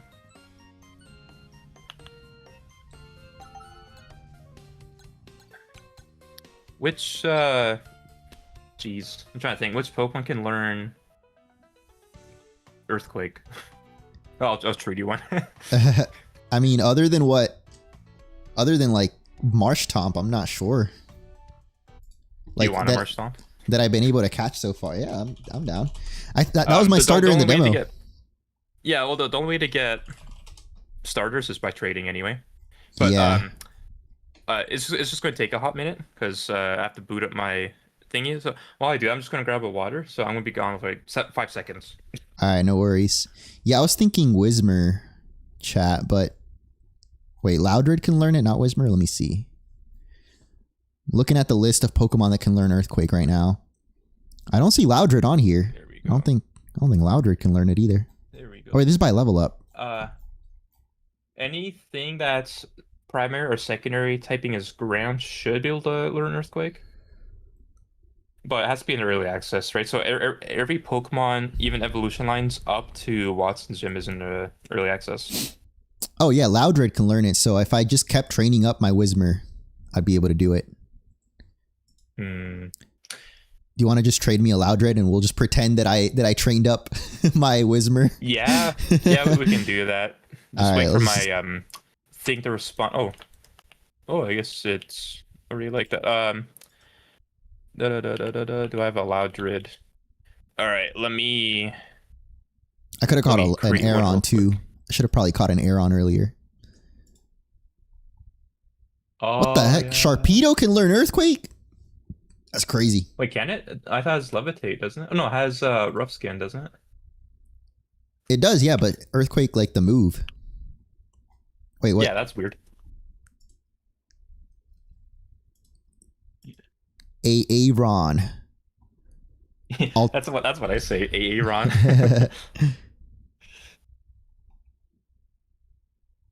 I'm just warming up my tool here, and then Marshtomp or Loudred? We'll do Loudred, just so it doesn't seem too cheap. Yeah, I mean, like I said, the only way to get the other starters right now, before post game, is by trading. So. Yeah. All right, I'm gonna go use the bathroom real quick then. Okay. If anyone has any questions, I can probably answer them.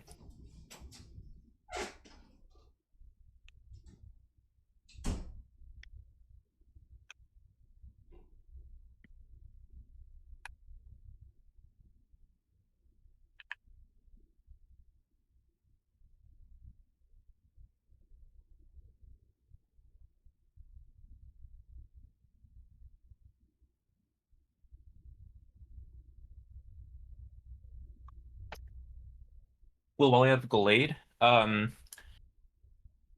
think so. I think because it has a shiny Ralts, I think the shiny Glade will probably be pretty cool.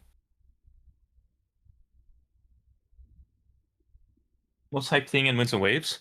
I don't know if it was real, but I saw like you have like overworld flying they can do, like Legends Arceus or like in Aurassian you can fly over the map. That looks pretty cool. I'm chill. Oh, yeah, I'm drinking a cold water. It's pretty cold.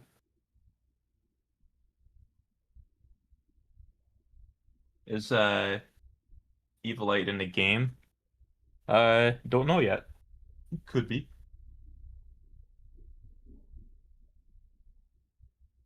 Let's see. Just gotta get that Loudred.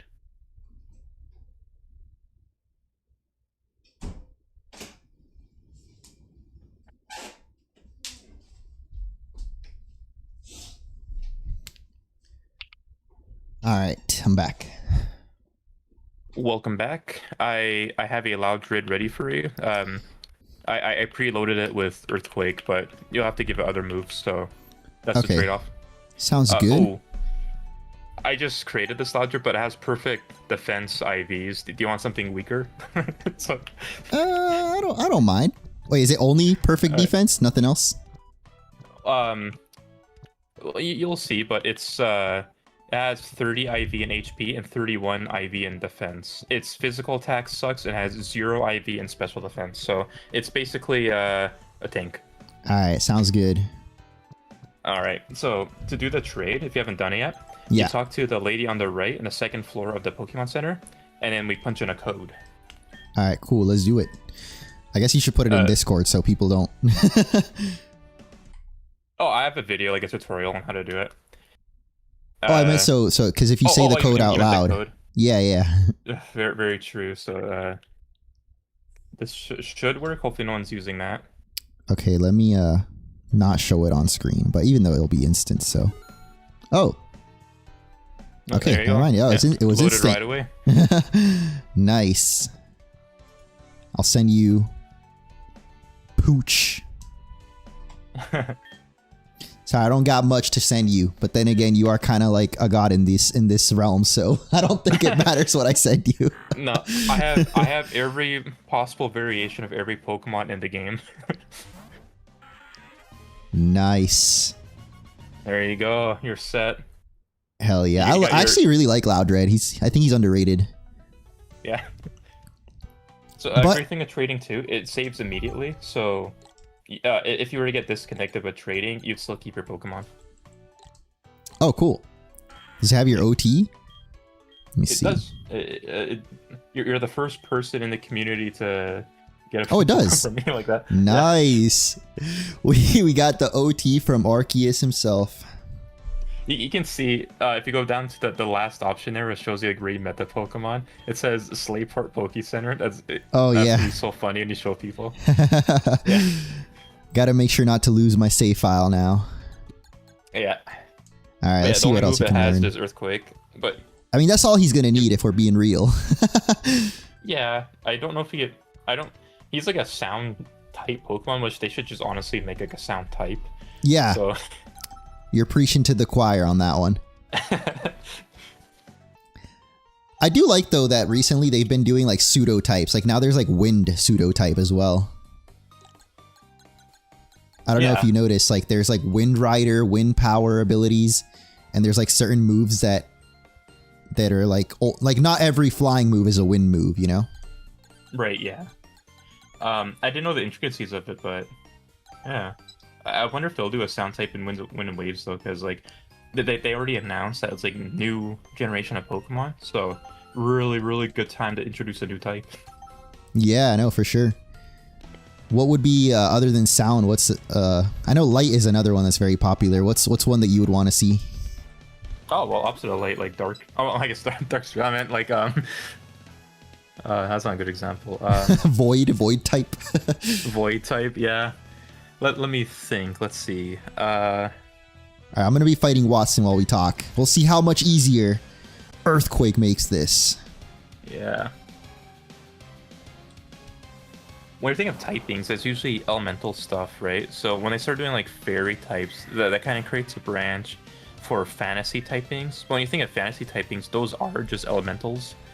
So. Oh my goodness!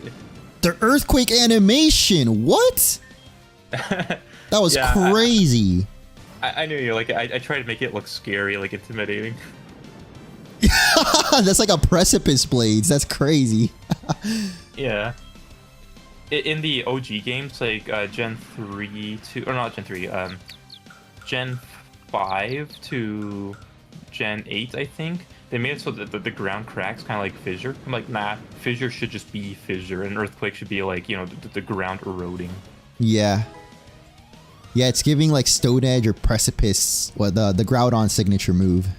Or maybe it's actually only in a trailer. private. In a trailer, actually, I animated that. Oh, you know, that's actually on my thumbnail for this stream. So, for like the screenshot from the trailer of Groudon, and I'm just noticing, yeah, he has the spikes in front of him. Yeah, and dude, there's so much detail in the Groudon and Kyogre shot, but both shots are like 2 seconds long. Yeah. I'm excited to see that in the final version, though. I love that. Oh my god, that cutscene where Daddy Rayquaza has to step in and separate the kids. That's in the video, but right now it's not in the full game, just because it's easier on systems just to load directly to main menu instead of loading like an MP4. But there is a way to make it run well. I'm gonna do everything in one big patch, so I'm not doing like intermittent patches where people have to keep updating, downloading, blah blah blah. So it's easier later. Yeah. Yeah, Chow was saying it too, but I think my personal pick would be Cosmic type. Or just something space related. Because there's a lot of like spacey Pokemon. Yeah, I was gonna say that, but when we think the logistics of like how it should work, like what is Cosmic, right? Like if you think about it, it's like, well, there's like rocks, there's like electricity.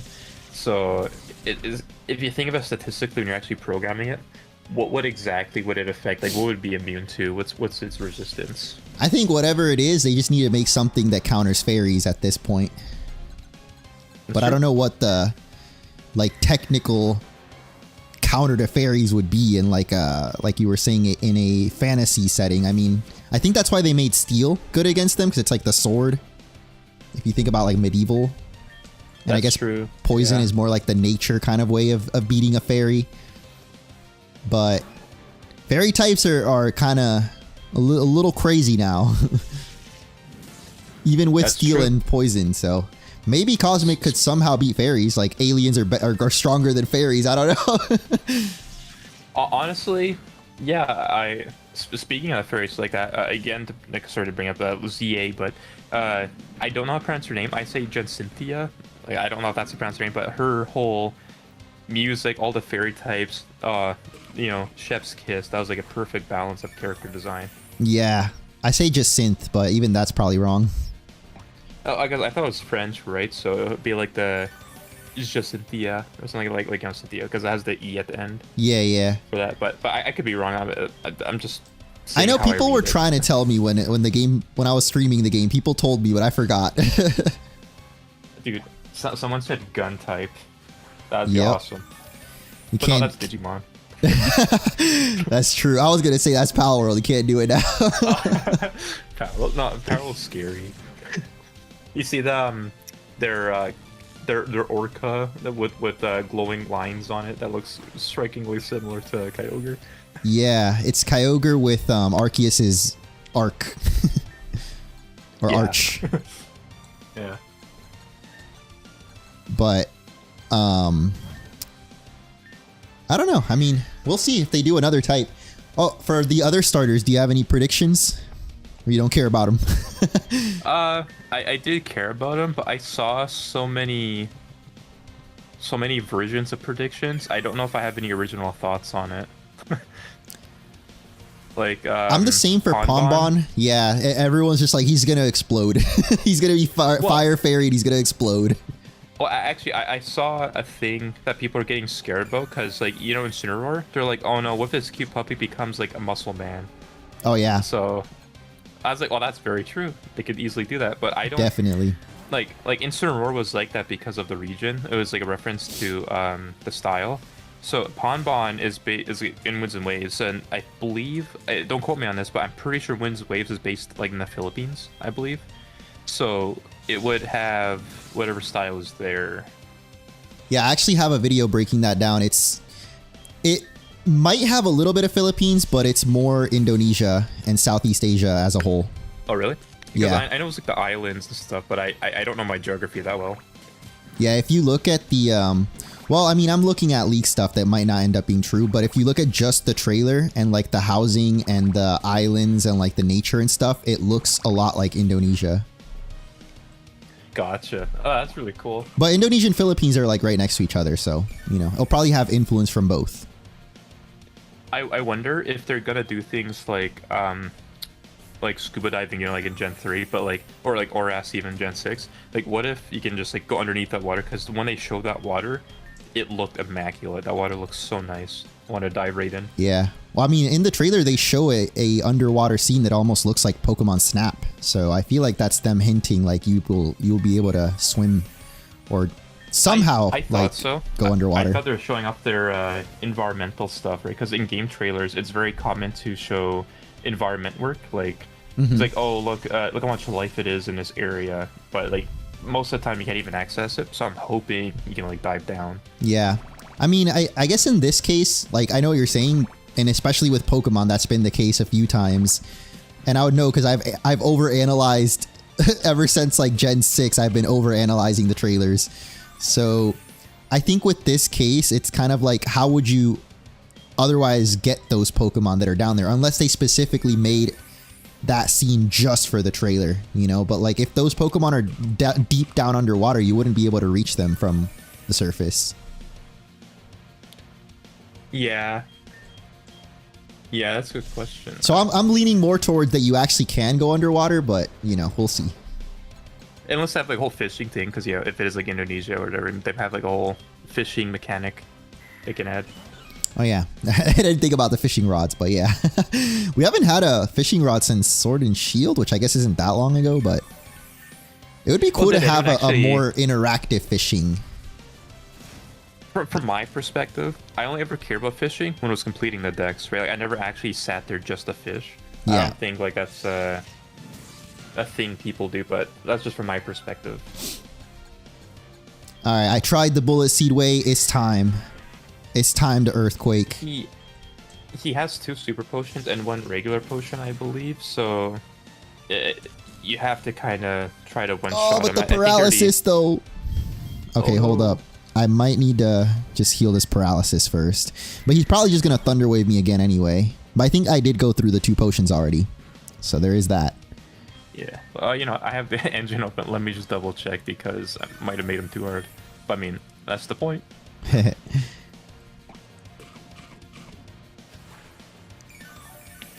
At least, like I said, I don't mind it as long as you have that option there where you can buy Earthquake. If there was no Earthquake TM and no Pokemon that can learn any ground type moves other than Marshtomp, then I would say it's like kind of unfair. But like, just giving players the tools, you know what I mean?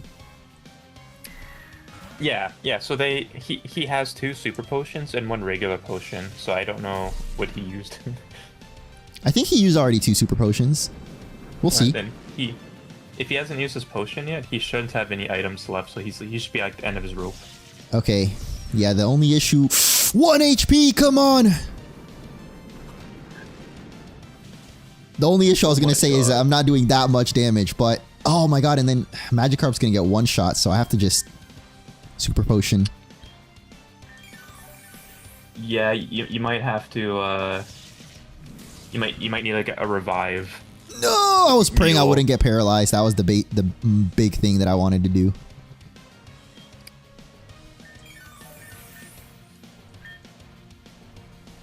Okay, he went Thunder Wave. Yeah. That's fine. I just need to like them. break through paralysis once and we'll be good. Oh, he potioned again! Well, he had regular potion, not super potion. Oh, okay, so that was the last one then, because he had 2 super potions and 1 regular potion. Okay, then we should be good as long as I can break through. I'm out of Earthquake PP! Are you? You can't script this, man. You cannot script this, I swear. Oh my god. No, I'm fine. I'll be fine. Don't worry. We got this. We got this. I know it's weird me asking, because like I do all the insane research when making these, but is there any items that actually give you PP during battle? Yeah, there's berries called the Lepa Berry, I believe. And then I didn't really access. There is ethers and elixirs and stuff like that. Oh, that's right. You should have an ether, unless you didn't buy one. Oh, I do have an ether. Well, I probably should have used that earlier. Yeah. Or, yeah, I mean, well, if you send out your Magikarp, he might use like another Thunder Wave or try to paralyze you. Oh, he crit me! That son of a gun. No way. No, I'm not giving up yet. Look, my trainer knows, bro. My trainer knows. We got this. I know it's a sour time to ask, but you know, you gotta admit that crit animation looks pretty cool. It's impact frames. Oh yeah, absolutely. I noticed that immediately. Okay, I'm debating. I don't remember if my Grovyle was paralyzed or not, because a bullet seed at this range, if I can hit at least twice, will kill it. But because there seems to be a thing, I think I brought it up to you, that when you revive it, the paralysis persists. So if I revive Loudred, he'll still be paralyzed. So I'm gonna try to revive my Grovyle and hope he's not paralyzed. Yeah. See, now imagine this. I had the current state of early access, but imagine if I had Nuzlocke mode where you're not allowed to use items or something. Oh yeah, that'd be crazy. I mean, if you in the final version, if you add that, I'm sure people would like it. Yeah. Oh, I am paralyzed. No. Oh no. Okay, we just got to get through one paralysis, please. I was thinking of letting players decide like how to want their Nuzlocke go, so I was gonna make like a Nuzlocke builder menu, like a tool for the game. I think I'm cooked. No! Oh no. I love the slow motion though when you white out. Yeah, this is an anime reference. I was like, it'd be really cool if it looks like you're like fainting or something. It hurts. It hurts. Oh, you're so close. Well, you have the strat now. You just maybe remember to use that ether. Yeah, no, for sure. All right, well, I think I'll call it off here for like the interview and chat and stuff. I'll probably keep playing for a little bit longer, but or at least try to beat Wattson. Yeah, definitely. But no, it was really cool. I guess catching up at this point as well. Oh, definitely. Yeah, and anytime you just want to hang out, like on stream, off stream, whatever, yeah, just let me know. Yeah, for sure, dude. I wish you the best of luck with everything. Rest up. Hope you and was it Smokey? Have a good one. Yeah, I'm gonna go take a nap. So it was nice talking to you. All right, man. Take care. Thank you for all the answers too. I'm sure that people will appreciate that. Yeah, no worries. All right. Bye-bye. All right, take care. Bye.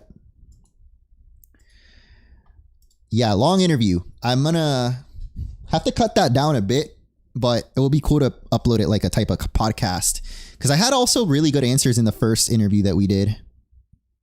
So maybe put them both together, get some answers, or not answers, but just like a podcast type of thing. W Panic, for real. Put some W's in the chat for Panic, guys. And again, you can check out his channel. He has a YouTube channel. He has a TikTok where he uploads the whole process, basically. So if you're into game development, highly recommend it. Boom, there it is. And yeah, there's some really cool stuff in here. Like you can see, I've watched most of these videos myself. He goes more in depth into how everything. Wait, I didn't even notice this one. He has like a beta of the scene that I was talking about.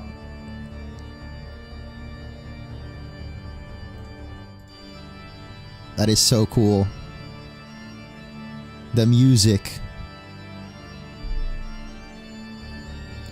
I don't know what this means. I feel like this means something bad, doesn't it? I'm trying to do like a chef's kiss. Braxy, I remember in middle school, people would do this. What is that? What does this mean, chat? I need to know. But yeah, this scene looks cool. Oh my god, look at him. The aura on Rayquaza. Anyway, let's lock in because I do want to try to beat the demo today. So we just got to beat Wattson. We just got to beat Wattson. Kind of crazy. I'm the first person to get a Pokemon from the developer. We have original trainer Panic. We got to keep this Loudred now for good. This Loudred is going to be with us till the end of times. And we do have an Ether. So that's the strat. Oh, also I can put a Citrus Berry on it. Wait, I think you do it from this menu. What do you guys think though? Yeah, he's a very chill guy. He's very open to suggestions. I was happy to see him like not scared to answer things, you know, because I didn't also want to like push it too far, like have him answer things that he shouldn't or anything like that. Oh, by the way, I think I should just soft reset, right? Like I think I saved right before Wattson himself. So I don't know why I'm going all the way back to Slateport City. We should be, yeah, we're in the gym. Okay, cool. Let's give Loudred a Oranberry. I don't think I found Citrus yet. Yeah. Paralysis is very annoying, but his explanation of it makes sense. It's just paralysis is a lot harder in this game than in what you would expect from Gen 6. I think he said it's Gen 6, right? Like the battling mechanics are supposed to be Gen 6. But Earthquake does some pretty good damage. So we should be able to do this, especially if I just use my Ether. What the heck? Okay, I don't know why that was there. Yo, Petro V, wait, what the heck? Oh my god, I forgot to turn notifications back on. Did I miss a bunch of subs or something? Oh no, I didn't. Okay. Petro V, thank you so much for the resub. And welcome back to the Munchy Bunch. I appreciate that. It goes up to literally this gym. This is the end of the demo, although there are a couple of extra battles at the end too.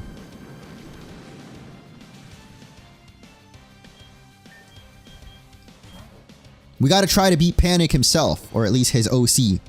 But that dude's at level 30 something. So I'm not sure how we're going to do that one. I have noticed though that Wattson doesn't really go for electric moves with his other Pokemon other than Manectric. And again, it was interesting to hear his thought process for a lot of this stuff, like with Manectric being his ace Pokemon. It kind of makes it feel like it almost lures you into a false sense of security. Like, oh my god, I swept through Wattson's whole team. Like, surely this Manectric can't do anything to me. But then the Manectric just sweeps you. It's different from like what you expect from Pokemon, but it's not necessarily bad when you hear it like that. It does make it feel it's different than expected, I guess you could say. Because you would think like any regular Pokemon game, this dude would be spamming Spark right now. Or maybe not any regular Pokemon game, but in the OG Emerald, I think the AI of the trainer would just be spamming Spark. Now that we got the Oranberry though, I mean that doesn't really make a huge difference. But really it's just the paralysis that's really annoying. I think it also wastes your PP when you're paralyzed. Like, is my Earthquake going to be at 2 now? Let's find out.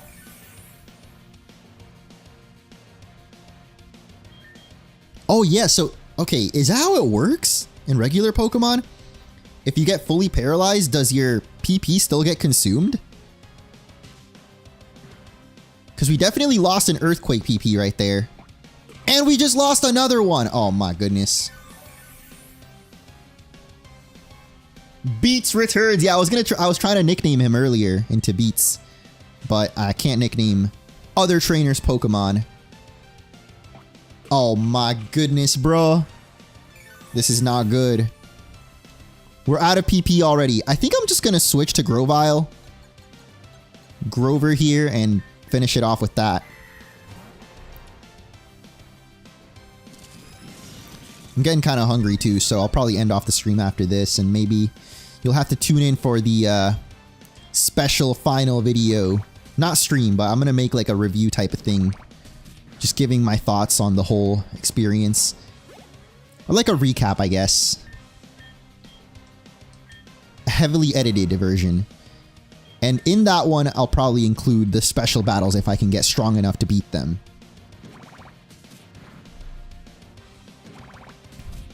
We should at least go check out the game corner though after this. It's like I bought the Harbor. Oh my god, let's go, Grover!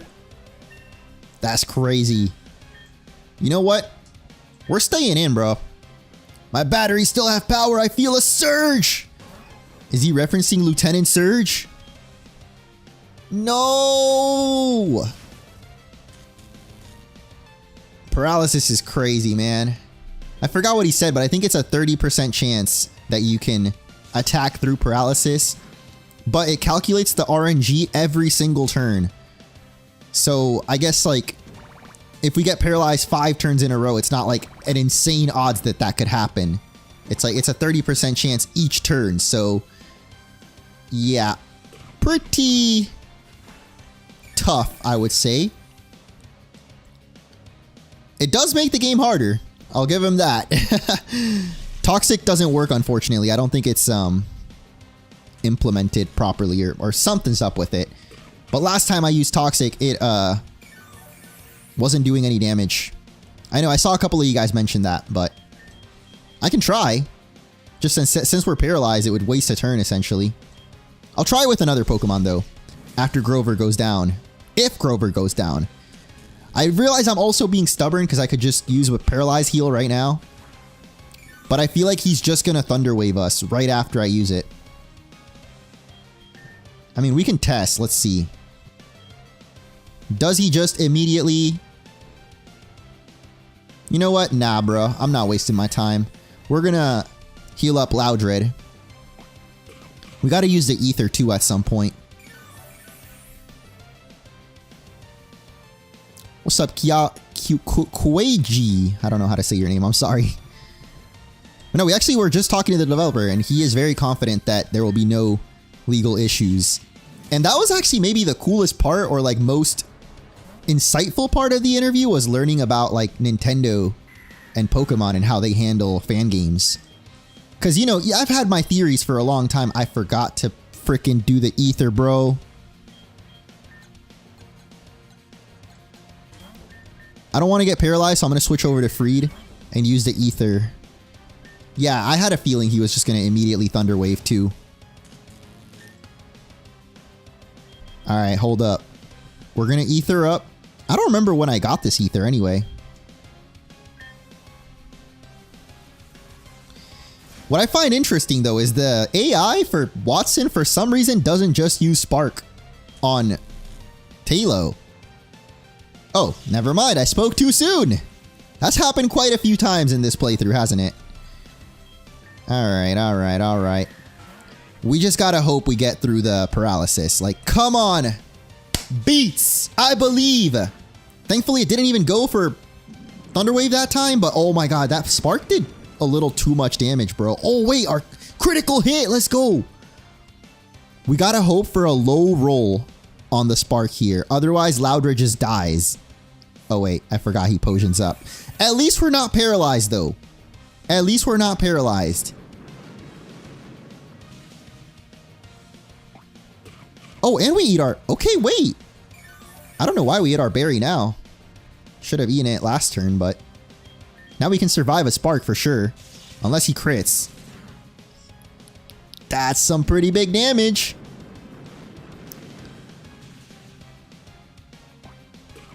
I think I might go for another Earthquake because... I think he's gonna Super Potion again. Yeah, I had a feeling.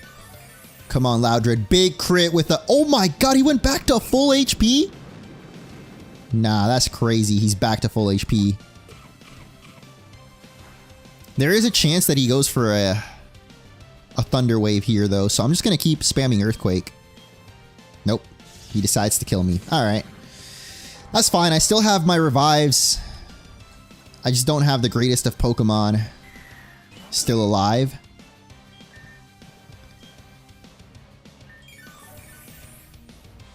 May need a second Earthquakemon at this point. Yeah, the problem is I don't have any. I would have to go back all the way to Dewford and catch an Aeron. And I ain't got time for that.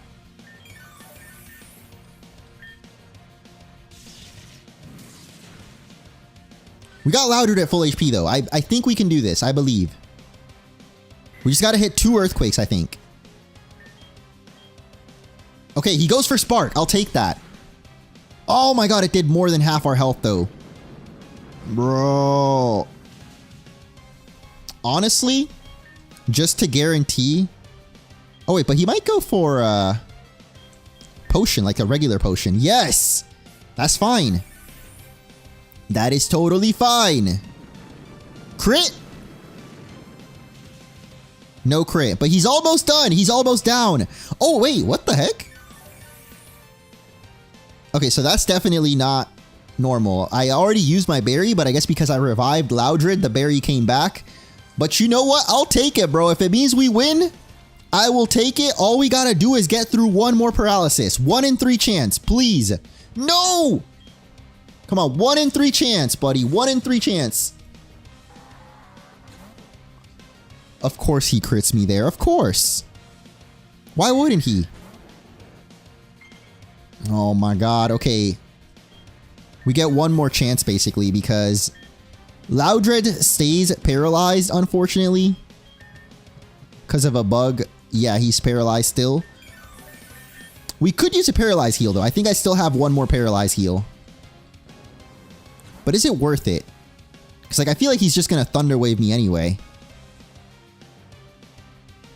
I don't know what's smarter here. I feel like we... Wait, we don't have any more revives anyway. So I was going to say we can go for Electrike and just make sure we're not paralyzed. Or save Electrike and then when we get killed, we revive again. But we have no more revives. So yeah, we're gonna get rid of the paralysis. There is a chance Electrike could kill it. Probably not. Especially now that we're paralyzed. Oh my god, no. Yeah, there's no... I don't know what I thought Electric was going to do there. Spam Leers, yeah. The Earthquake kills it though from this range. The issue is we just gotta hit the Earthquake. We have 1 PP left? No!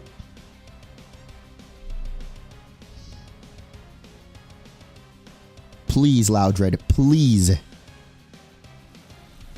30% chance. All we gotta do is hit it. Do you believe?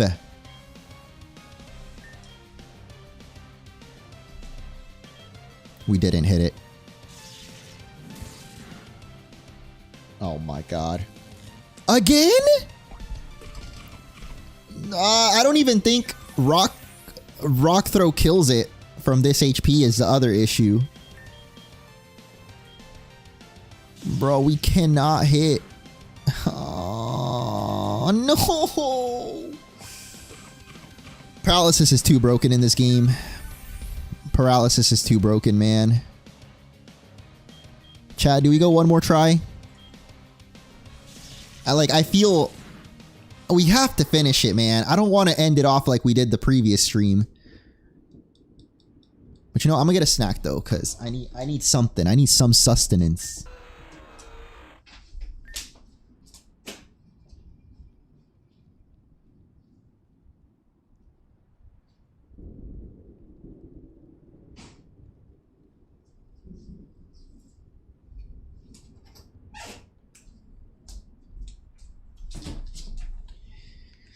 All right.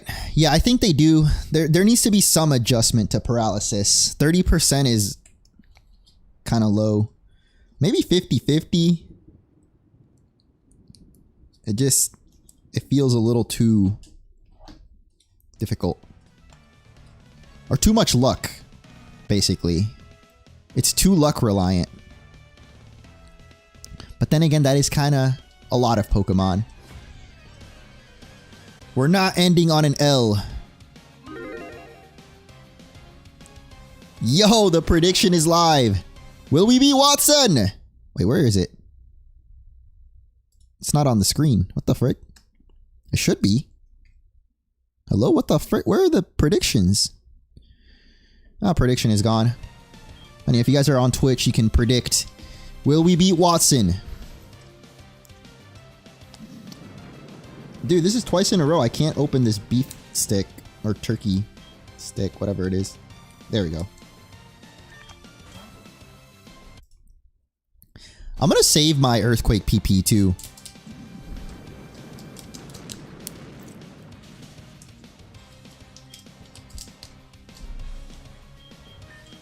Yeah, Wattson is a champion level trainer in this game, bro. Wattson is crazy in this game. Oh my goodness. Should have picked Marshtomp instead. Yep. There's a timeline out there where I just picked Mudkip as my starter, and we would not be struggling at all. Such is life.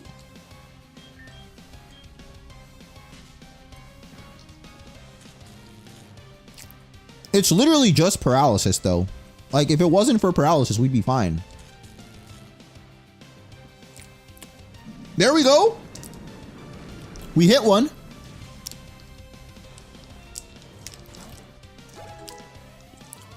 Oh, I forgot to mention in the Brawly Gym, that weird effect that we were getting with the focus energy.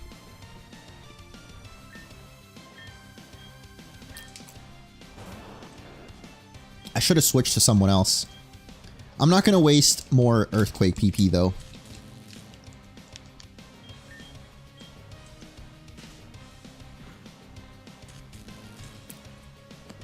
This Voltorb can't do crap. Get out of here.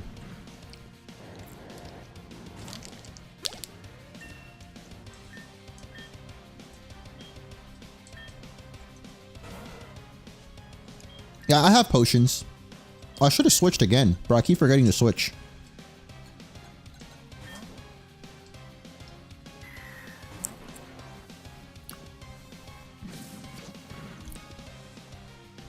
Yeah, we're gonna heal up. We're gonna heal the paralysis as well.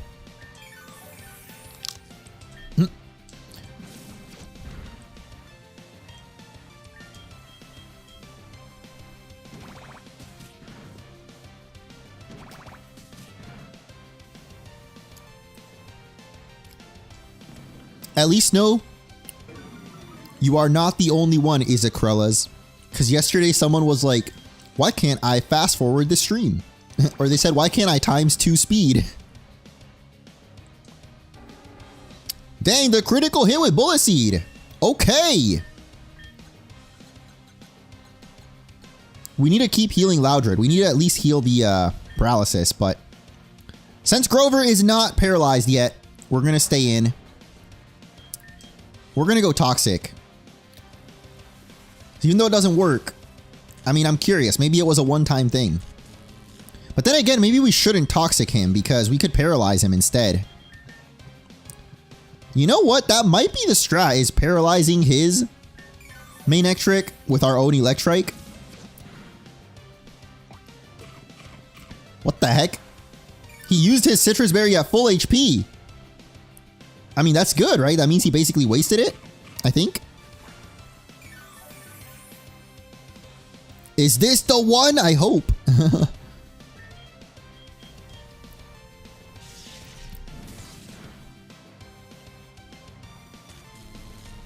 Not with paralysis, though. Oh, wait a minute. Wait a minute. Was that a crit? No! Only twice? Come on, man. Come on, vamonos. Alright. Do we have anyone else to heal right now? I kind of want to keep Grover alive just so we don't waste our revives. Because we have more potions than we do revives, right? I don't know why I only bought 3. I mean, I didn't actually have that much money left. I'm going to try to paralyze him, though.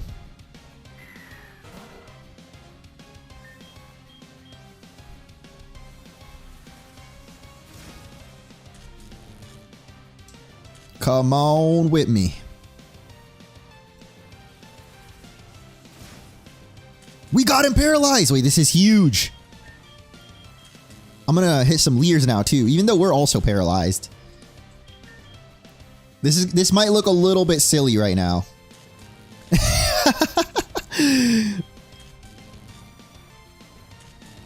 I don't know probability. I was never great at that class or particular part of math. But all I know is if this was real odds, like us getting paralyzed this many times in a row would be crazy. But now that we know it's only a 30% chance, it makes a lot more sense. You dare use my own spells against me? Exactly. That's exactly what we're doing. 2 paralyzed dogs leering at each other. Sounds like a TikTok video. Yeah, statistics are hard. Probability is hard. I think that's the same thing, but... Bro, we're really like... He has not hit us once. What the hell? Like, at this point, I want him to take down my Electrike. Like I said, this is gonna look silly. There we go, finally. My goodness. It's worth it, though, because... If we can hit like one more Leer, maybe we one-shot it with Earthquake. Okay, well, we didn't hit another Leer. We have 2 Leers on him, though. Now, it's all on Beats. He's fully paralyzed. Are you kidding? Are you kidding? What are the odds, bro?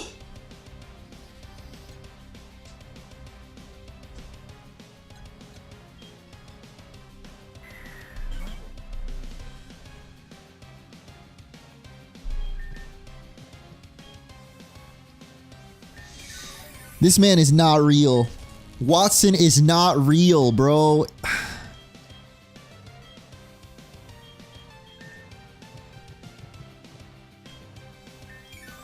He breaks through the paralysis and gets a crit. What the hell? His Thunder Wave didn't work. Oh, I think we just glitched the game. Oh, wait. What? Yeah, his Thunder Wave didn't work for some reason. frick. Now he uses his potion. Oh my god. Wait, is Freed actually going to be the one to do it?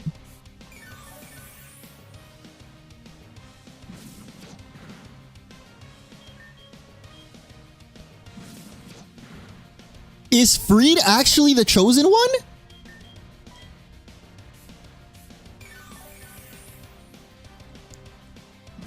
Maybe we never needed Earthquake after all. Maybe all we needed was our own Thunder Wave. You gotta fight fire with fire. You gotta hit him with their own medicine. Talo! The unspoken hero. The least expected. Actually does it. Oh my goodness. Freed has freed us. Oh my god. Fine, I lost. Yeah, you did, buddy. Never forget. You ended up giving me a thrill. Take this badge. Oh, I could almost cry, man. Wow. With the Dynamo badge, Pokemon can use Rock Smash outside of battle. Oh. I didn't think we would break free of that, guys. I'm not gonna lie. We get Shockwave. It never misses. I swell with optimism seeing a promising young trainer like you. Wahaha! Go forth and endeavor. I'm gonna go forth and take a nap, bro. I'm with Panic now, actually. I need to take a nap too. Still, shout out Panic for giving us this Loudred. Put in the work. Absolutely recommend getting yourself something that can use Earthquake against this dude. Though to be honest, I feel it's a little OP that you can get Earthquake this early. Maybe something like Bulldoze, but I guess Bulldoze didn't exist in Gen 3. Congratulations! You made it! Mauville City and defeated Wattson. Unfortunately, the path is blocked until further notice, but I hear they opened up rematches at any Pokemon Center on the second floor. Just talk to the nice lady behind the counter and she can help you out. Have fun and thank you! Let's check this out. He said that apparently you can rematch every single trainer in the game? I thought it was just going to be gym leaders. Welcome. Yes, yes. Got it. Select who you would like. Oh! Oh! Okay, I thought it would just unlock it so you can rematch every trainer. But you have to actually call a trainer up. And it tells you what their team is. That's pretty cool. Recommended level 30. Do you still get experience? I'm assuming you do, right? Let me heal up first. I don't even know if I already did. Yeah, I heard about the Hundo Mewtwo in Pokemon Go. I haven't actually gotten mine yet. I was gonna get it, and then I realized I had to re-download Pokemon Go, and I was just like... I should, though. Just because why not? Alright, you know what? Let's see. Wattson at level 40? What do you mean Wattson's level 40 now? That's crazy. Oh, frick. Wait, do we... I should have saved. Oh my goodness. Level 36. We fight him in his gym, though. I wonder if for the other trainers, it'll rematch them wherever they... What the f... You know what? Free experience. Yeah, our team actually does gain experience. I'll take the free experience, bro. Thank you. Wait, what?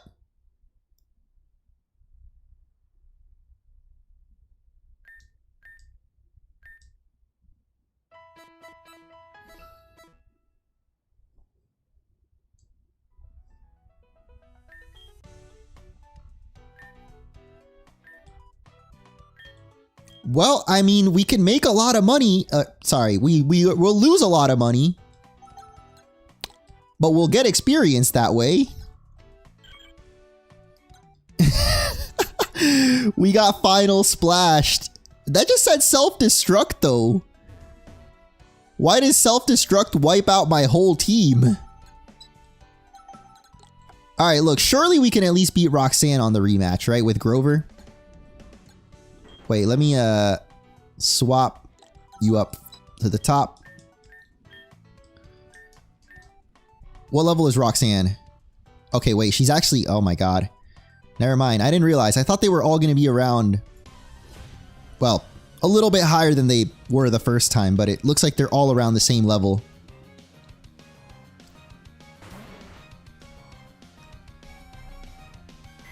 I don't know. I mean, 4 times super effective bullet seed? Maybe. Maybe. If we hit 5 times. Oh wait, we're in Wattson's gym still. Do all the rematches take place in Wattson's gym then? Well, there we go. This is where I wish we had Rock Smash TM. I'm probably slower, aren't I? Oh my god, you have a full restore. Oh, this girl's crazy. Okay, yeah, no, we can't. What do you mean you still attack? You can't use items in these. Okay, that actually makes sense, to be fair.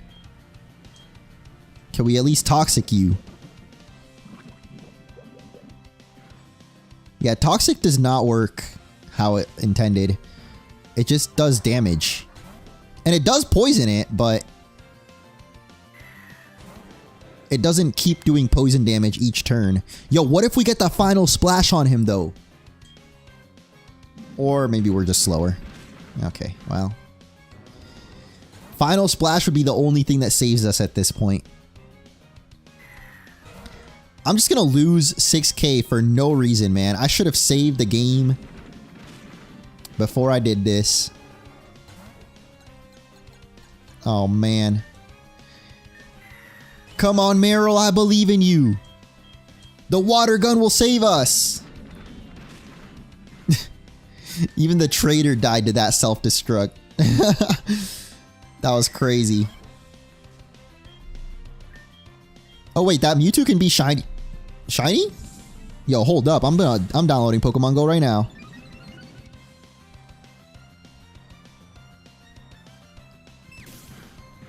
We're gonna do this live, chat. What the heck? Dude, is Freed just invincible? Like, y'all see that? Freed just took no damage. Maybe we dodged it. Maybe Freed is this chosen one. Or maybe we die right now. Okay, yeah. Goodbye. Man. I don't think my Wi-Fi is working either, so... Don't think I can download Pokemon Go. Alright, let's go see the end of this, because he did say there's something special if we go to the Verdant Turf Cave. Also in the game corner, I think we can get something now. Well, I don't think we can get anything, but we can trade for the Harbor Mail for the coin case. Wait, where's Wally? My computer's connected, like with a wire.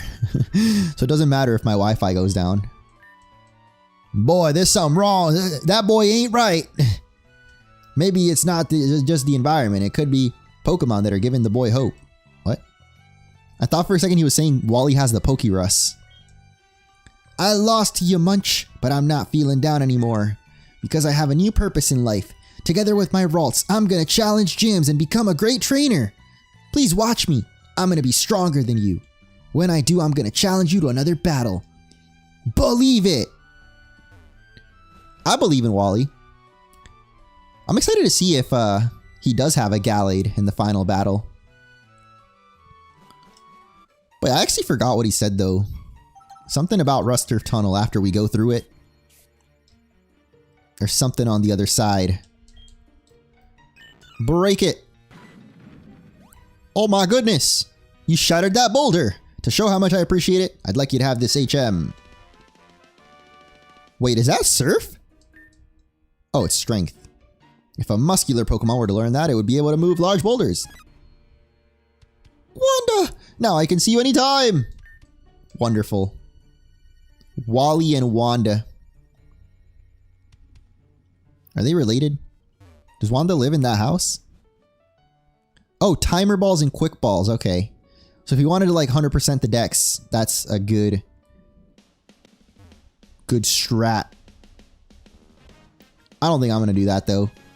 I do want to eventually try to beat his OC though. But like, man, we're going to need a lot of training. Which like, they do actually give you the tools to do that with the trainer rematches. You just got to fight not the gym leaders basically. And you might be able to get enough experience. Did we ever get the bike? Oh, we did get the bike. Wait a minute. What's the hotkey? Oh, I don't think it works with controller. Like similarly with the old rod, it says press F to use. The bike is R. But yeah, none of my controller buttons do it. But the keyboard does. Look at us. Zoom in. That means we can go to the cycling road. I'm down to check it out. What the heck? Wait, we could have just walked up here? Alright, well that's not intentional. At least I don't think. We can walk in the cycling road. It might not be finished then. Like there might not even be trainers here. Oh, there are. Never mind. Magic Carpet level 20? Someone said to evolve it. Let me see. No, we're level 15. This game is ruining Pokemon for me. Wait, do you mean that in a good or a bad way? Yo, what's up with Loudred's tail? Is that just like an exhaust pipe? Because he's like a sound Pokemon, you know? He's got to have the release pipe. You know what I mean? But then even that sounds weird, having a release pipe. Maybe if you blow into the hole, Loudred makes a sound. Like an oboe. Not an oboe, like a trombone. Anyway. I don't think I want to fight all the cycling road trainers though. So let's get back. And we'll check out the game corner. We'll wrap it up with that. Because I highly doubt that I can beat any of the OC trainers. The one dude had a level 36, right? So we will definitely have to do some training at some point. I'm probably not going to stream any of that. But we will wrap this up by checking out the game corner at least. Yeah, I don't recommend blowing a Loudred either. Oh wait, where do we get the coin case? Ah! Jump scare. The void. I want to say it's this house right here. Time for a little gamba, that's right. If I had a bike, I'd be able to get to Slateport and do some shopping. Then I could buy a harbor mail, or you can just have mine. You're welcome. I really like that he mentioned that there's going to be like a lot of side quests. Like, but a 30-hour side quest to get to Champion Red is insane. Like, it makes me wonder what the side quest is. Maybe you have to complete the whole Pokedex or the whole Kanto Dex. 'Cause I don't think it's like the side quest itself takes 30 hours, but rather like you have to play 30 hours of the game. Like, it's like a thing you do as you're playing the game. Maybe I'm wrong though, but it is exciting. And we did see Team Rocket Grunt went back here. Come on, we got to get through there. I did see him mention some people are breaking the game already too, but I don't know if, like, for example, if you could walk through walls here, would it actually lead you anywhere?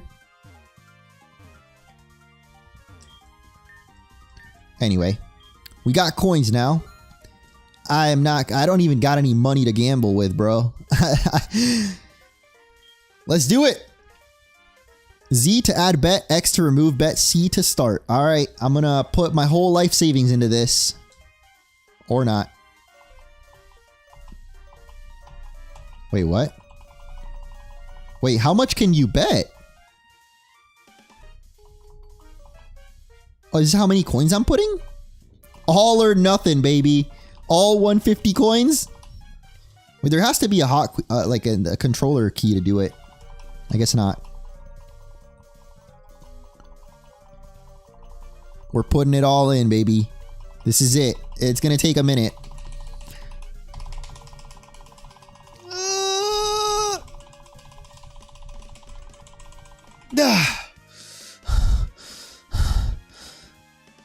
Let's do it! Literally my remaining savings. I got nothing after this. 1! What? That didn't do anything. 1! We got a 7! 2! What? Oh, you have to do them in order. Wait, what the f- I think I just broke the machine. Wait, what? I won? What did I win?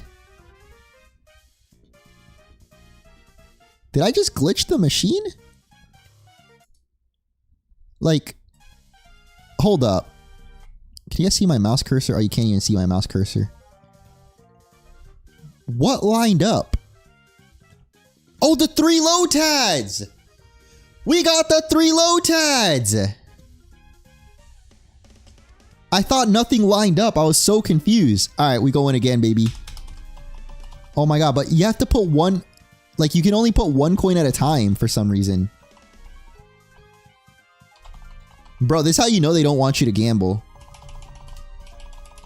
Because you literally have to put in 1 coin at a time. I can't... This is gonna take way too long. Okay, yeah, no, we're not doing this. We'll do 100. Let's go. I don't know why the first time, though. I pressed Z. And then I pressed C. And it resets it. Wait, what? Wait, I'm going in debt. Look at the top right. Bro, I'm in debt right now. What happens if we go to 999?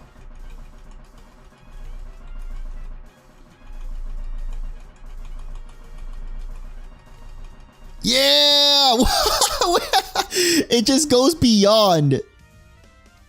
It goes even beyond what you're allowed to do.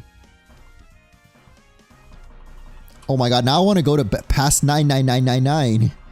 No, that's not... It's gonna take too long. How much debt can we accrue? That depends. We're in Japan, so I don't think it's accurate. But if we were in America, we're definitely going way past this. Yeah, this is still Gamma Emerald. I didn't suddenly get sponsored by... what's that one website? Alright, is this enough, guys? Are we enough in debt? I think this is good enough. Alright. 1, 2. No!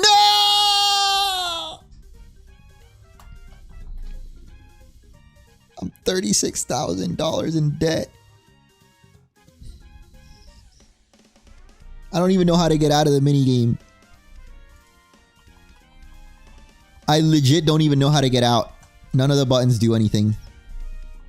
I think this is it. This is my trap. This is my punishment. I can't leave the game corner. I'm basically a prisoner in the game corner now because of how in debt I am to them. Legit can't leave, by the way. Oh! I don't know what I press. I literally just spam buttons on my keyboard and... On that note, I think we're going to end off the stream. Leave a like if you enjoyed. And I'll see you guys later in the week. with something.